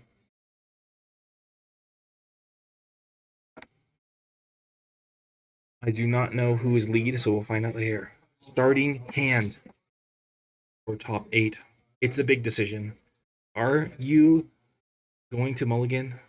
Shatterhome with the instant mulligan. He doesn't like it.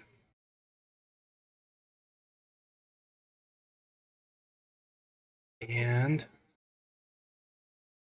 Matthew with also a mulligan.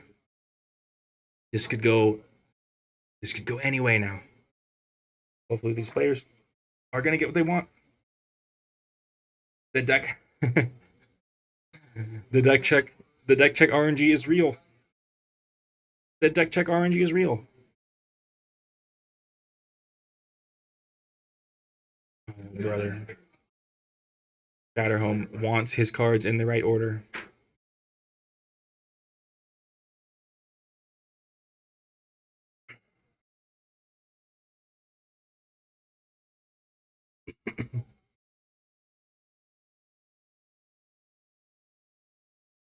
So I'm so excited. The tension, the fight for the world's qualifier spot. It all starts with these shuffles. It all starts with the deck check RNG.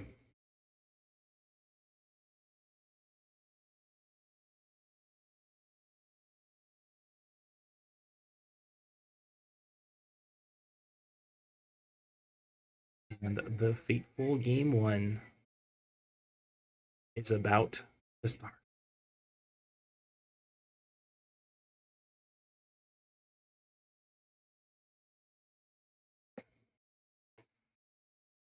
Okay, Shatterhome in the lead.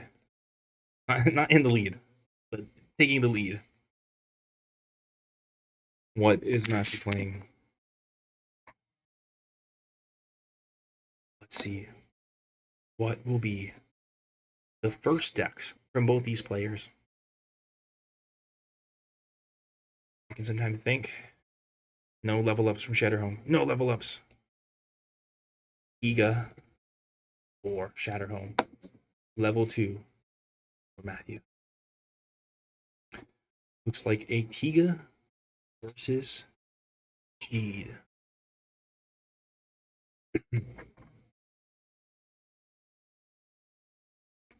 All right. Adding in.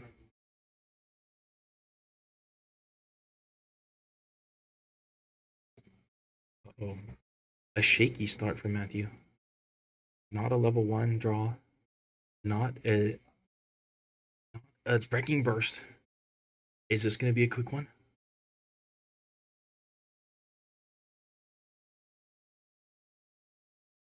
The first game of our important top 8 match. We've got to make some calculated decisions.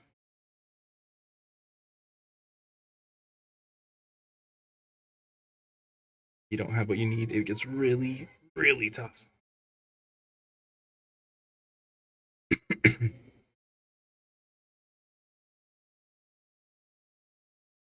Here we go. Lane number 2.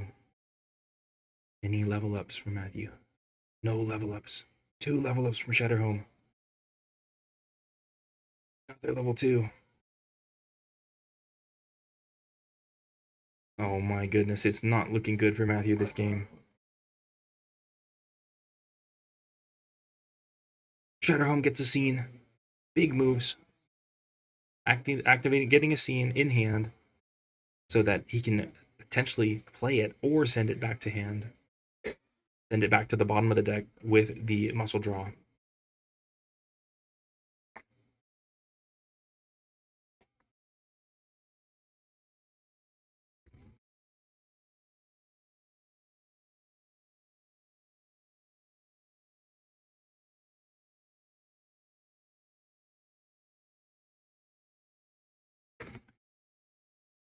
Oh, brother. Not looking good for Matthew in this situation. Let's see if he can hold on and get something going. Shatterhome might look to close out the game this turn right here and now.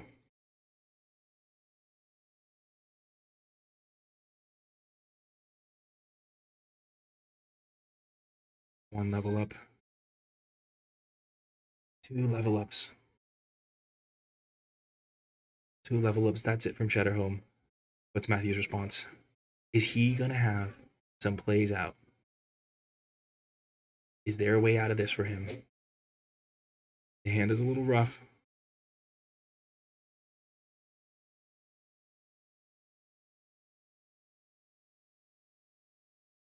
No level 1s is a real bummer.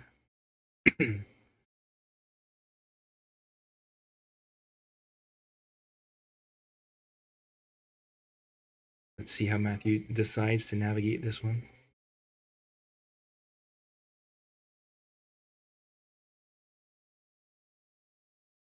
It's tough to play in the spot because the Perion Beam can go basically anywhere.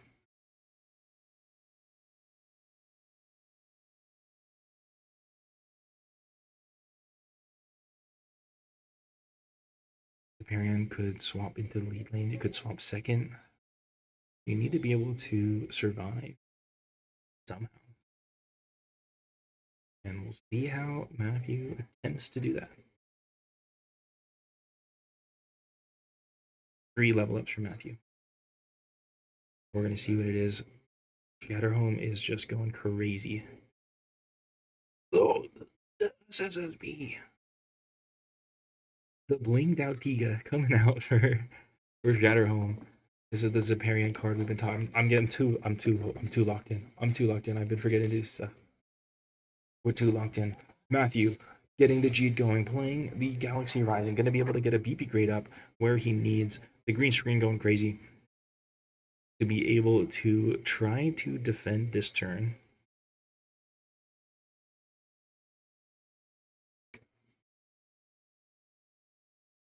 And we'll see how Shatterhome reacts to this.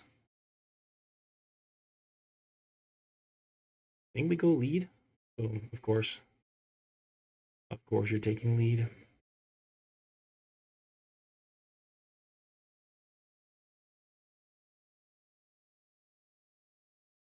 Shatterhome taking lead, potentially, probably for the scene that's in his hand. Getting more and more dangerous each turn as the games go by.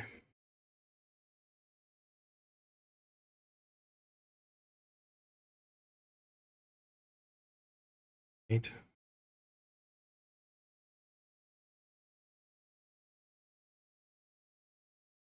Interesting move from, interesting one from Matthew. We'll see what Shatterhome does. Does he have the scene? Looks like he sent the scene back to his hand. He does not have the scene anymore. That could have been a big play.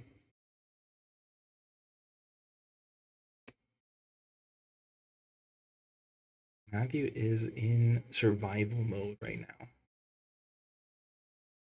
He is in survival mode. We'll see. No level ups. Is this a crazy comeback victory? Oh, no, it's a Zeton. It's Zeton. I know you can't see it from the glare, but Shatterhome has shattered Matthew's home with a Zeton.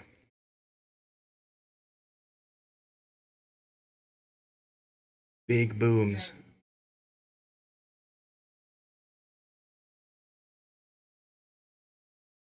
The big boy Zeton. Next turn. What do we have? What's happening here? Both players are winning 2 lanes. What's going to come out from Shatterhome? Shatterhome has the lead. Are there any scenes in Shatterhome's hand? No scenes. Playing his set. Matthew. Only 2 cards in hand. What's the play that's going to win the game?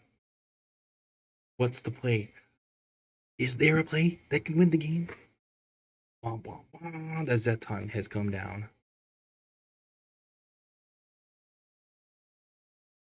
And a level up. And what does Matthew have for us? 2 level ups. This might be it.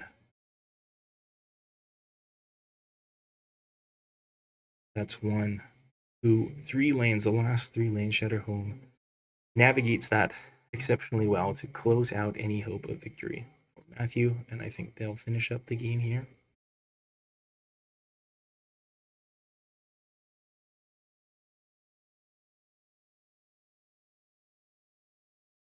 Dang. That Zeton was crazy.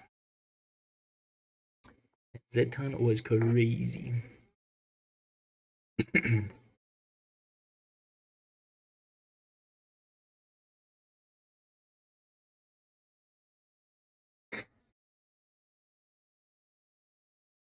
And then Shatterhome doing the chain reaction. Bing bong boom. Returning 2, drawing 2. I think it is over. It is a level 2 in lane 1.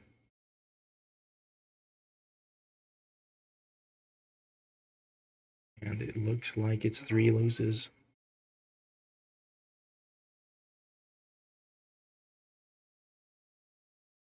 Win lane 1. So Matthew's winning lane 1 and 2. And Shatterhome is winning the last 3 lanes. Good game. We'll move on. Shatterhome with his Tiga. I'm not seeing anything else, but the Tiga gets the win.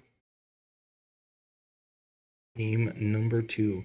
1 more game win for Shatterhome, and he will be joining the USA Qualifier group to represent the USA at World Championship for Ultraman card game. But Matthew is going to be doing his best to stop him.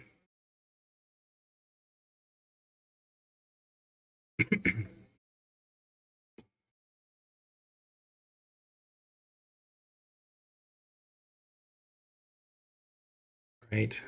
No level 1s for Matthew that game. That was definitely the definitely the issue. We'll see if Matthew gets a level 1 this game and if it can save him against Shatterhome's deck number 2, which will be a mystery. Has he picked an ultimate deck to defeat Jeed? Has he prepared his ultimate deck to defeat Jeed? Or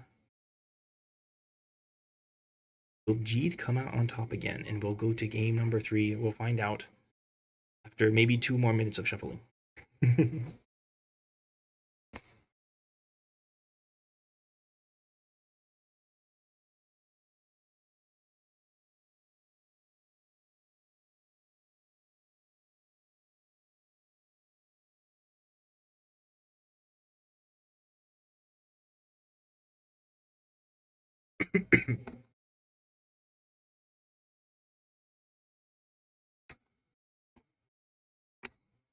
It is either wonderful victory or absolute nadir.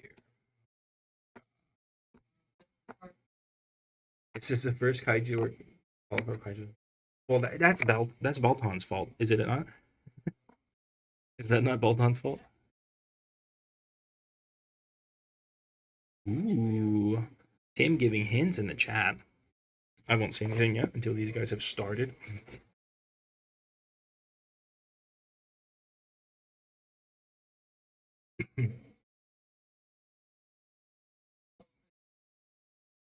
Alrighty. Matthew also not happy with how he drew last game. It's a shuffle. It's a shuffle town. The deck check is real.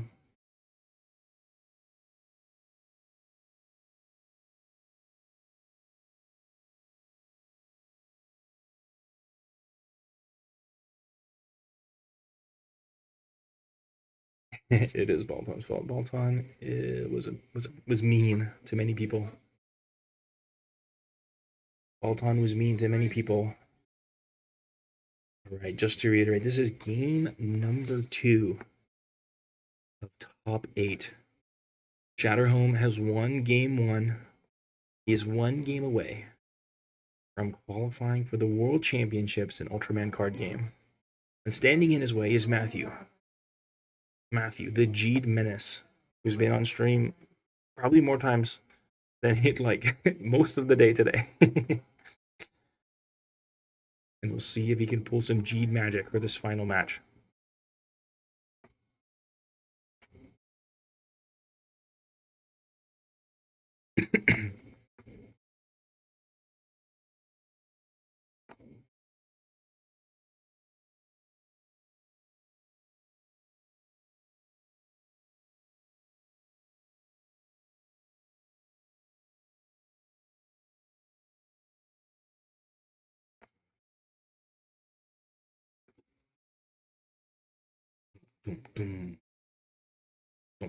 Zeton is a mean card. Let's see if there will be any more today.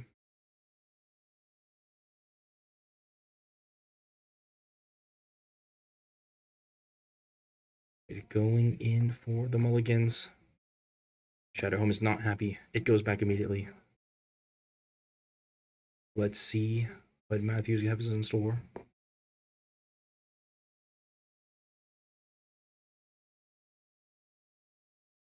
Seems like Matthew might be good with his hand. Nope. Go big or go home. That's the time to do it. In the top 8. With 1 game on the line. If you lose a single game now, you don't qualify for the World Championship. Shatterhome is putting me to sleep.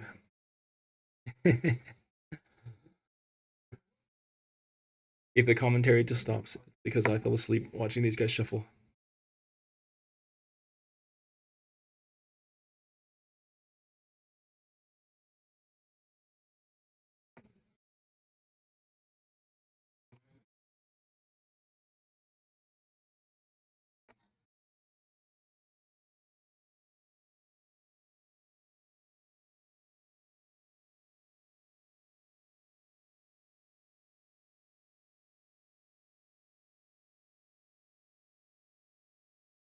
Right, we're ready.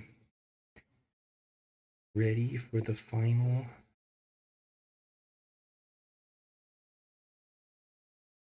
I don't blame them. I'm just falling asleep, dude. And like they are on a clock, so I feel like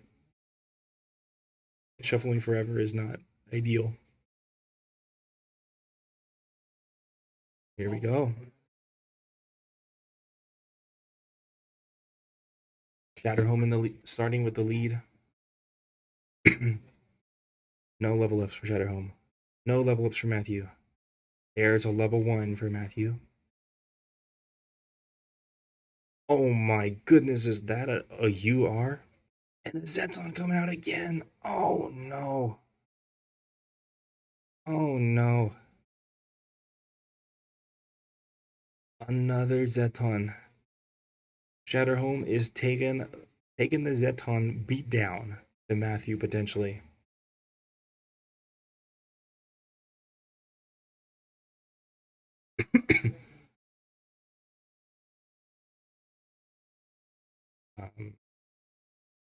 Let's see what we got here.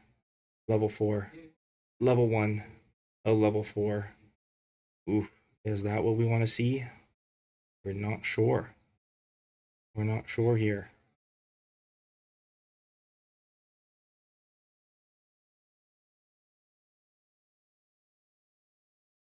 Tough choices. 4. Is he going to pick the 1? Or is he going to pick the 4? All right, let's see it. All right, moving on to the next turn.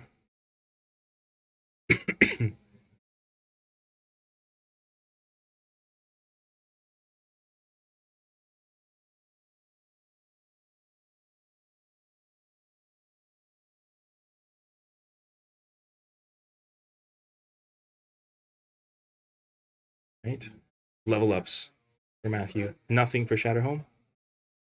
Is it the Zeton already? No, it's not. Shatterhome seems to be missing a level 6 Belial. Let's see if he can get it. There's the Belial mantle that he's looking for.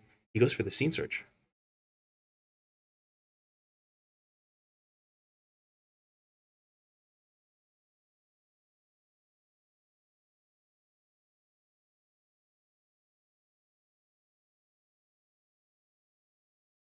Jeed doing Jeed things, adding 2 cards to hand. Big news, big news. Damn. This could be a big turn. Matthew takes the lead. The first turn we could lose. Shatterhome's hand is looking a little weak. And what is going to be Matthew's plan?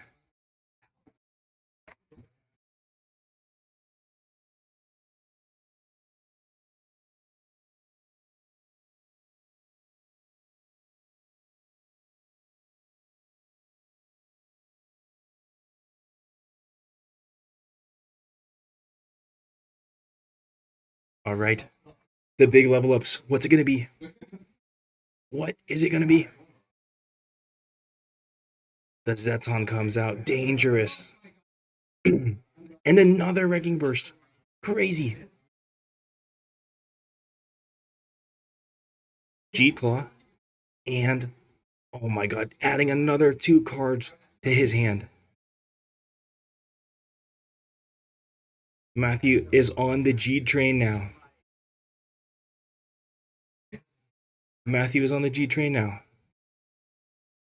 Going for the Scene Search. There's an end of the world. There goes a Zeton. There goes a lot of Zetons.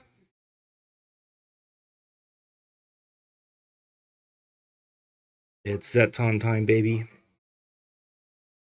Let's see if Matthew can do anything to get this game back into his favor.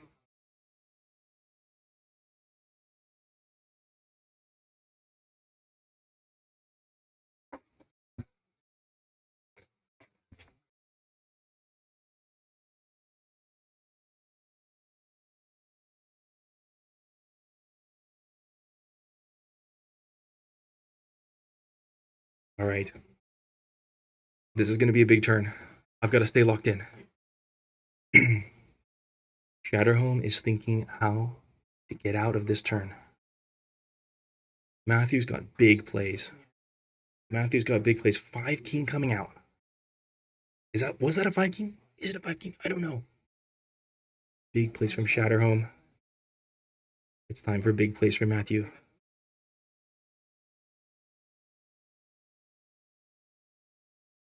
Time for big plays for Matthew. Let's see what's going to happen.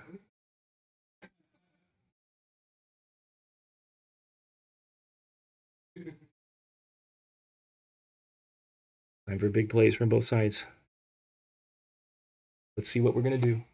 Oh, God. There's a huge bug.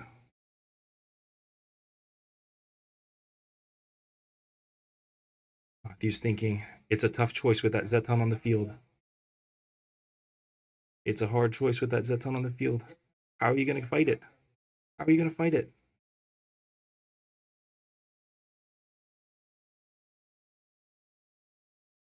So the last turn, he's played this Zeton card. This card is a phenomenal card against Matthew's deck.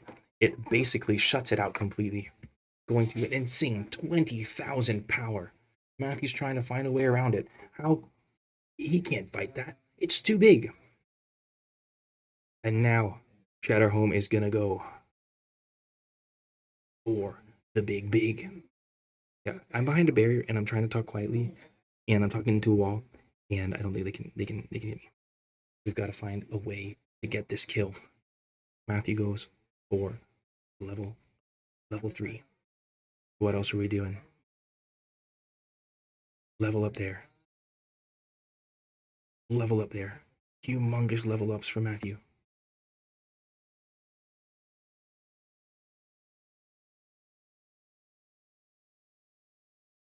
A 5 king. Galaxy Rising. And the UR. Oh my, 2 URs?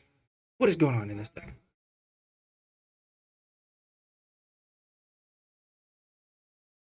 We've got some big plays here. The key cards this turn are going to be this Belial. Fortunately, Matthew seems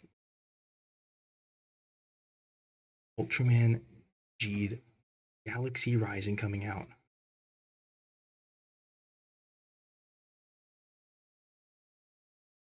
Gonna be tough.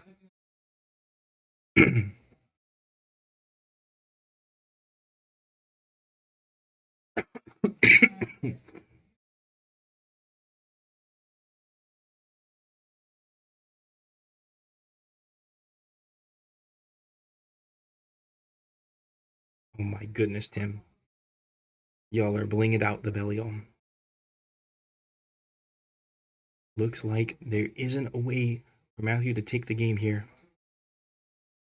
So we'll have to see how the game plays out.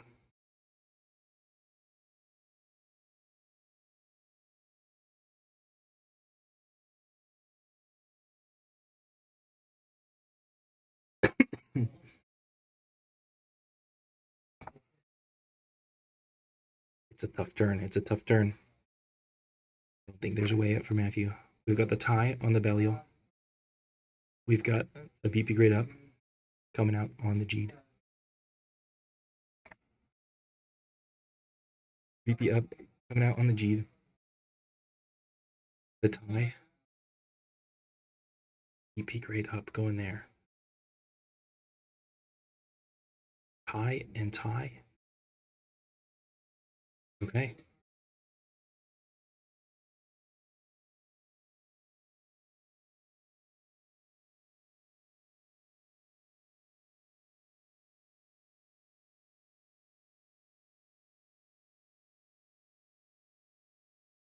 Okay, it seems like there's a bit of a confusion.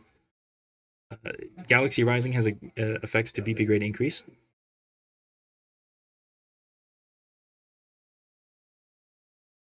All right, there we go.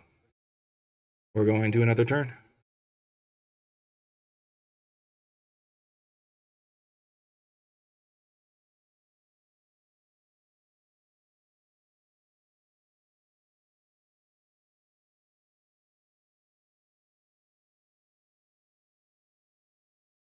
Okay.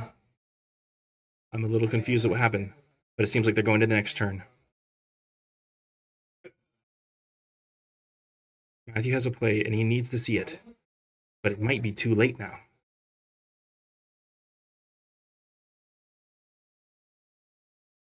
Oh. It seems that Matthew has finally figured it out.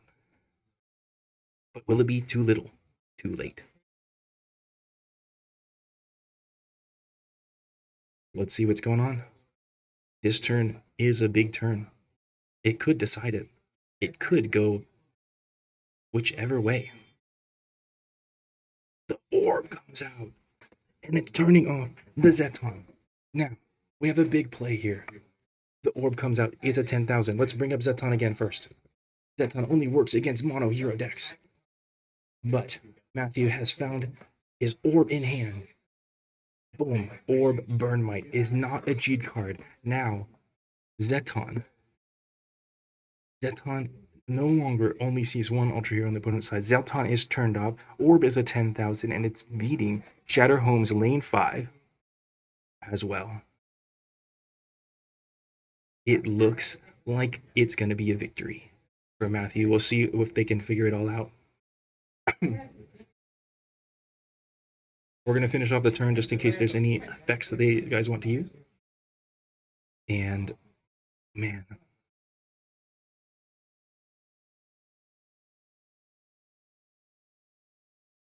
Yeah, this is really careful. I think if Matthew's not careful, he might not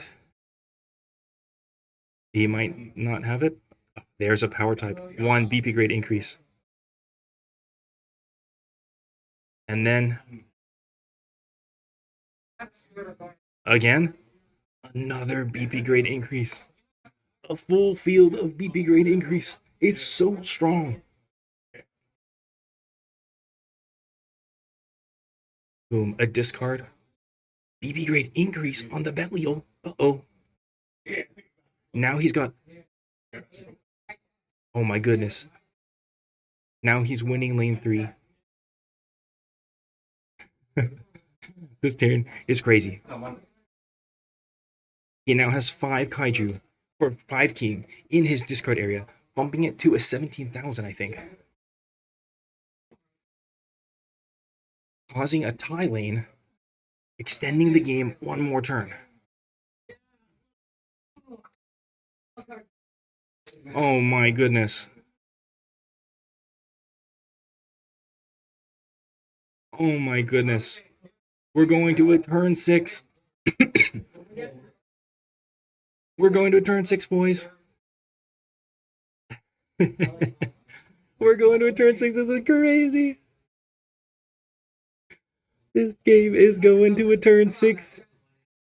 And Shatterhome's got a secret technique.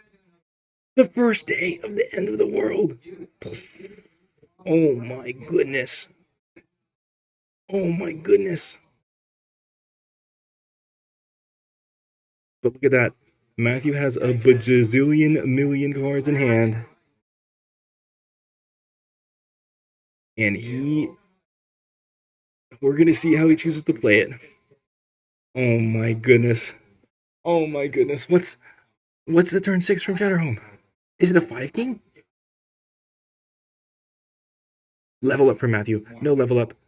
Shatterhome, what is it? It's a level 5 Belial. And a 14k Jeed Claw from Matthew. Shatterhome's going to look to tie this up, I think, at 3 wins, 3 wins.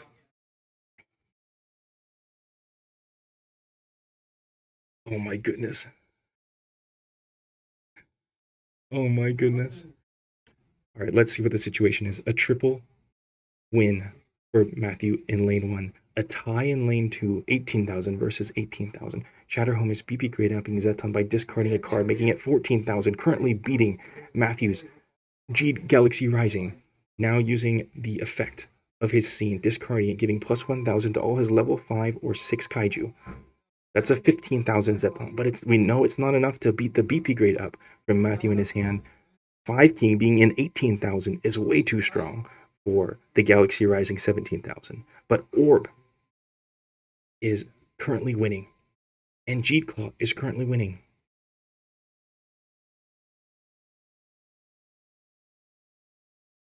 I'm thinking It's 3 wins from Matthew for 2 wins from Shatterhome.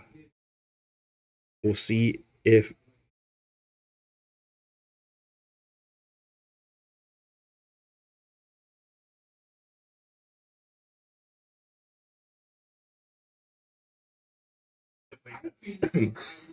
we'll see how it goes. Matthew, we have to finish activating effects, right?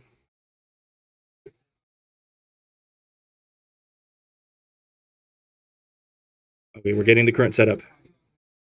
Both Galaxy Risings. There's the BP grade up. Boom.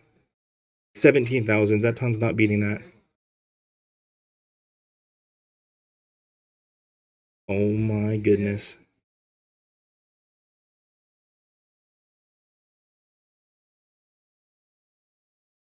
Is that 4 wins for Matthew? Oh my goodness. Matthew clutches it out, finding his orb play at the last moment. Sending us into. I'm so sorry. I got locked in so hard. I didn't even update the decks. Oh my goodness. We're going to a game number 3. Holy moly.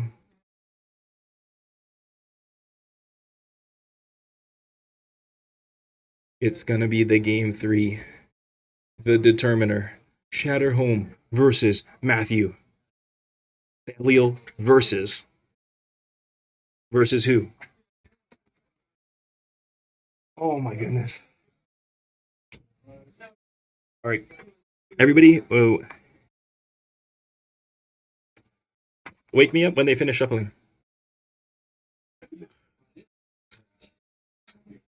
Okay. All right.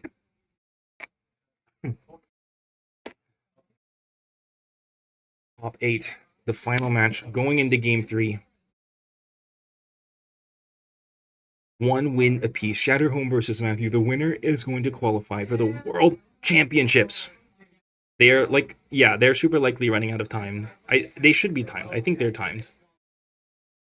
They've been shuffling for like 15 minutes though, so like I don't know. We might be doing untimed top 8. We'll see. Here we go. We did like 40-ish minutes, I think.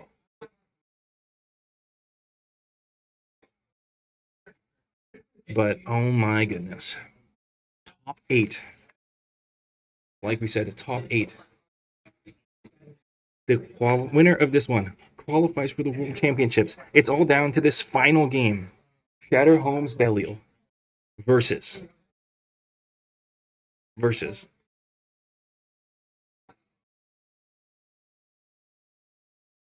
what is it from Matthew? Let's check out the mulligans. I think they're good to go.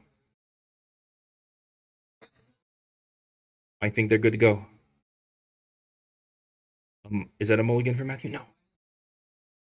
Seems like everyone's reasonably happy with their hands. Let's see it. Boom.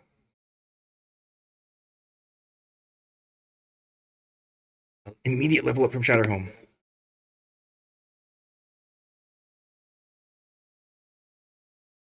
Are we going to catch up? Matthew plays catch up. Belial Mantle versus a muscle draw. And Matthew's deck is revealed. It is Decker.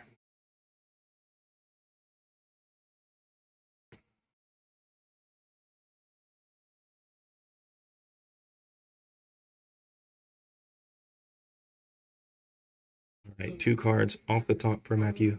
Let's see if these guys can make a move on. Both tied. Going in. Turn number 2. Boom. Shatterhome in the lead. Shatterhome played the Belial Mantle. I got so distracted I didn't see what he got.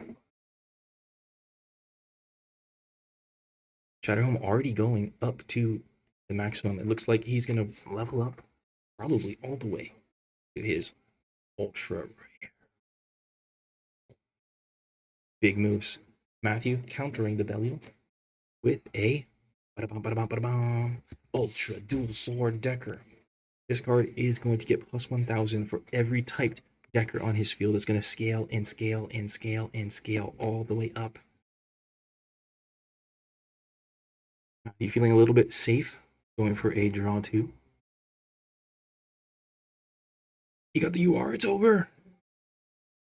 You're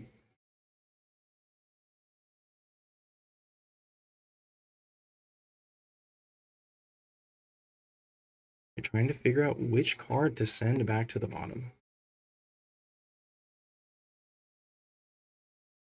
It is the dual sword. Putting one card to the bottom. We'll see how this plays out.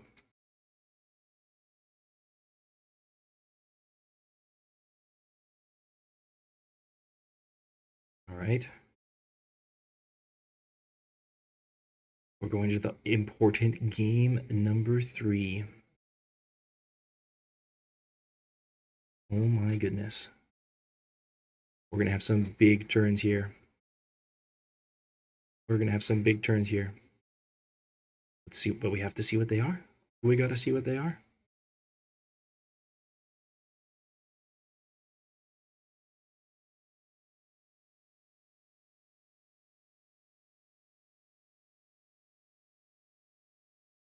Will we ever see it? We actually never saw Chris's second deck.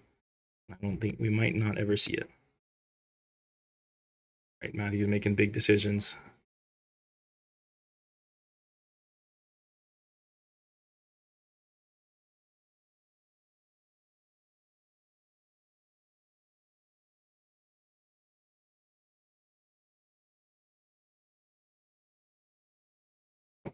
All right, we've got a play for Matthew.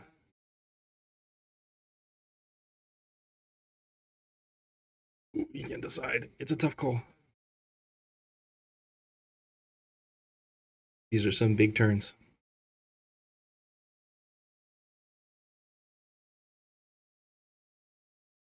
It's really important to get these right. Okay.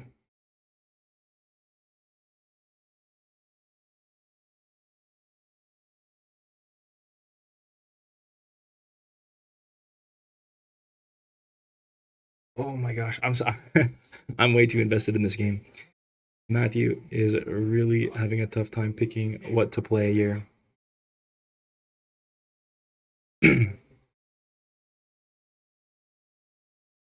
Ooh, big moves. Big moves. We've got the dynamic type coming out. The dynamic type play from Matthew. Getting plus 1,000. I believe that is a raw Zomera.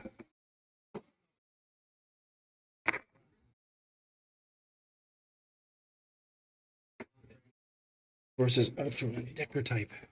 Decker, dynamic type. Oh, that's the wrong one. That's the wrong one, Decker. This Zomera is coming to play a big fat 10,000.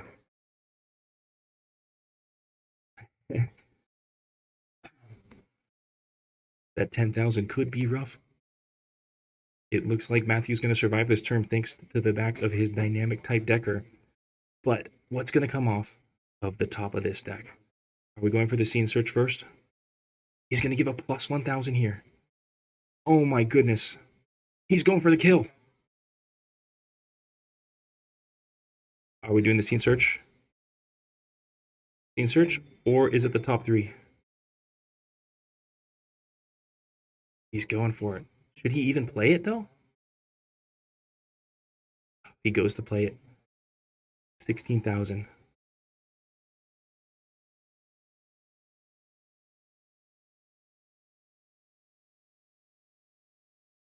My god, these games are so tight.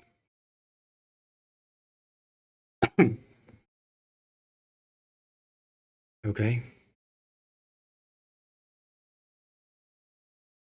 It looks like he's Oh, what's happening?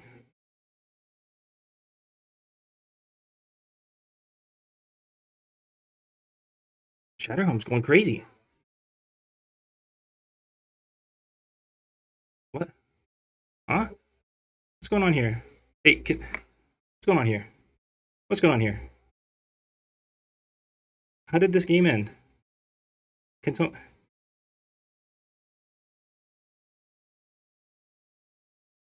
Huh?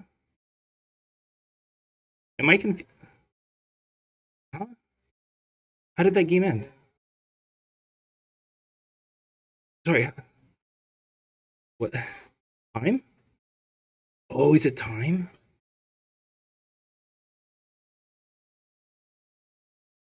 I'm really confused. What happened?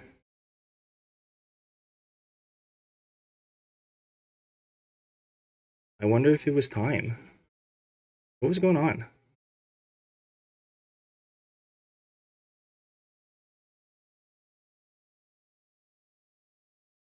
Oh, they hit time?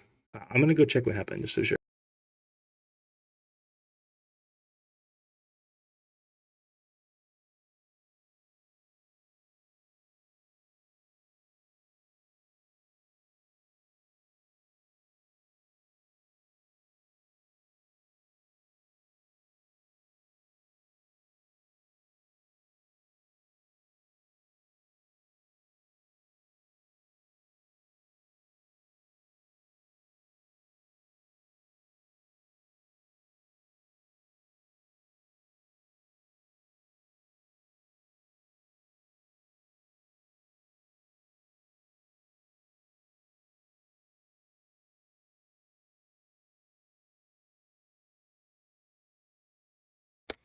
All right, it was a close game between these two, and Shatterhome has gotten it via time rules. Well played to both sides. New York is victorious for this match, and I will report on the extra matches in just a bit.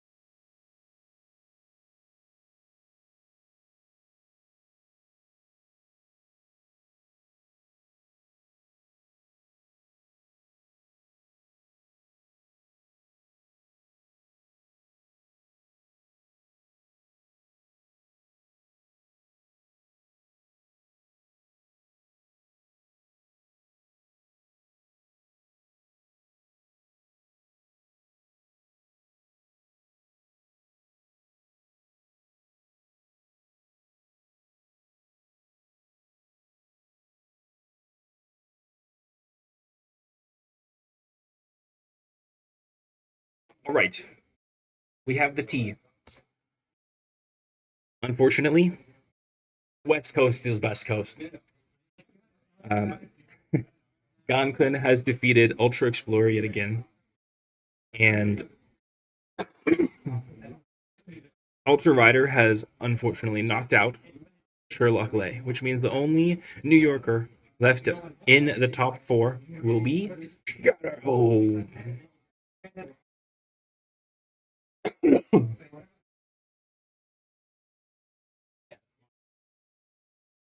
And we are now trying to decide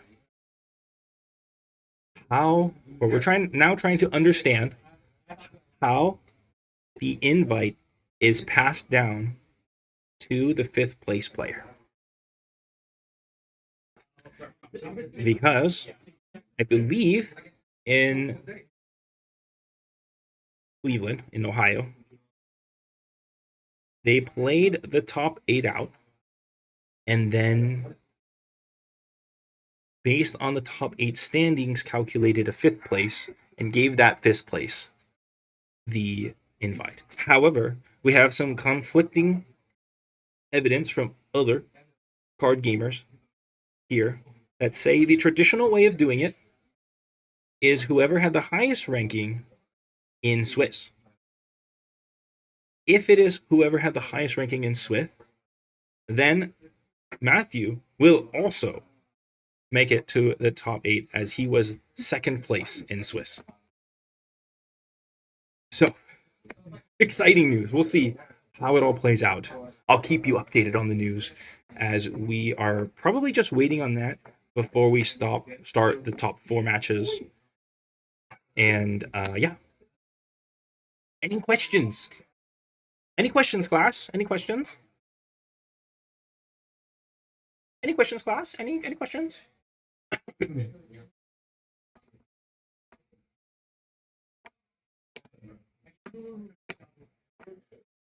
There are a total of 12 invites from the US. Today confirms the last 4 qualifiers, 4 invites. And we had 4 invites in the Ohio qualifiers and 4 invites in the New York City qualifiers. So 12 total. It looks like we've got... We'll see how it plays out with the Swiss things.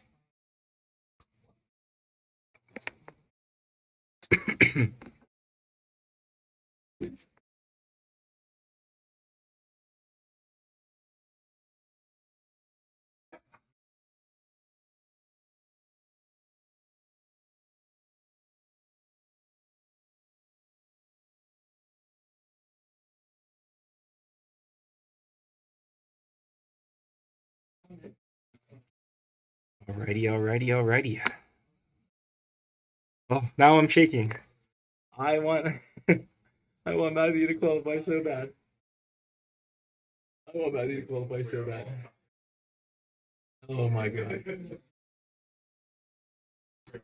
Let's insert the bias. Come here. Matthew is a long-time friend of mine. And Matt, aka Gun-kun, Matthew and I were all roommates in college. At one point. Not the whole time, but at one point, because we're all friends. And the past month-ish, I've been boot camping this man. So please. I would be so excited. Randy. We are in the top 4. Our top 4 spots are Gun-kun, Ultra Rider, Aka Greymon, Shatterhole. Stay on the binky. That is our top 4. We're getting ready for those matches right now. And we're going to decide, because Gun-kun is in the top 4, how does the pass down go? We'll find out soon. Oh, it looks like they are getting ready for the top. I'm going to go check on them really quick.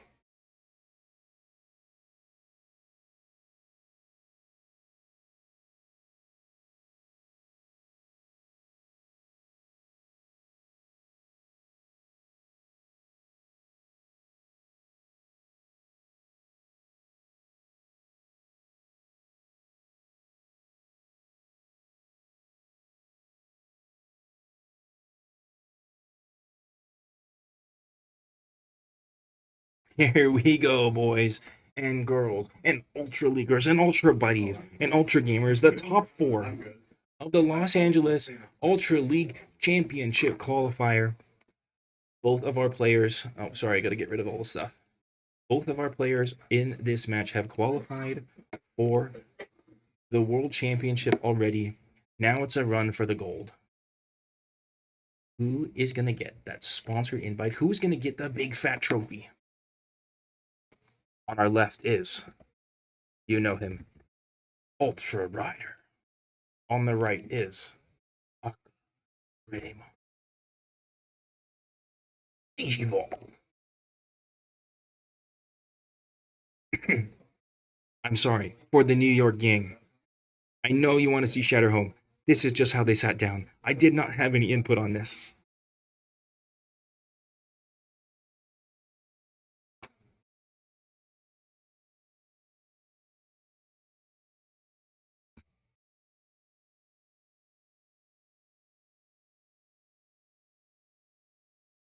Shuffling, shuffling, shuffling. You know the magic.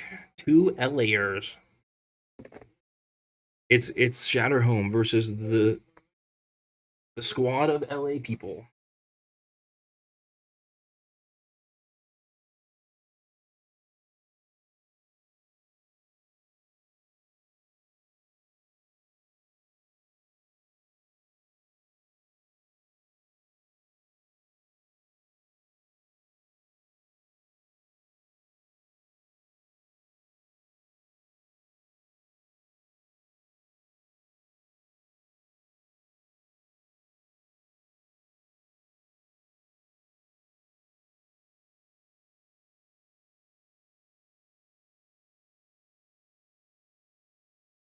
All right, here we go. I'm gonna go let them know that they're mad that Shatterhome's not on stream. Okay. Yeah, I'll have them up to shout me match updates as they go. There we go. That is Aqua Greymon sporting the Digimon World Championship playmat. Super sick look. Alrighty, alrighty.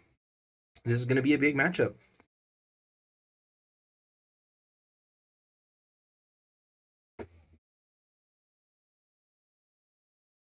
Big matchup time. What are these two players playing? We've seen Ultra Rider before. I'll keep his ducks hidden because I don't quite remember, and we don't need to talk about it quite yet. It's more suspenseful. Yeah. Two local players known for, I think both of these guys tested a lot together, so friends, but enemies. Frenemies.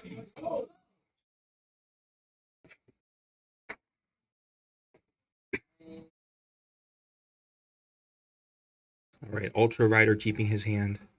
Time for Aqua Greymon.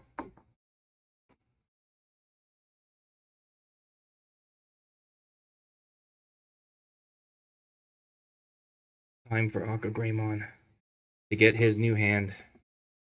We're going into the first game of the top 4 matchup. Winner is going to go to the finals. That's what we want to see. Boom, there it is. We've seen it before. We've seen it before. Ultra Riders. Blazar versus Akagidmon. I missed the search. Zeton going to trash. I'm sure Akagreymon would have liked to draw that. Blazar is back, baby. Is that 2 wrecking bursts in Akagremon's hand? What?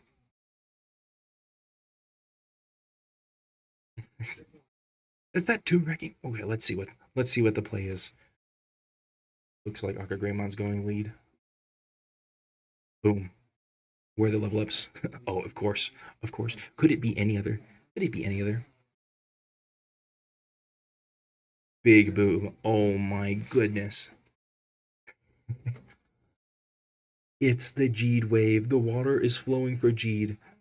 Akagreymon gets a power type and an arm type into the hand. Another one.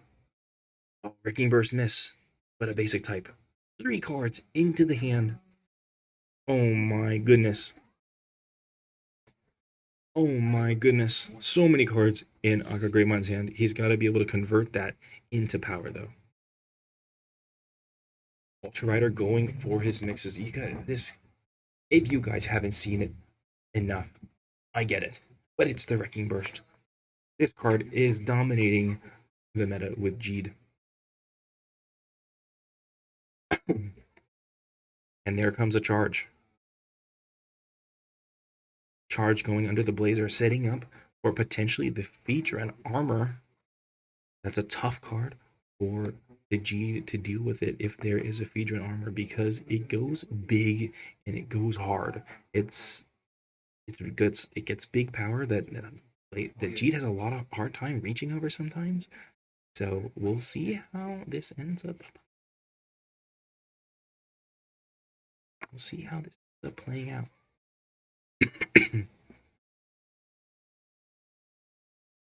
The Royal Mega Master definitely going to help out with that. Hedron armor, forcing 2 charges just to beat. Evan, the other top 4 match is between Gankun and Shatterhome.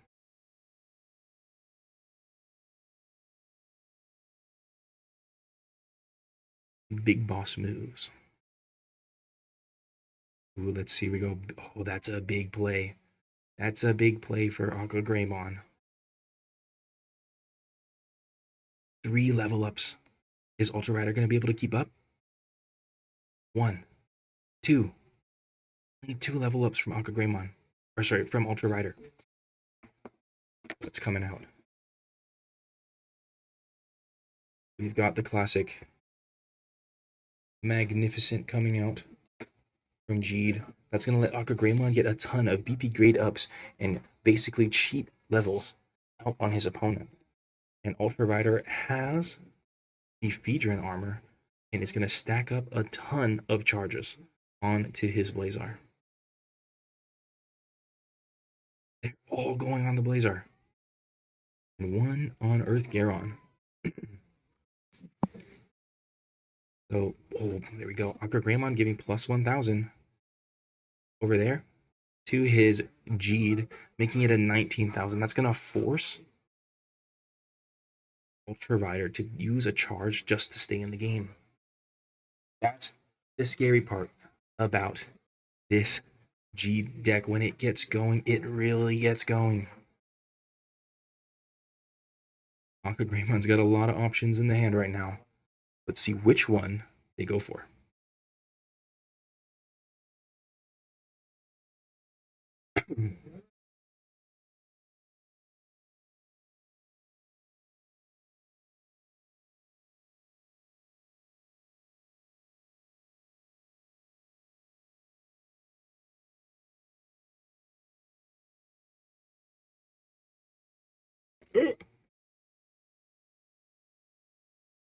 I did it again. Someone, you baited me into typing the 3. All right. Aqua Greymon's making a tough choice here. Let's see what it is. Boom.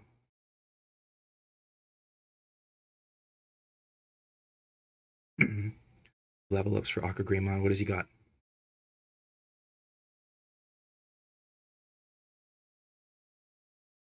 Big moves.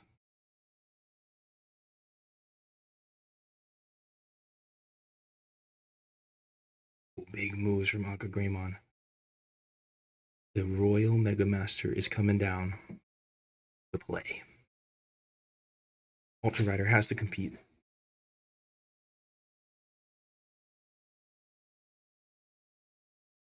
1, 2 level ups, 3 level ups. Is that right? No, one of them is a charge. Royal Mega Master coming out. Blazar from the Ultra deck coming out. That's going to help Ultra Rider survive against this onslaught of a Jeed Royal Mega Master. So currently, we're going from top to bottom, lane 1 to 4. The top lane, Aqua Greymon's winning with the Royal Mega Master at 20,000. Ultra Rider getting a charge. Lane 2, Aqua Greymon winning with the Jeed Claw. Lane 3, the third to the bottom, Aqua Greymon winning with 11,000 to 10,000. Lane 4, the only lane Akagrimon is losing currently. So Ultra Rider is going to have to find a way to start tying some of this stuff. And also, not lose. Oh, Akagrimon stands a chance to. I don't think he can lose, but it's going to be, he might be able to lose. It's going to be really close. It's a tough matchup because Ultra Rider has played that Ultra Deck Blazar, which gives it BP grade down. So it's going to be really tricky to navigate this turn. There's been a lot of pointing and not a lot of understanding. So I will try to translate for you when we see the results. My understanding is the new lane power type should give plus 1,000 to Royal Magameister, making it, oh, there we go, making it 21,000. Then with Jeed, he's going to go 12,000. And then he's going to Royal Magameister, activating Jeed Claw again for another 1,000. And is he going to go 22 or is he going to go big?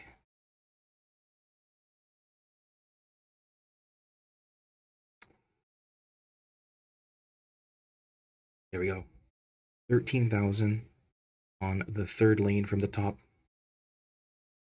That means he has to burn 2 charges to take back that lane. Jeed Royal Megamaster at 21,000.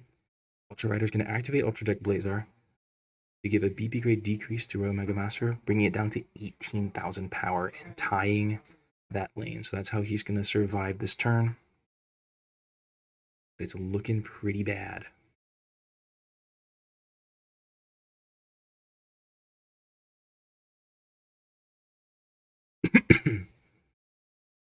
The Akagrimon, I think he's just slamming it. Let's see what we got. Goodness, this is going to be a big turn. There's no cards in Akagrimon's hand, but he's got a lot of plus 1,000s to go. And Ultra Rider has a lot of charges. This could go either way. Unfortunately for Ultra Rider, he's losing all 5 lanes. I don't know if you have enough charges to get through this. Is there enough charges? Akagrimon figuring out his boosts.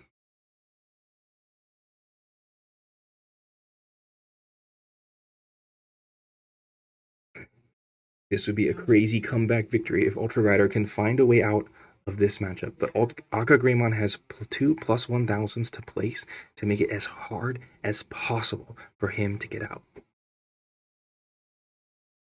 Huh? Are they cleaning it up? Looks like they're calling it. Akagrimon taking the first game over Ultra Rider.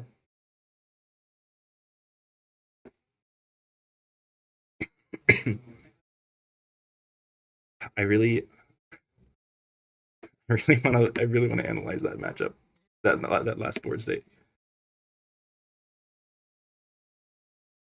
That's what we're gonna do if we have time in between the next matchup. We're gonna analyze that last board state, okay? Because I think there's a way out. It's crazy.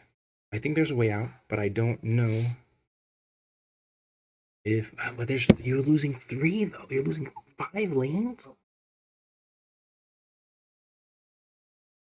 Yeah, I think there's no way because he could just do 22,000 on the Royal Mega Master. You can't BP down it. You're super losing.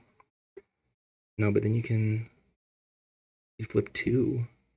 But I don't think you can ever flip 3. That's the problem.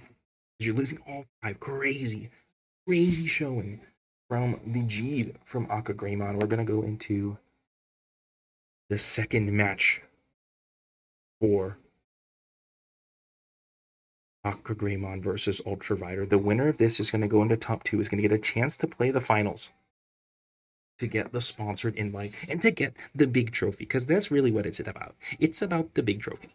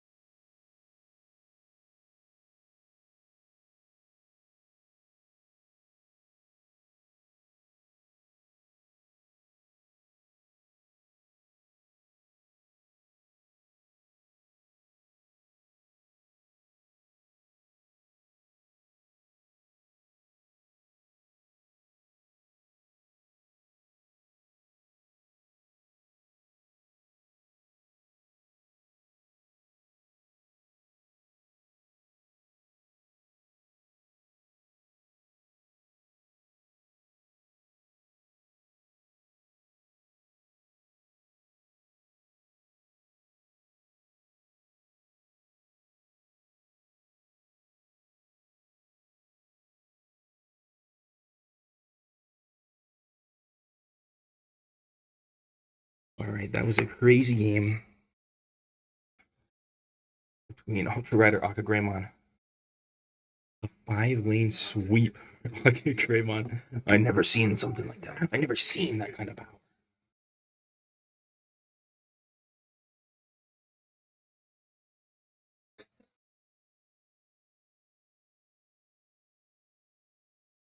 We're getting into the next game. Akagreymon deck. Oh, they both have changed decks. Ultra Rider bringing out his Jeed. He says, you know what? If it didn't work, let's switch it up. Change the strategy. Change the vibe. Mix it up a little bit. Decker. The Jeed versus the Decker, both of them playing level 1 draws. That's what both people want to see. And Greymon has got quite a hand, doesn't he? And so does Ultra Rider. Let's see how this is all going to play out.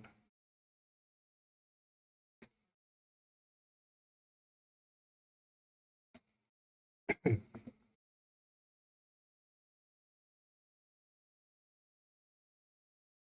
right, level ups coming in for everybody.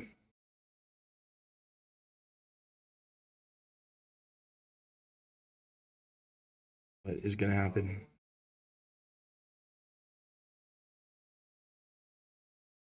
Boom. 2 level ups from Akagreymon, keeping it aggressive. And the Wrecking Burst from Ultra Rider is going to be as good for him as it was Akagreymon. It is. Royal Mega Master and I think it was a Galaxy Rising. Really, really strong pickup for really strong pickup for Ultra Rider. Akagreymon deciding if he wants that level 3 or not. It looks like he's gonna grab it. Maybe discard it. Okay, there you go. Discarding the scene because he did not take the lead as he was hoping to. Heads up play by Akagreymon. Ooh, and this time Ultra Rider has the scene.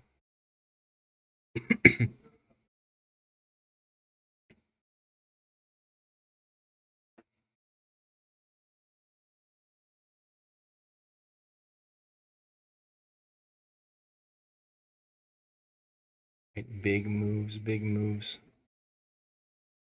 We're looking at some big possible plays next turn from Greymon. We know a Mega Monster is potentially coming out for our boy.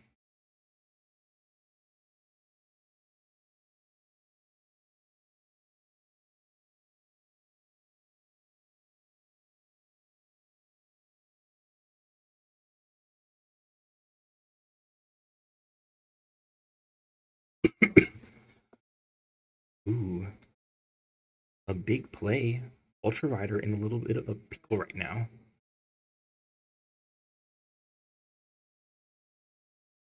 Looks like he's gonna get a little bit out of it using that, being able to get a G'd.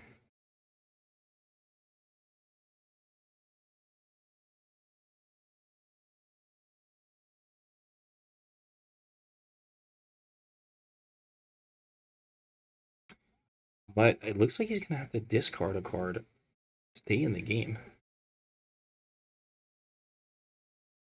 And I think they sped through that while I was trying to type to Tim.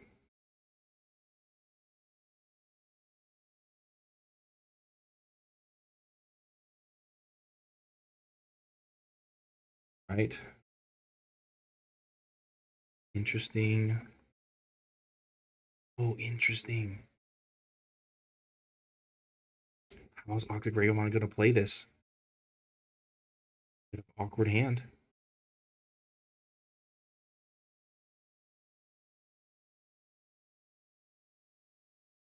Bit of an awkward hand for both of these guys. What's gonna happen? Go big or go home? I'm seeing a play. I'm wondering if Akagreymon sees my play as well.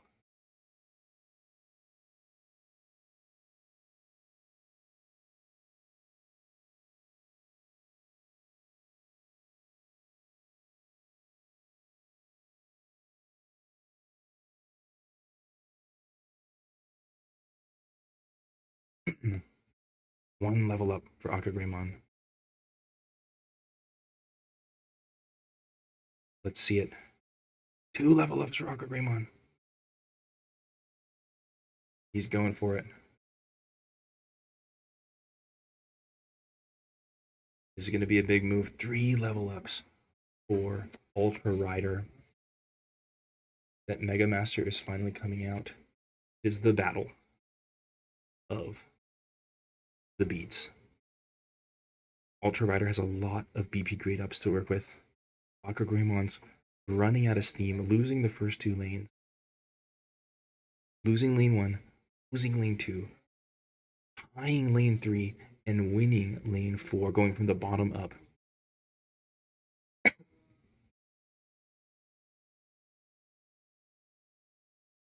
With all these BP grades ups, it might be too much for Akagreymon to stay in the game, but it depends on Ultra Rider's hand. He might not have the right types. It could always happen. They're stacking up the plus 1000s.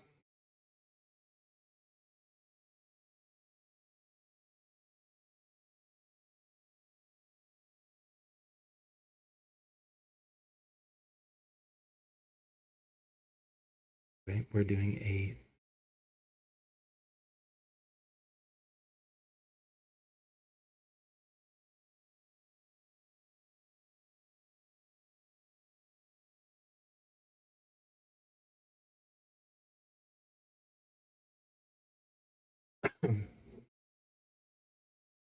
Ultra Rider has the basic type.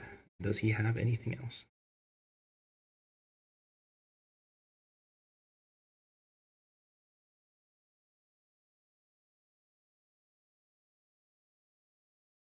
Right. Omega Master.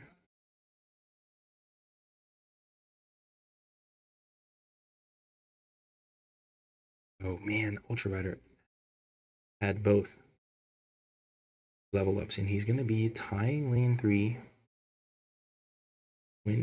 winning lane. Sorry, bottom top.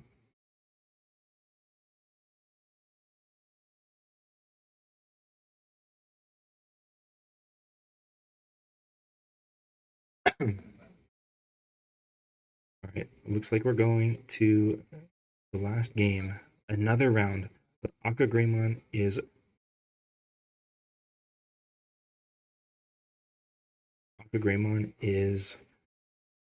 running on fumes. Only 1 card in hand left. Ultra Rider has 3. How is Ultra Rider gonna get through this situation to get his lead, to get his win? Jumping the gun. Ultra Rider, calm down, calm down.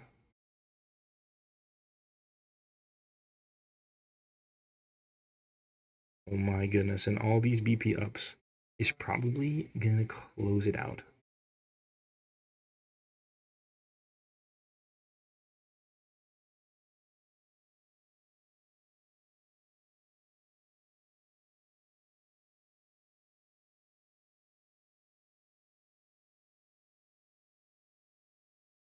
It looks like it's maybe a reverse sweep. Ultra Rider taking 4 or 5 lanes off Akagremon's Decker. Oh my goodness. We're going to the all-important game. Game number 3. It's going to be Ultra Riders, Blazar Garon versus, oh sorry, wrong one, Akagremon's Decker. Wah, wah, wah. The final decisive battle to see who's going to go on to face Shatterhome in the finals and defend the West Coast. But it would be some kind of cosmic karma if Shatterhome came all the way from New York to take first at the Ultra League Championships in Los Angeles 2026, taking back their rightful first place for the West Coast. After, I guess I flew from California to New York to take first place over there. 16 minutes left on time, enough for a reasonably paced game. Not enough time to shuffle for 5 minutes.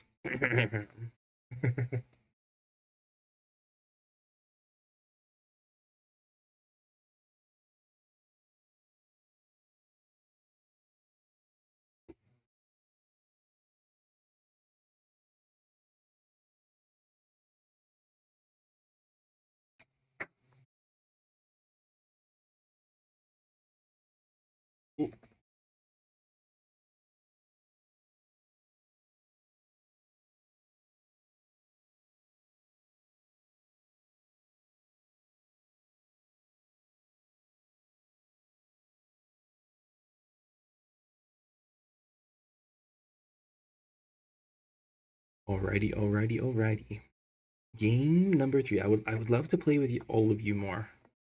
I definitely am in my own little bubble, especially with 2 kids, but we're here having a good time. MVP of today is the wife who took the kids so that I could be here doing some cool content for y'all. The level 1 draws leading us off for this final game. Blaze Argaron versus Decker. Who will come out on top? Is it Ultra Rider with his charge? Or will it be Aqua Greymon holding the power of Booster Set 1 in his hands? All the way back from Booster Set 1, Aqua Greymon using Decker. It's the battle of BPO 6 versus BPO 1, a battle for the ages, a battle between friends and enemies.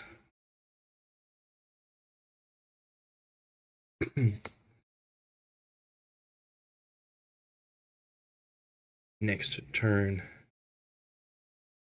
2, the next important setup turn for both these players.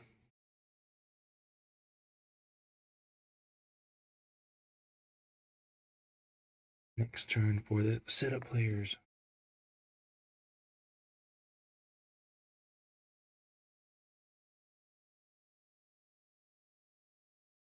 Aqua Greymon with the lead. We'll see how aggressive we end up being. 2 level ups. 1 level up for Ultra Rider. A charge. Ooh. And a flash type for Aqua Greymon. Going aggressive quickly, trying to keep the lead. It seems that Aqua Greymon might be trying to keep Ultra Rider from being able to play a wonderful scene. We know it's guard. The most dangerous, deadly scene of all of Ultraman.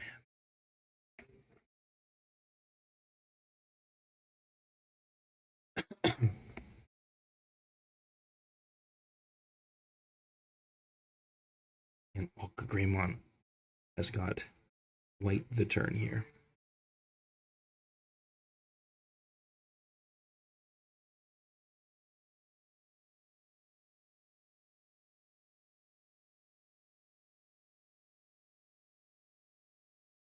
Let's see what he chooses to go for. The turn. What kind of turn is it? Good Greymon. Going big. Making his plays, planning his moves, going for his level. Ultra Rider. Is he prepared? Is he ready? The first turn that Ultra Rider or Aqua Greymon can win the game. Ultra Rider is going for 3 level ups. He has to live. He has to survive.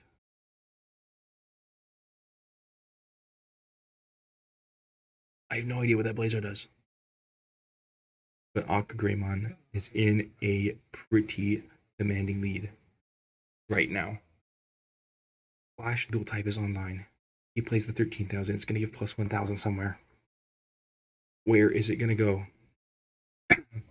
Ultra Rider doesn't have enough charge to do everything.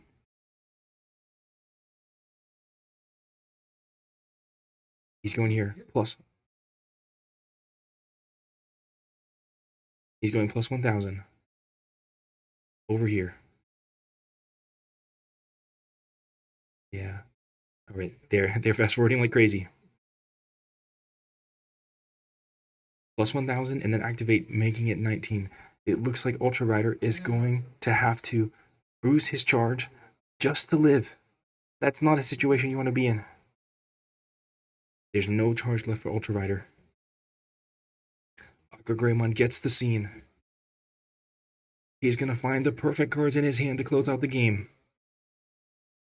This next turn could be it for this top 4 match. Oh, the AB, thank you, KDJ.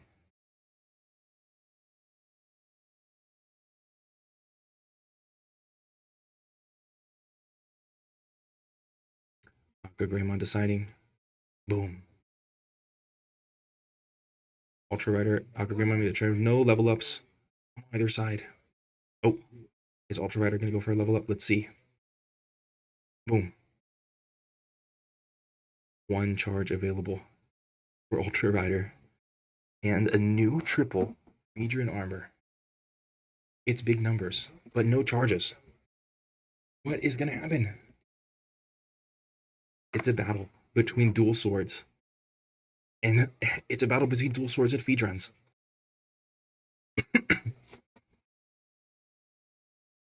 Greymon goes for the dynamic type BP grade down on the Earth Garon there. It's basically to guarantee the win in the latest lane. Oh my goodness. It's not looking good for Ultra Rider.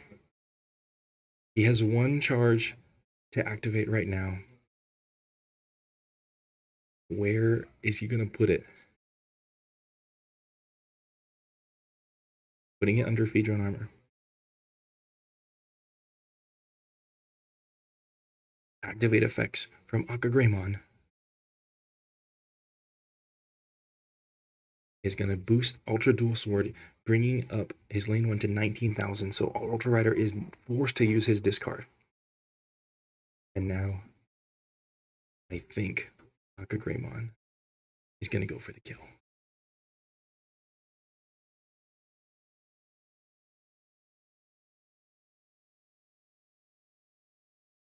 No level ups for Greymon, of course.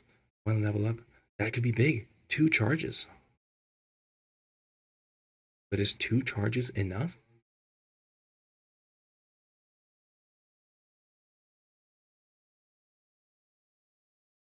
And plus 1,000.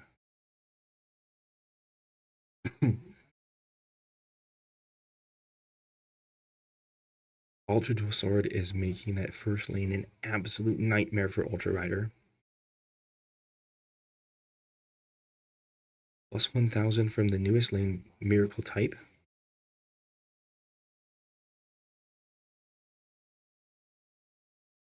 He's looking where to put. Greymon is looking where to put a plus 1,000 power onto his field for the on-play ability. Let's see where it's going to go.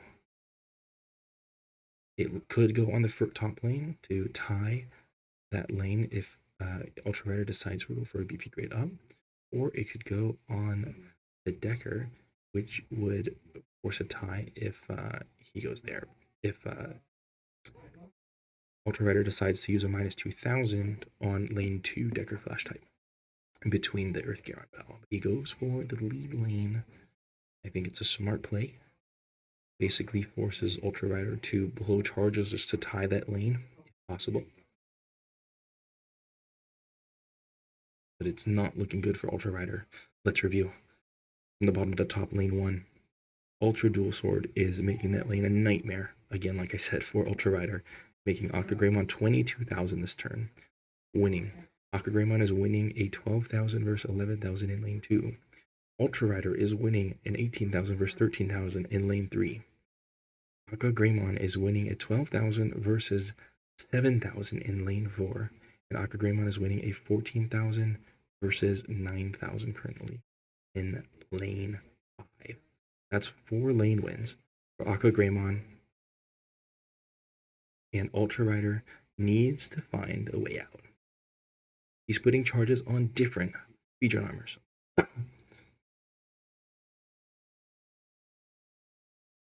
What's your move, Ultra Rider?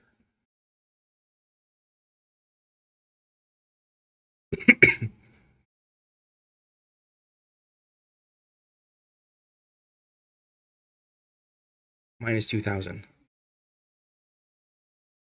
Minus 2,000.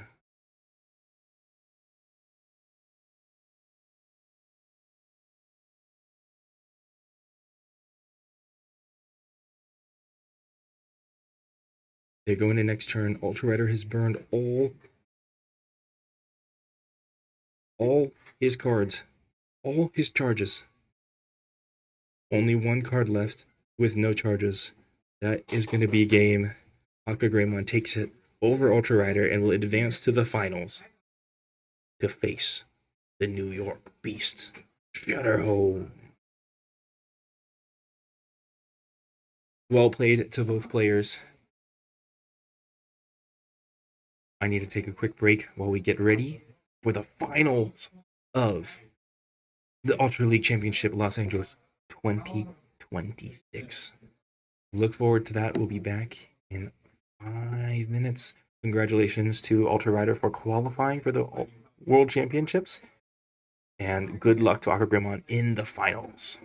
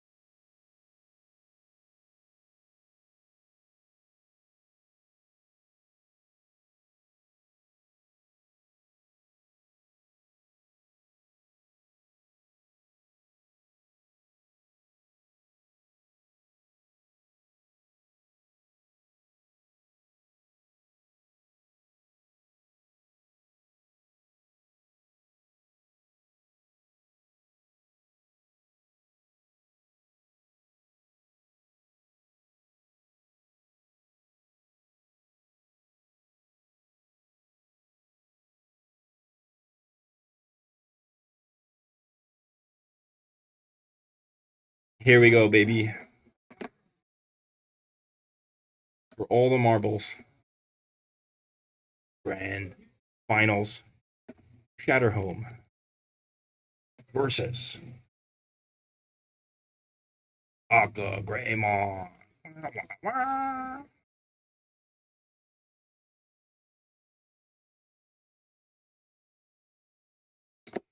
We do have everybody's decks, so I will give them to you right away.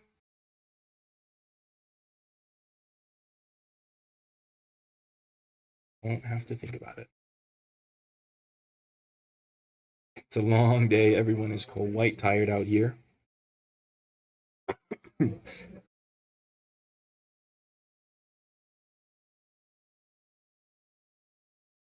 While this goes, Gonkan will be playing yet again for third place. We'll see if he can grab both.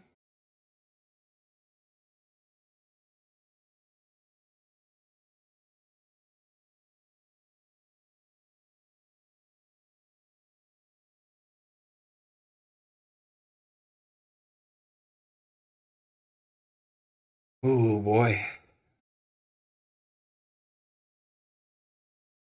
Big moves. I'm gonna go see if I can turn the camera a little bit for y'all. So it's not as offsided. And we'll be right back. We're going into the finals.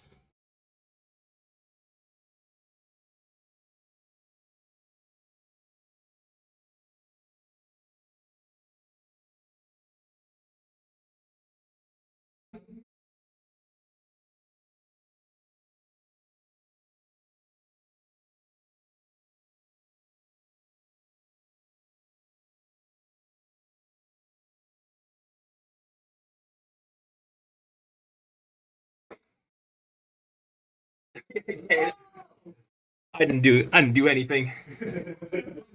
I didn't do anything. Here we go.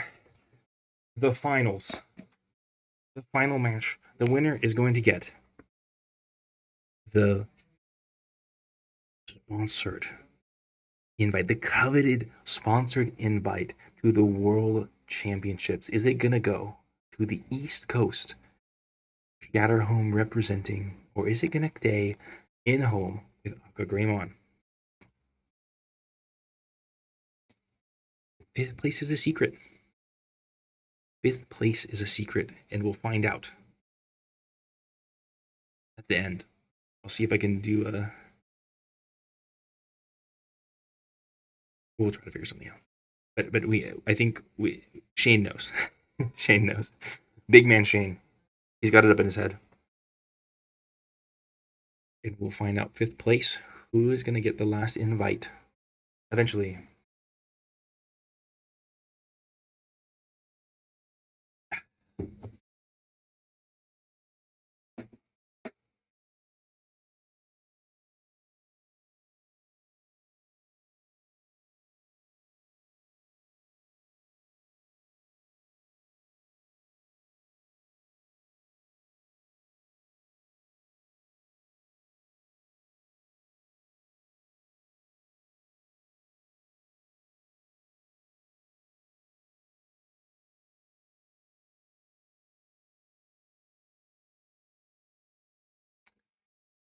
Right.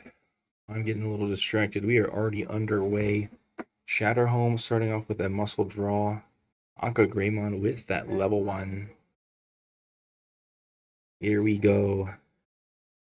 It's the all-important game number 1.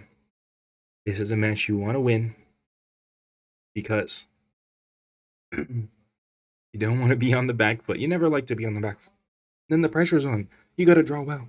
You can't slip up. Shatterhome going for a double level up.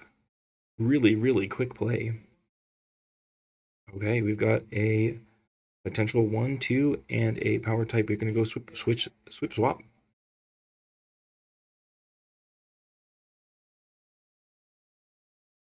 A BP down and a BP up. Okay, interesting. Akagreymon going for the Jeed that can bounce a level 1. We'll see if he wants to play a little greedy. Activating Wrecking Burst. Or, sorry, forcing a tie, question mark? Shatterhome. It's Legend of Stone. He's going to be able to use that to potentially replay some power-type Tigas. Boom.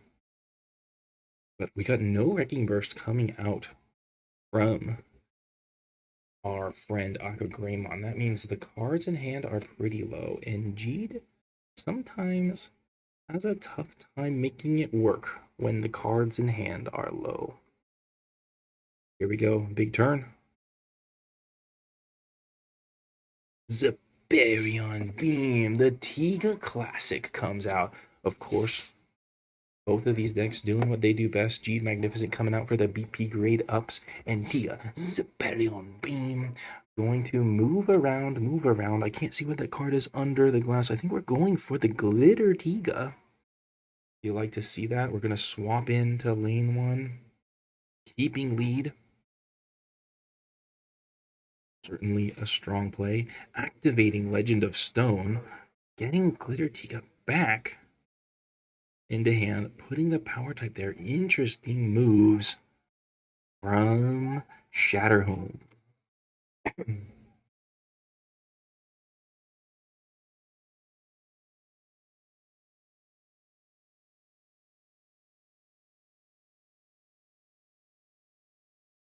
Turn 3 is past. The game is starting to get tense.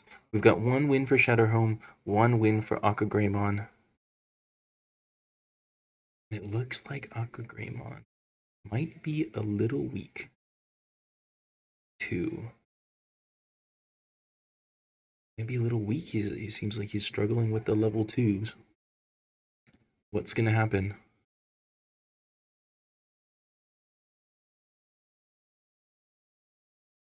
Legend of Stone, is a Cha-Cha Slide going to come out again? Or is it going to be another, is it going to be the Glitter Tiga?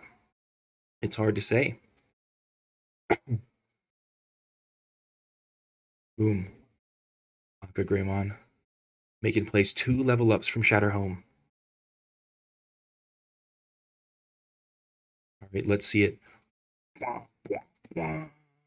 Zeton coming down for Akagreymon. You love him, you hate him. It's Zeton and the Glitter Tiga. Oh my goodness. The Glitter Tiga coming down to make a triple. Respectable.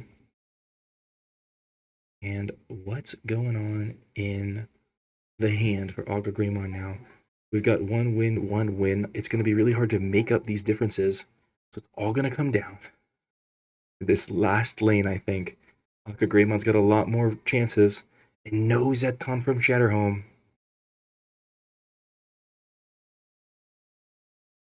Yeah. No Zeton from Shatterhome Zone. That's 3 wins. And Akagreymon takes game 1 of the grand finals, the finals match for our championships. 1 game closer to getting a sponsored invite to the Ultraman Card Game World Championships. We're going to be moving on to Akagreymon second deck. The pressure's on Shatterhome. You've got to win 2 in a row. Fight, fight, fight. East Coast Power. The chat is doing the Spirit Bomb, sending their energy to Shatterhome.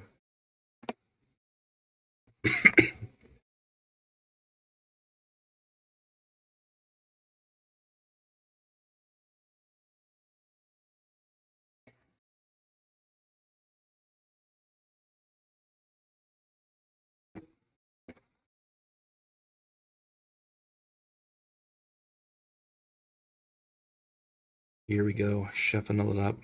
Shuffling. Every day I'm shuffling.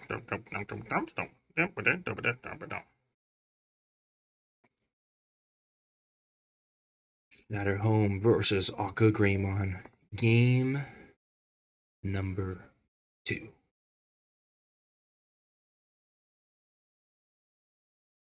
Game number 2.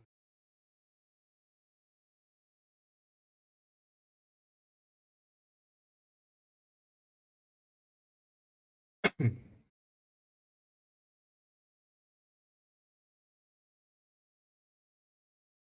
going to be Aqua Greymon's second deck. I believe Shatterhome is sticking with the plan, sticking with the man with the plan. And we'll see if it comes out all right.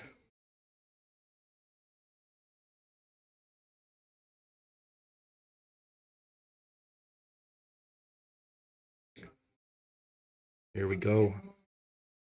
On to the hand drawing. We'll see if their hands are looking good. Who's going to mulligan? Who's going to go first? Aqua Greymon, thinking about the mulligan. Doesn't seem to love his hand. And it's going back.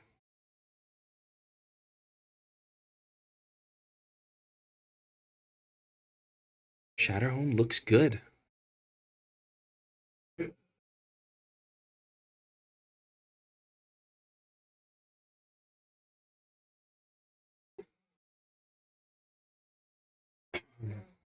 A keep at this point is looking good for Shatterhome. He needs to get this game if he wants to keep his lifeline alive and get that sponsored invite to the World Championships.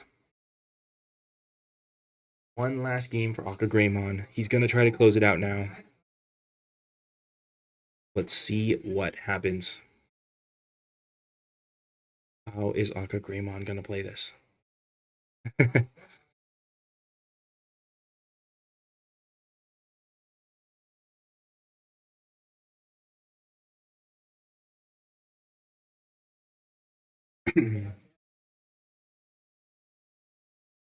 It's all part of Shatterhome's plan to run out the clock and go to time and win in time.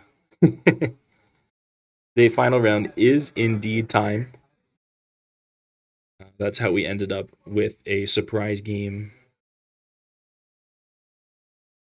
A surprise win. There goes the Zeton.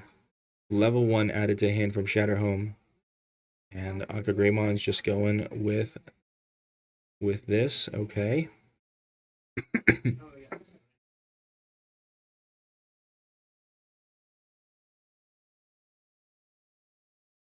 Not starting with a level 1, a little bit rough for Decker decks usually. We'll see what Aqua Greymon can do.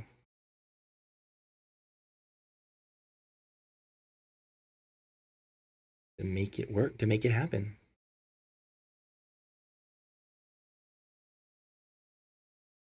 Okay. He's going big. He's going fast. Shatterhome follows up with his own. Double a level up. That's a muscle draw on Shatterhome's time. He's going to try to fix his hand up.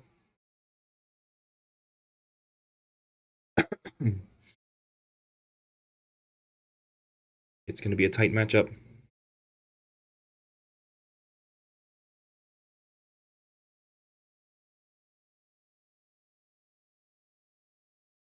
Starting with the level 2 muscle draw from Shatterhome. We'll see if he gets what he wants. Next turn.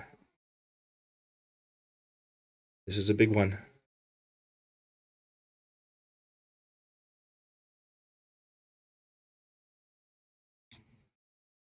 Is Aqua Greymon going to try to go for the win here?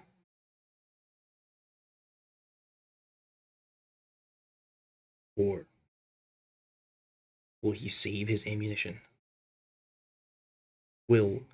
Is he to go for the win here? And what does Shatterhome have in his hands to defend? We're about to find out. Aqua Greymon setting up his triple. He's got the flash type ready. How many level ups does Shatterhome have to respond? 1 level up. That's it. A BP grade down. And Zeton. Oh my goodness. The Zeton Classic from Shatterhome strikes again. Luckily, Aka Greymon barely holds on with 12,000 power. Aka Greymon's desperate now. Backed into a corner. If Shatterhome draws. Oh my goodness. The Zeton. What's Aka Greymon gonna do? He's gotta make some tough decisions. 1 level up. 2 level ups. 3 level ups. Shatterhome shuts the gate on Aka Greymon. There's no way out. There's no way to run. And Aka Greymon is out, dude. He said, peace out, let's go next. And I wouldn't have it any other way. We wouldn't have it any other way. The final of the final qualifier in the US Ultra League Championship, Los Angeles. The final match, Shatterhome versus Aka Greymon, and the final game. One more run to decide it all. One more mulligan to get your best hand. And now, we are going to spend the rest of our timed match shuffling.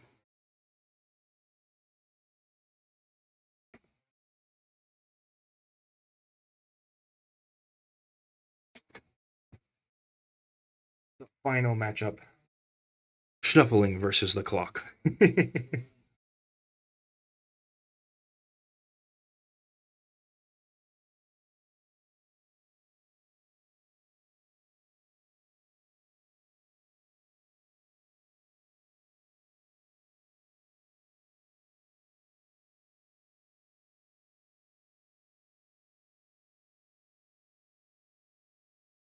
Oh, the final matchup is coming down to this last game. Oh, boom, boom, boom, boom, boom, boom, boom, boom,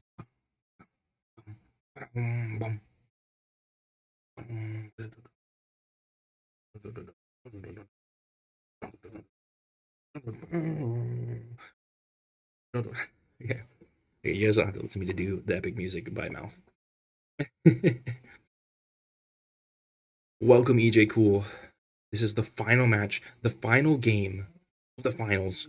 East Coast versus West Coast. Shatterhome from Long Island, New York versus Aka Greymon from Temple City, California.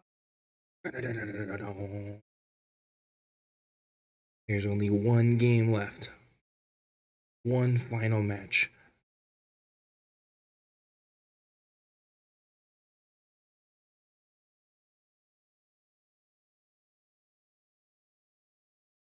Let's see how it begins.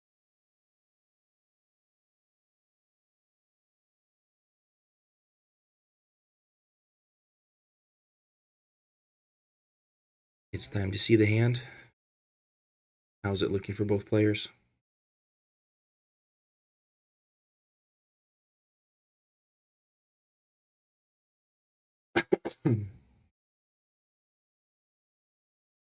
Aka Greymon says no thank you.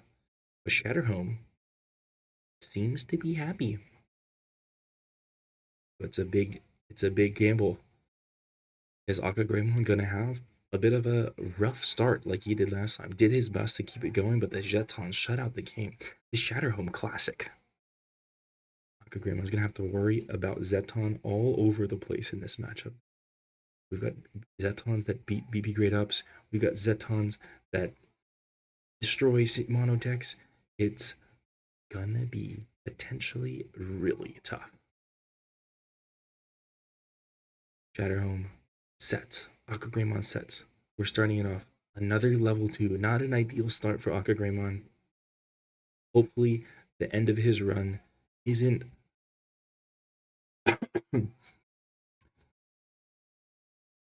isn't just an unfortunate hand after unfortunate hand over and over again.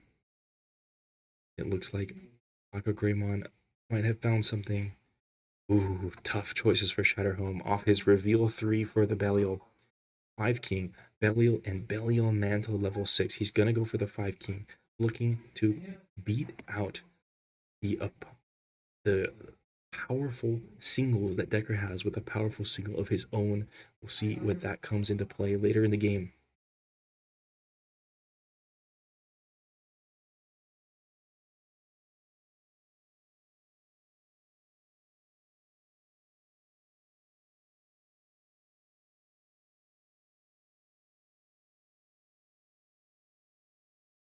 Let's see what's going on here for Akagreymon. Trying to decide what to do. It's a tough choice. Going for no level ups. 2 level ups. There's the Zeton. Oh no. Akagreymon drawing 2. 1. 2.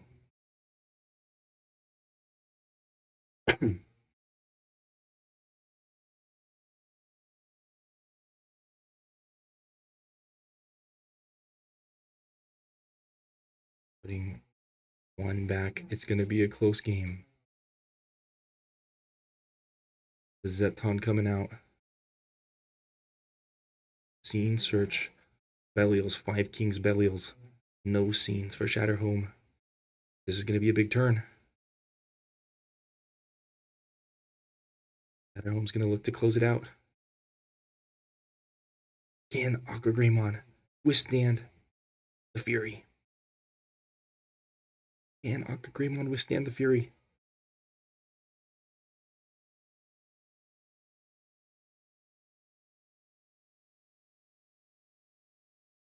There's only one way to find out. Boom. 1 level up for Shatterhome. How is Akagreymon going to play it?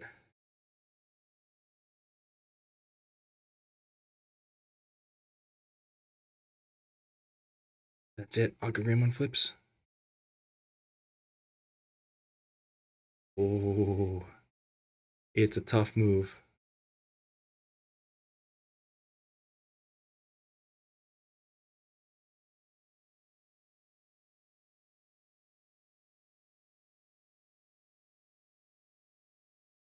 See what's going to happen. It's a really, really rough spot for Akagreymon. I'm not sure there's a way out of it.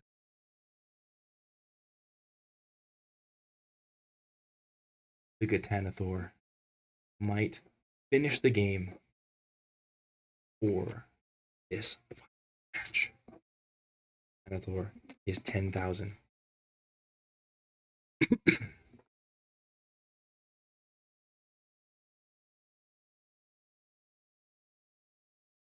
Akagreymon. He's going to leave it. Shatterhome BP boosts. This one? Boost lane 1. Are they going to the next game? What's going on? BP grade increase from Belial. Should close out the game. Rough finish for Akagreymon, but he did his best. GG's. Well played all around. And Shatterhome is our final champion for the USA Ultra League Championship circuit. Shatterhome takes home the win. Let's go, Shatterhome. Let's go.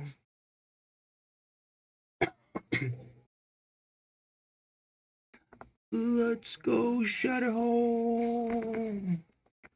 Let's go.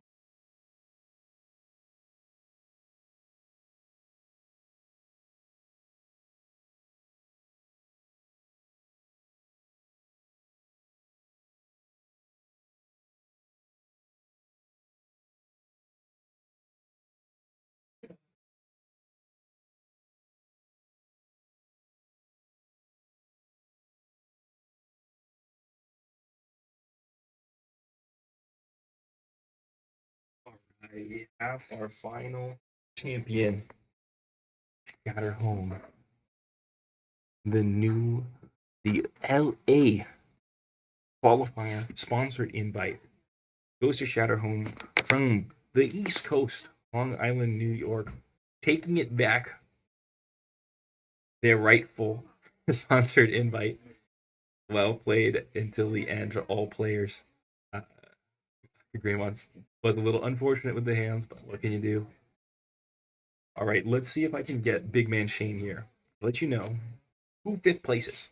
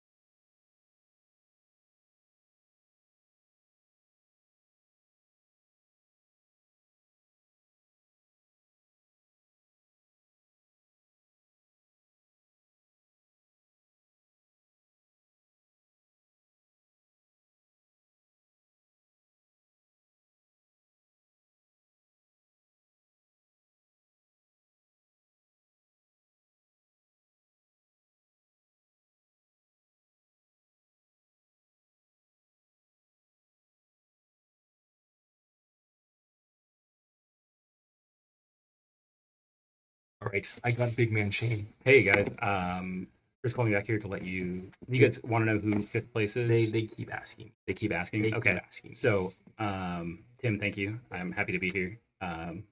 Winorb. So fifth place, I'm happy to say, is going to be announced when first, second, and third are announced. Okay, So we're gonna take care of that when we get. So they're gonna have to keep that's asking. good. You're gonna have to keep asking. I don't think they'd expect anything different from me. Yeah. So we'll Yeah, see you of guys course. later. It's Orban time. Well, I tried. Don't tell me I didn't try.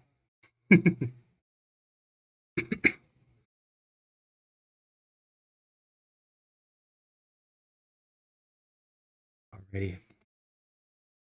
We're waiting on the third place game between Gun and Ultra Rider. We'll see if Gun can make a repeat run at the third place.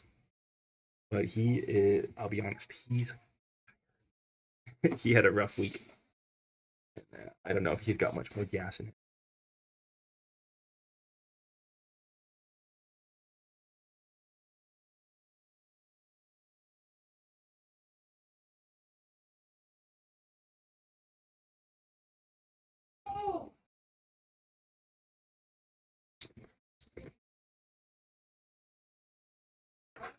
Dude. Yeah, second time third place potentially in a heated battle is of last week's Galaxy Cup finals as well. These two played. Ultra Rider came out on top that time, but who will come out this time? We don't really know. Maybe you guys want to Shatterhome? I'm gonna see if he wants to do a few words for the Starimi. Okay, I'm gonna go. Yeah.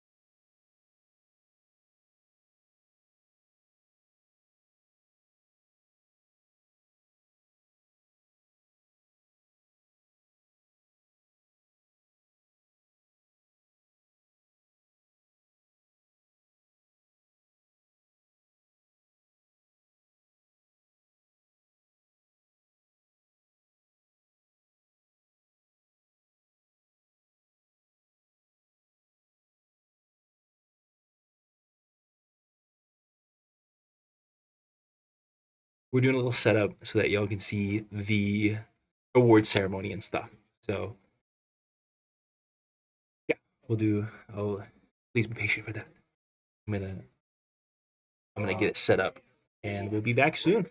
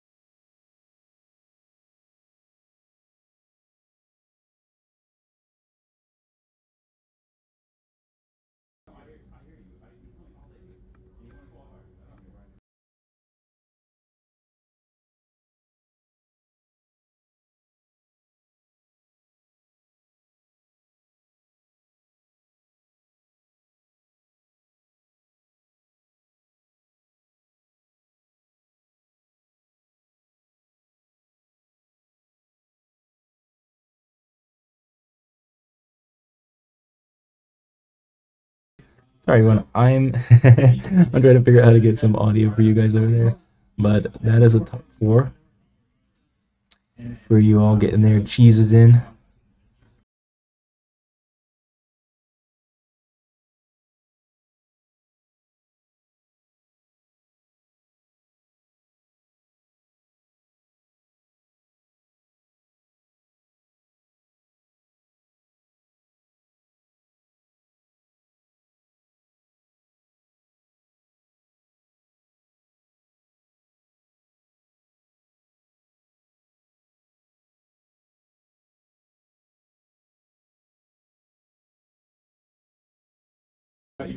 All right, I'm doing my best.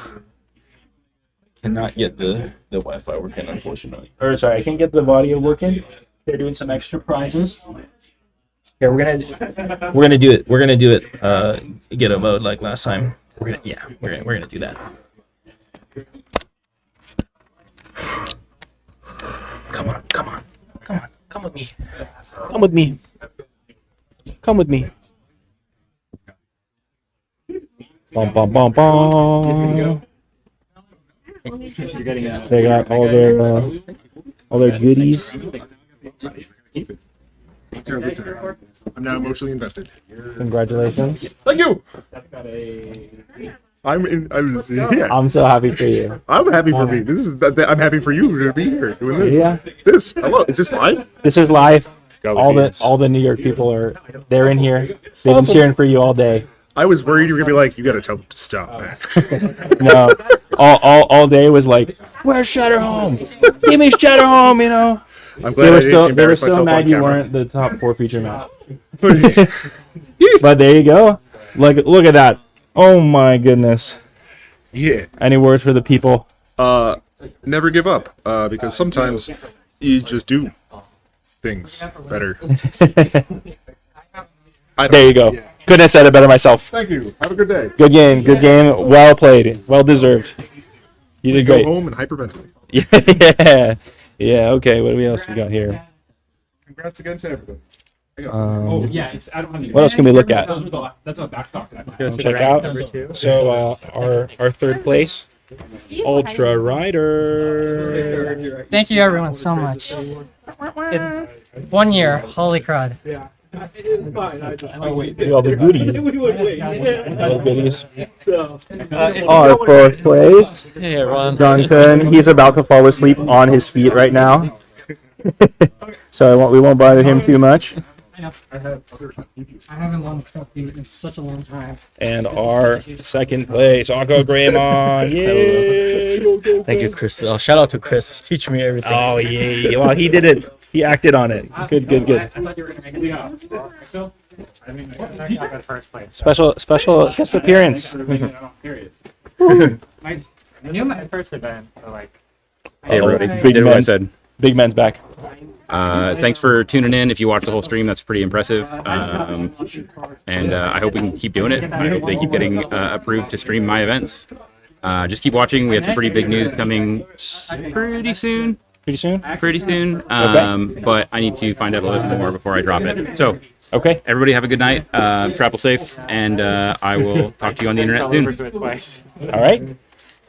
Thank you, Shane, for being the big man TO today, running it with his staff, Evan, who had to leave early. Thank you for Evan and Milan, too. They did a great job running the event, keeping us on time, and it was a great event. Shane, there's no more news today. I'm going to send these people off. Yeah, Okay. nothing else. Thank you for coming. Did we get 5th place? We did. It was. Did I not say it? You might have said it, Did but you interview him? not yet. Just interview him. All right. We have our 5th place. Matthew. You've seen him on the streaming phenomenon on stream for most of the rounds today.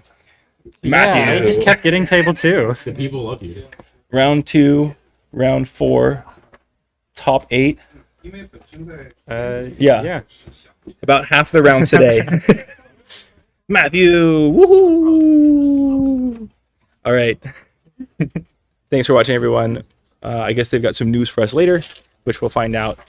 And thanks for watching. Thanks for tuning in on however long you stayed in. Really appreciate it. And I hope you enjoyed it, had fun with the commentary. And we'll see you around. I think it's BPO 7 grind time for us over here.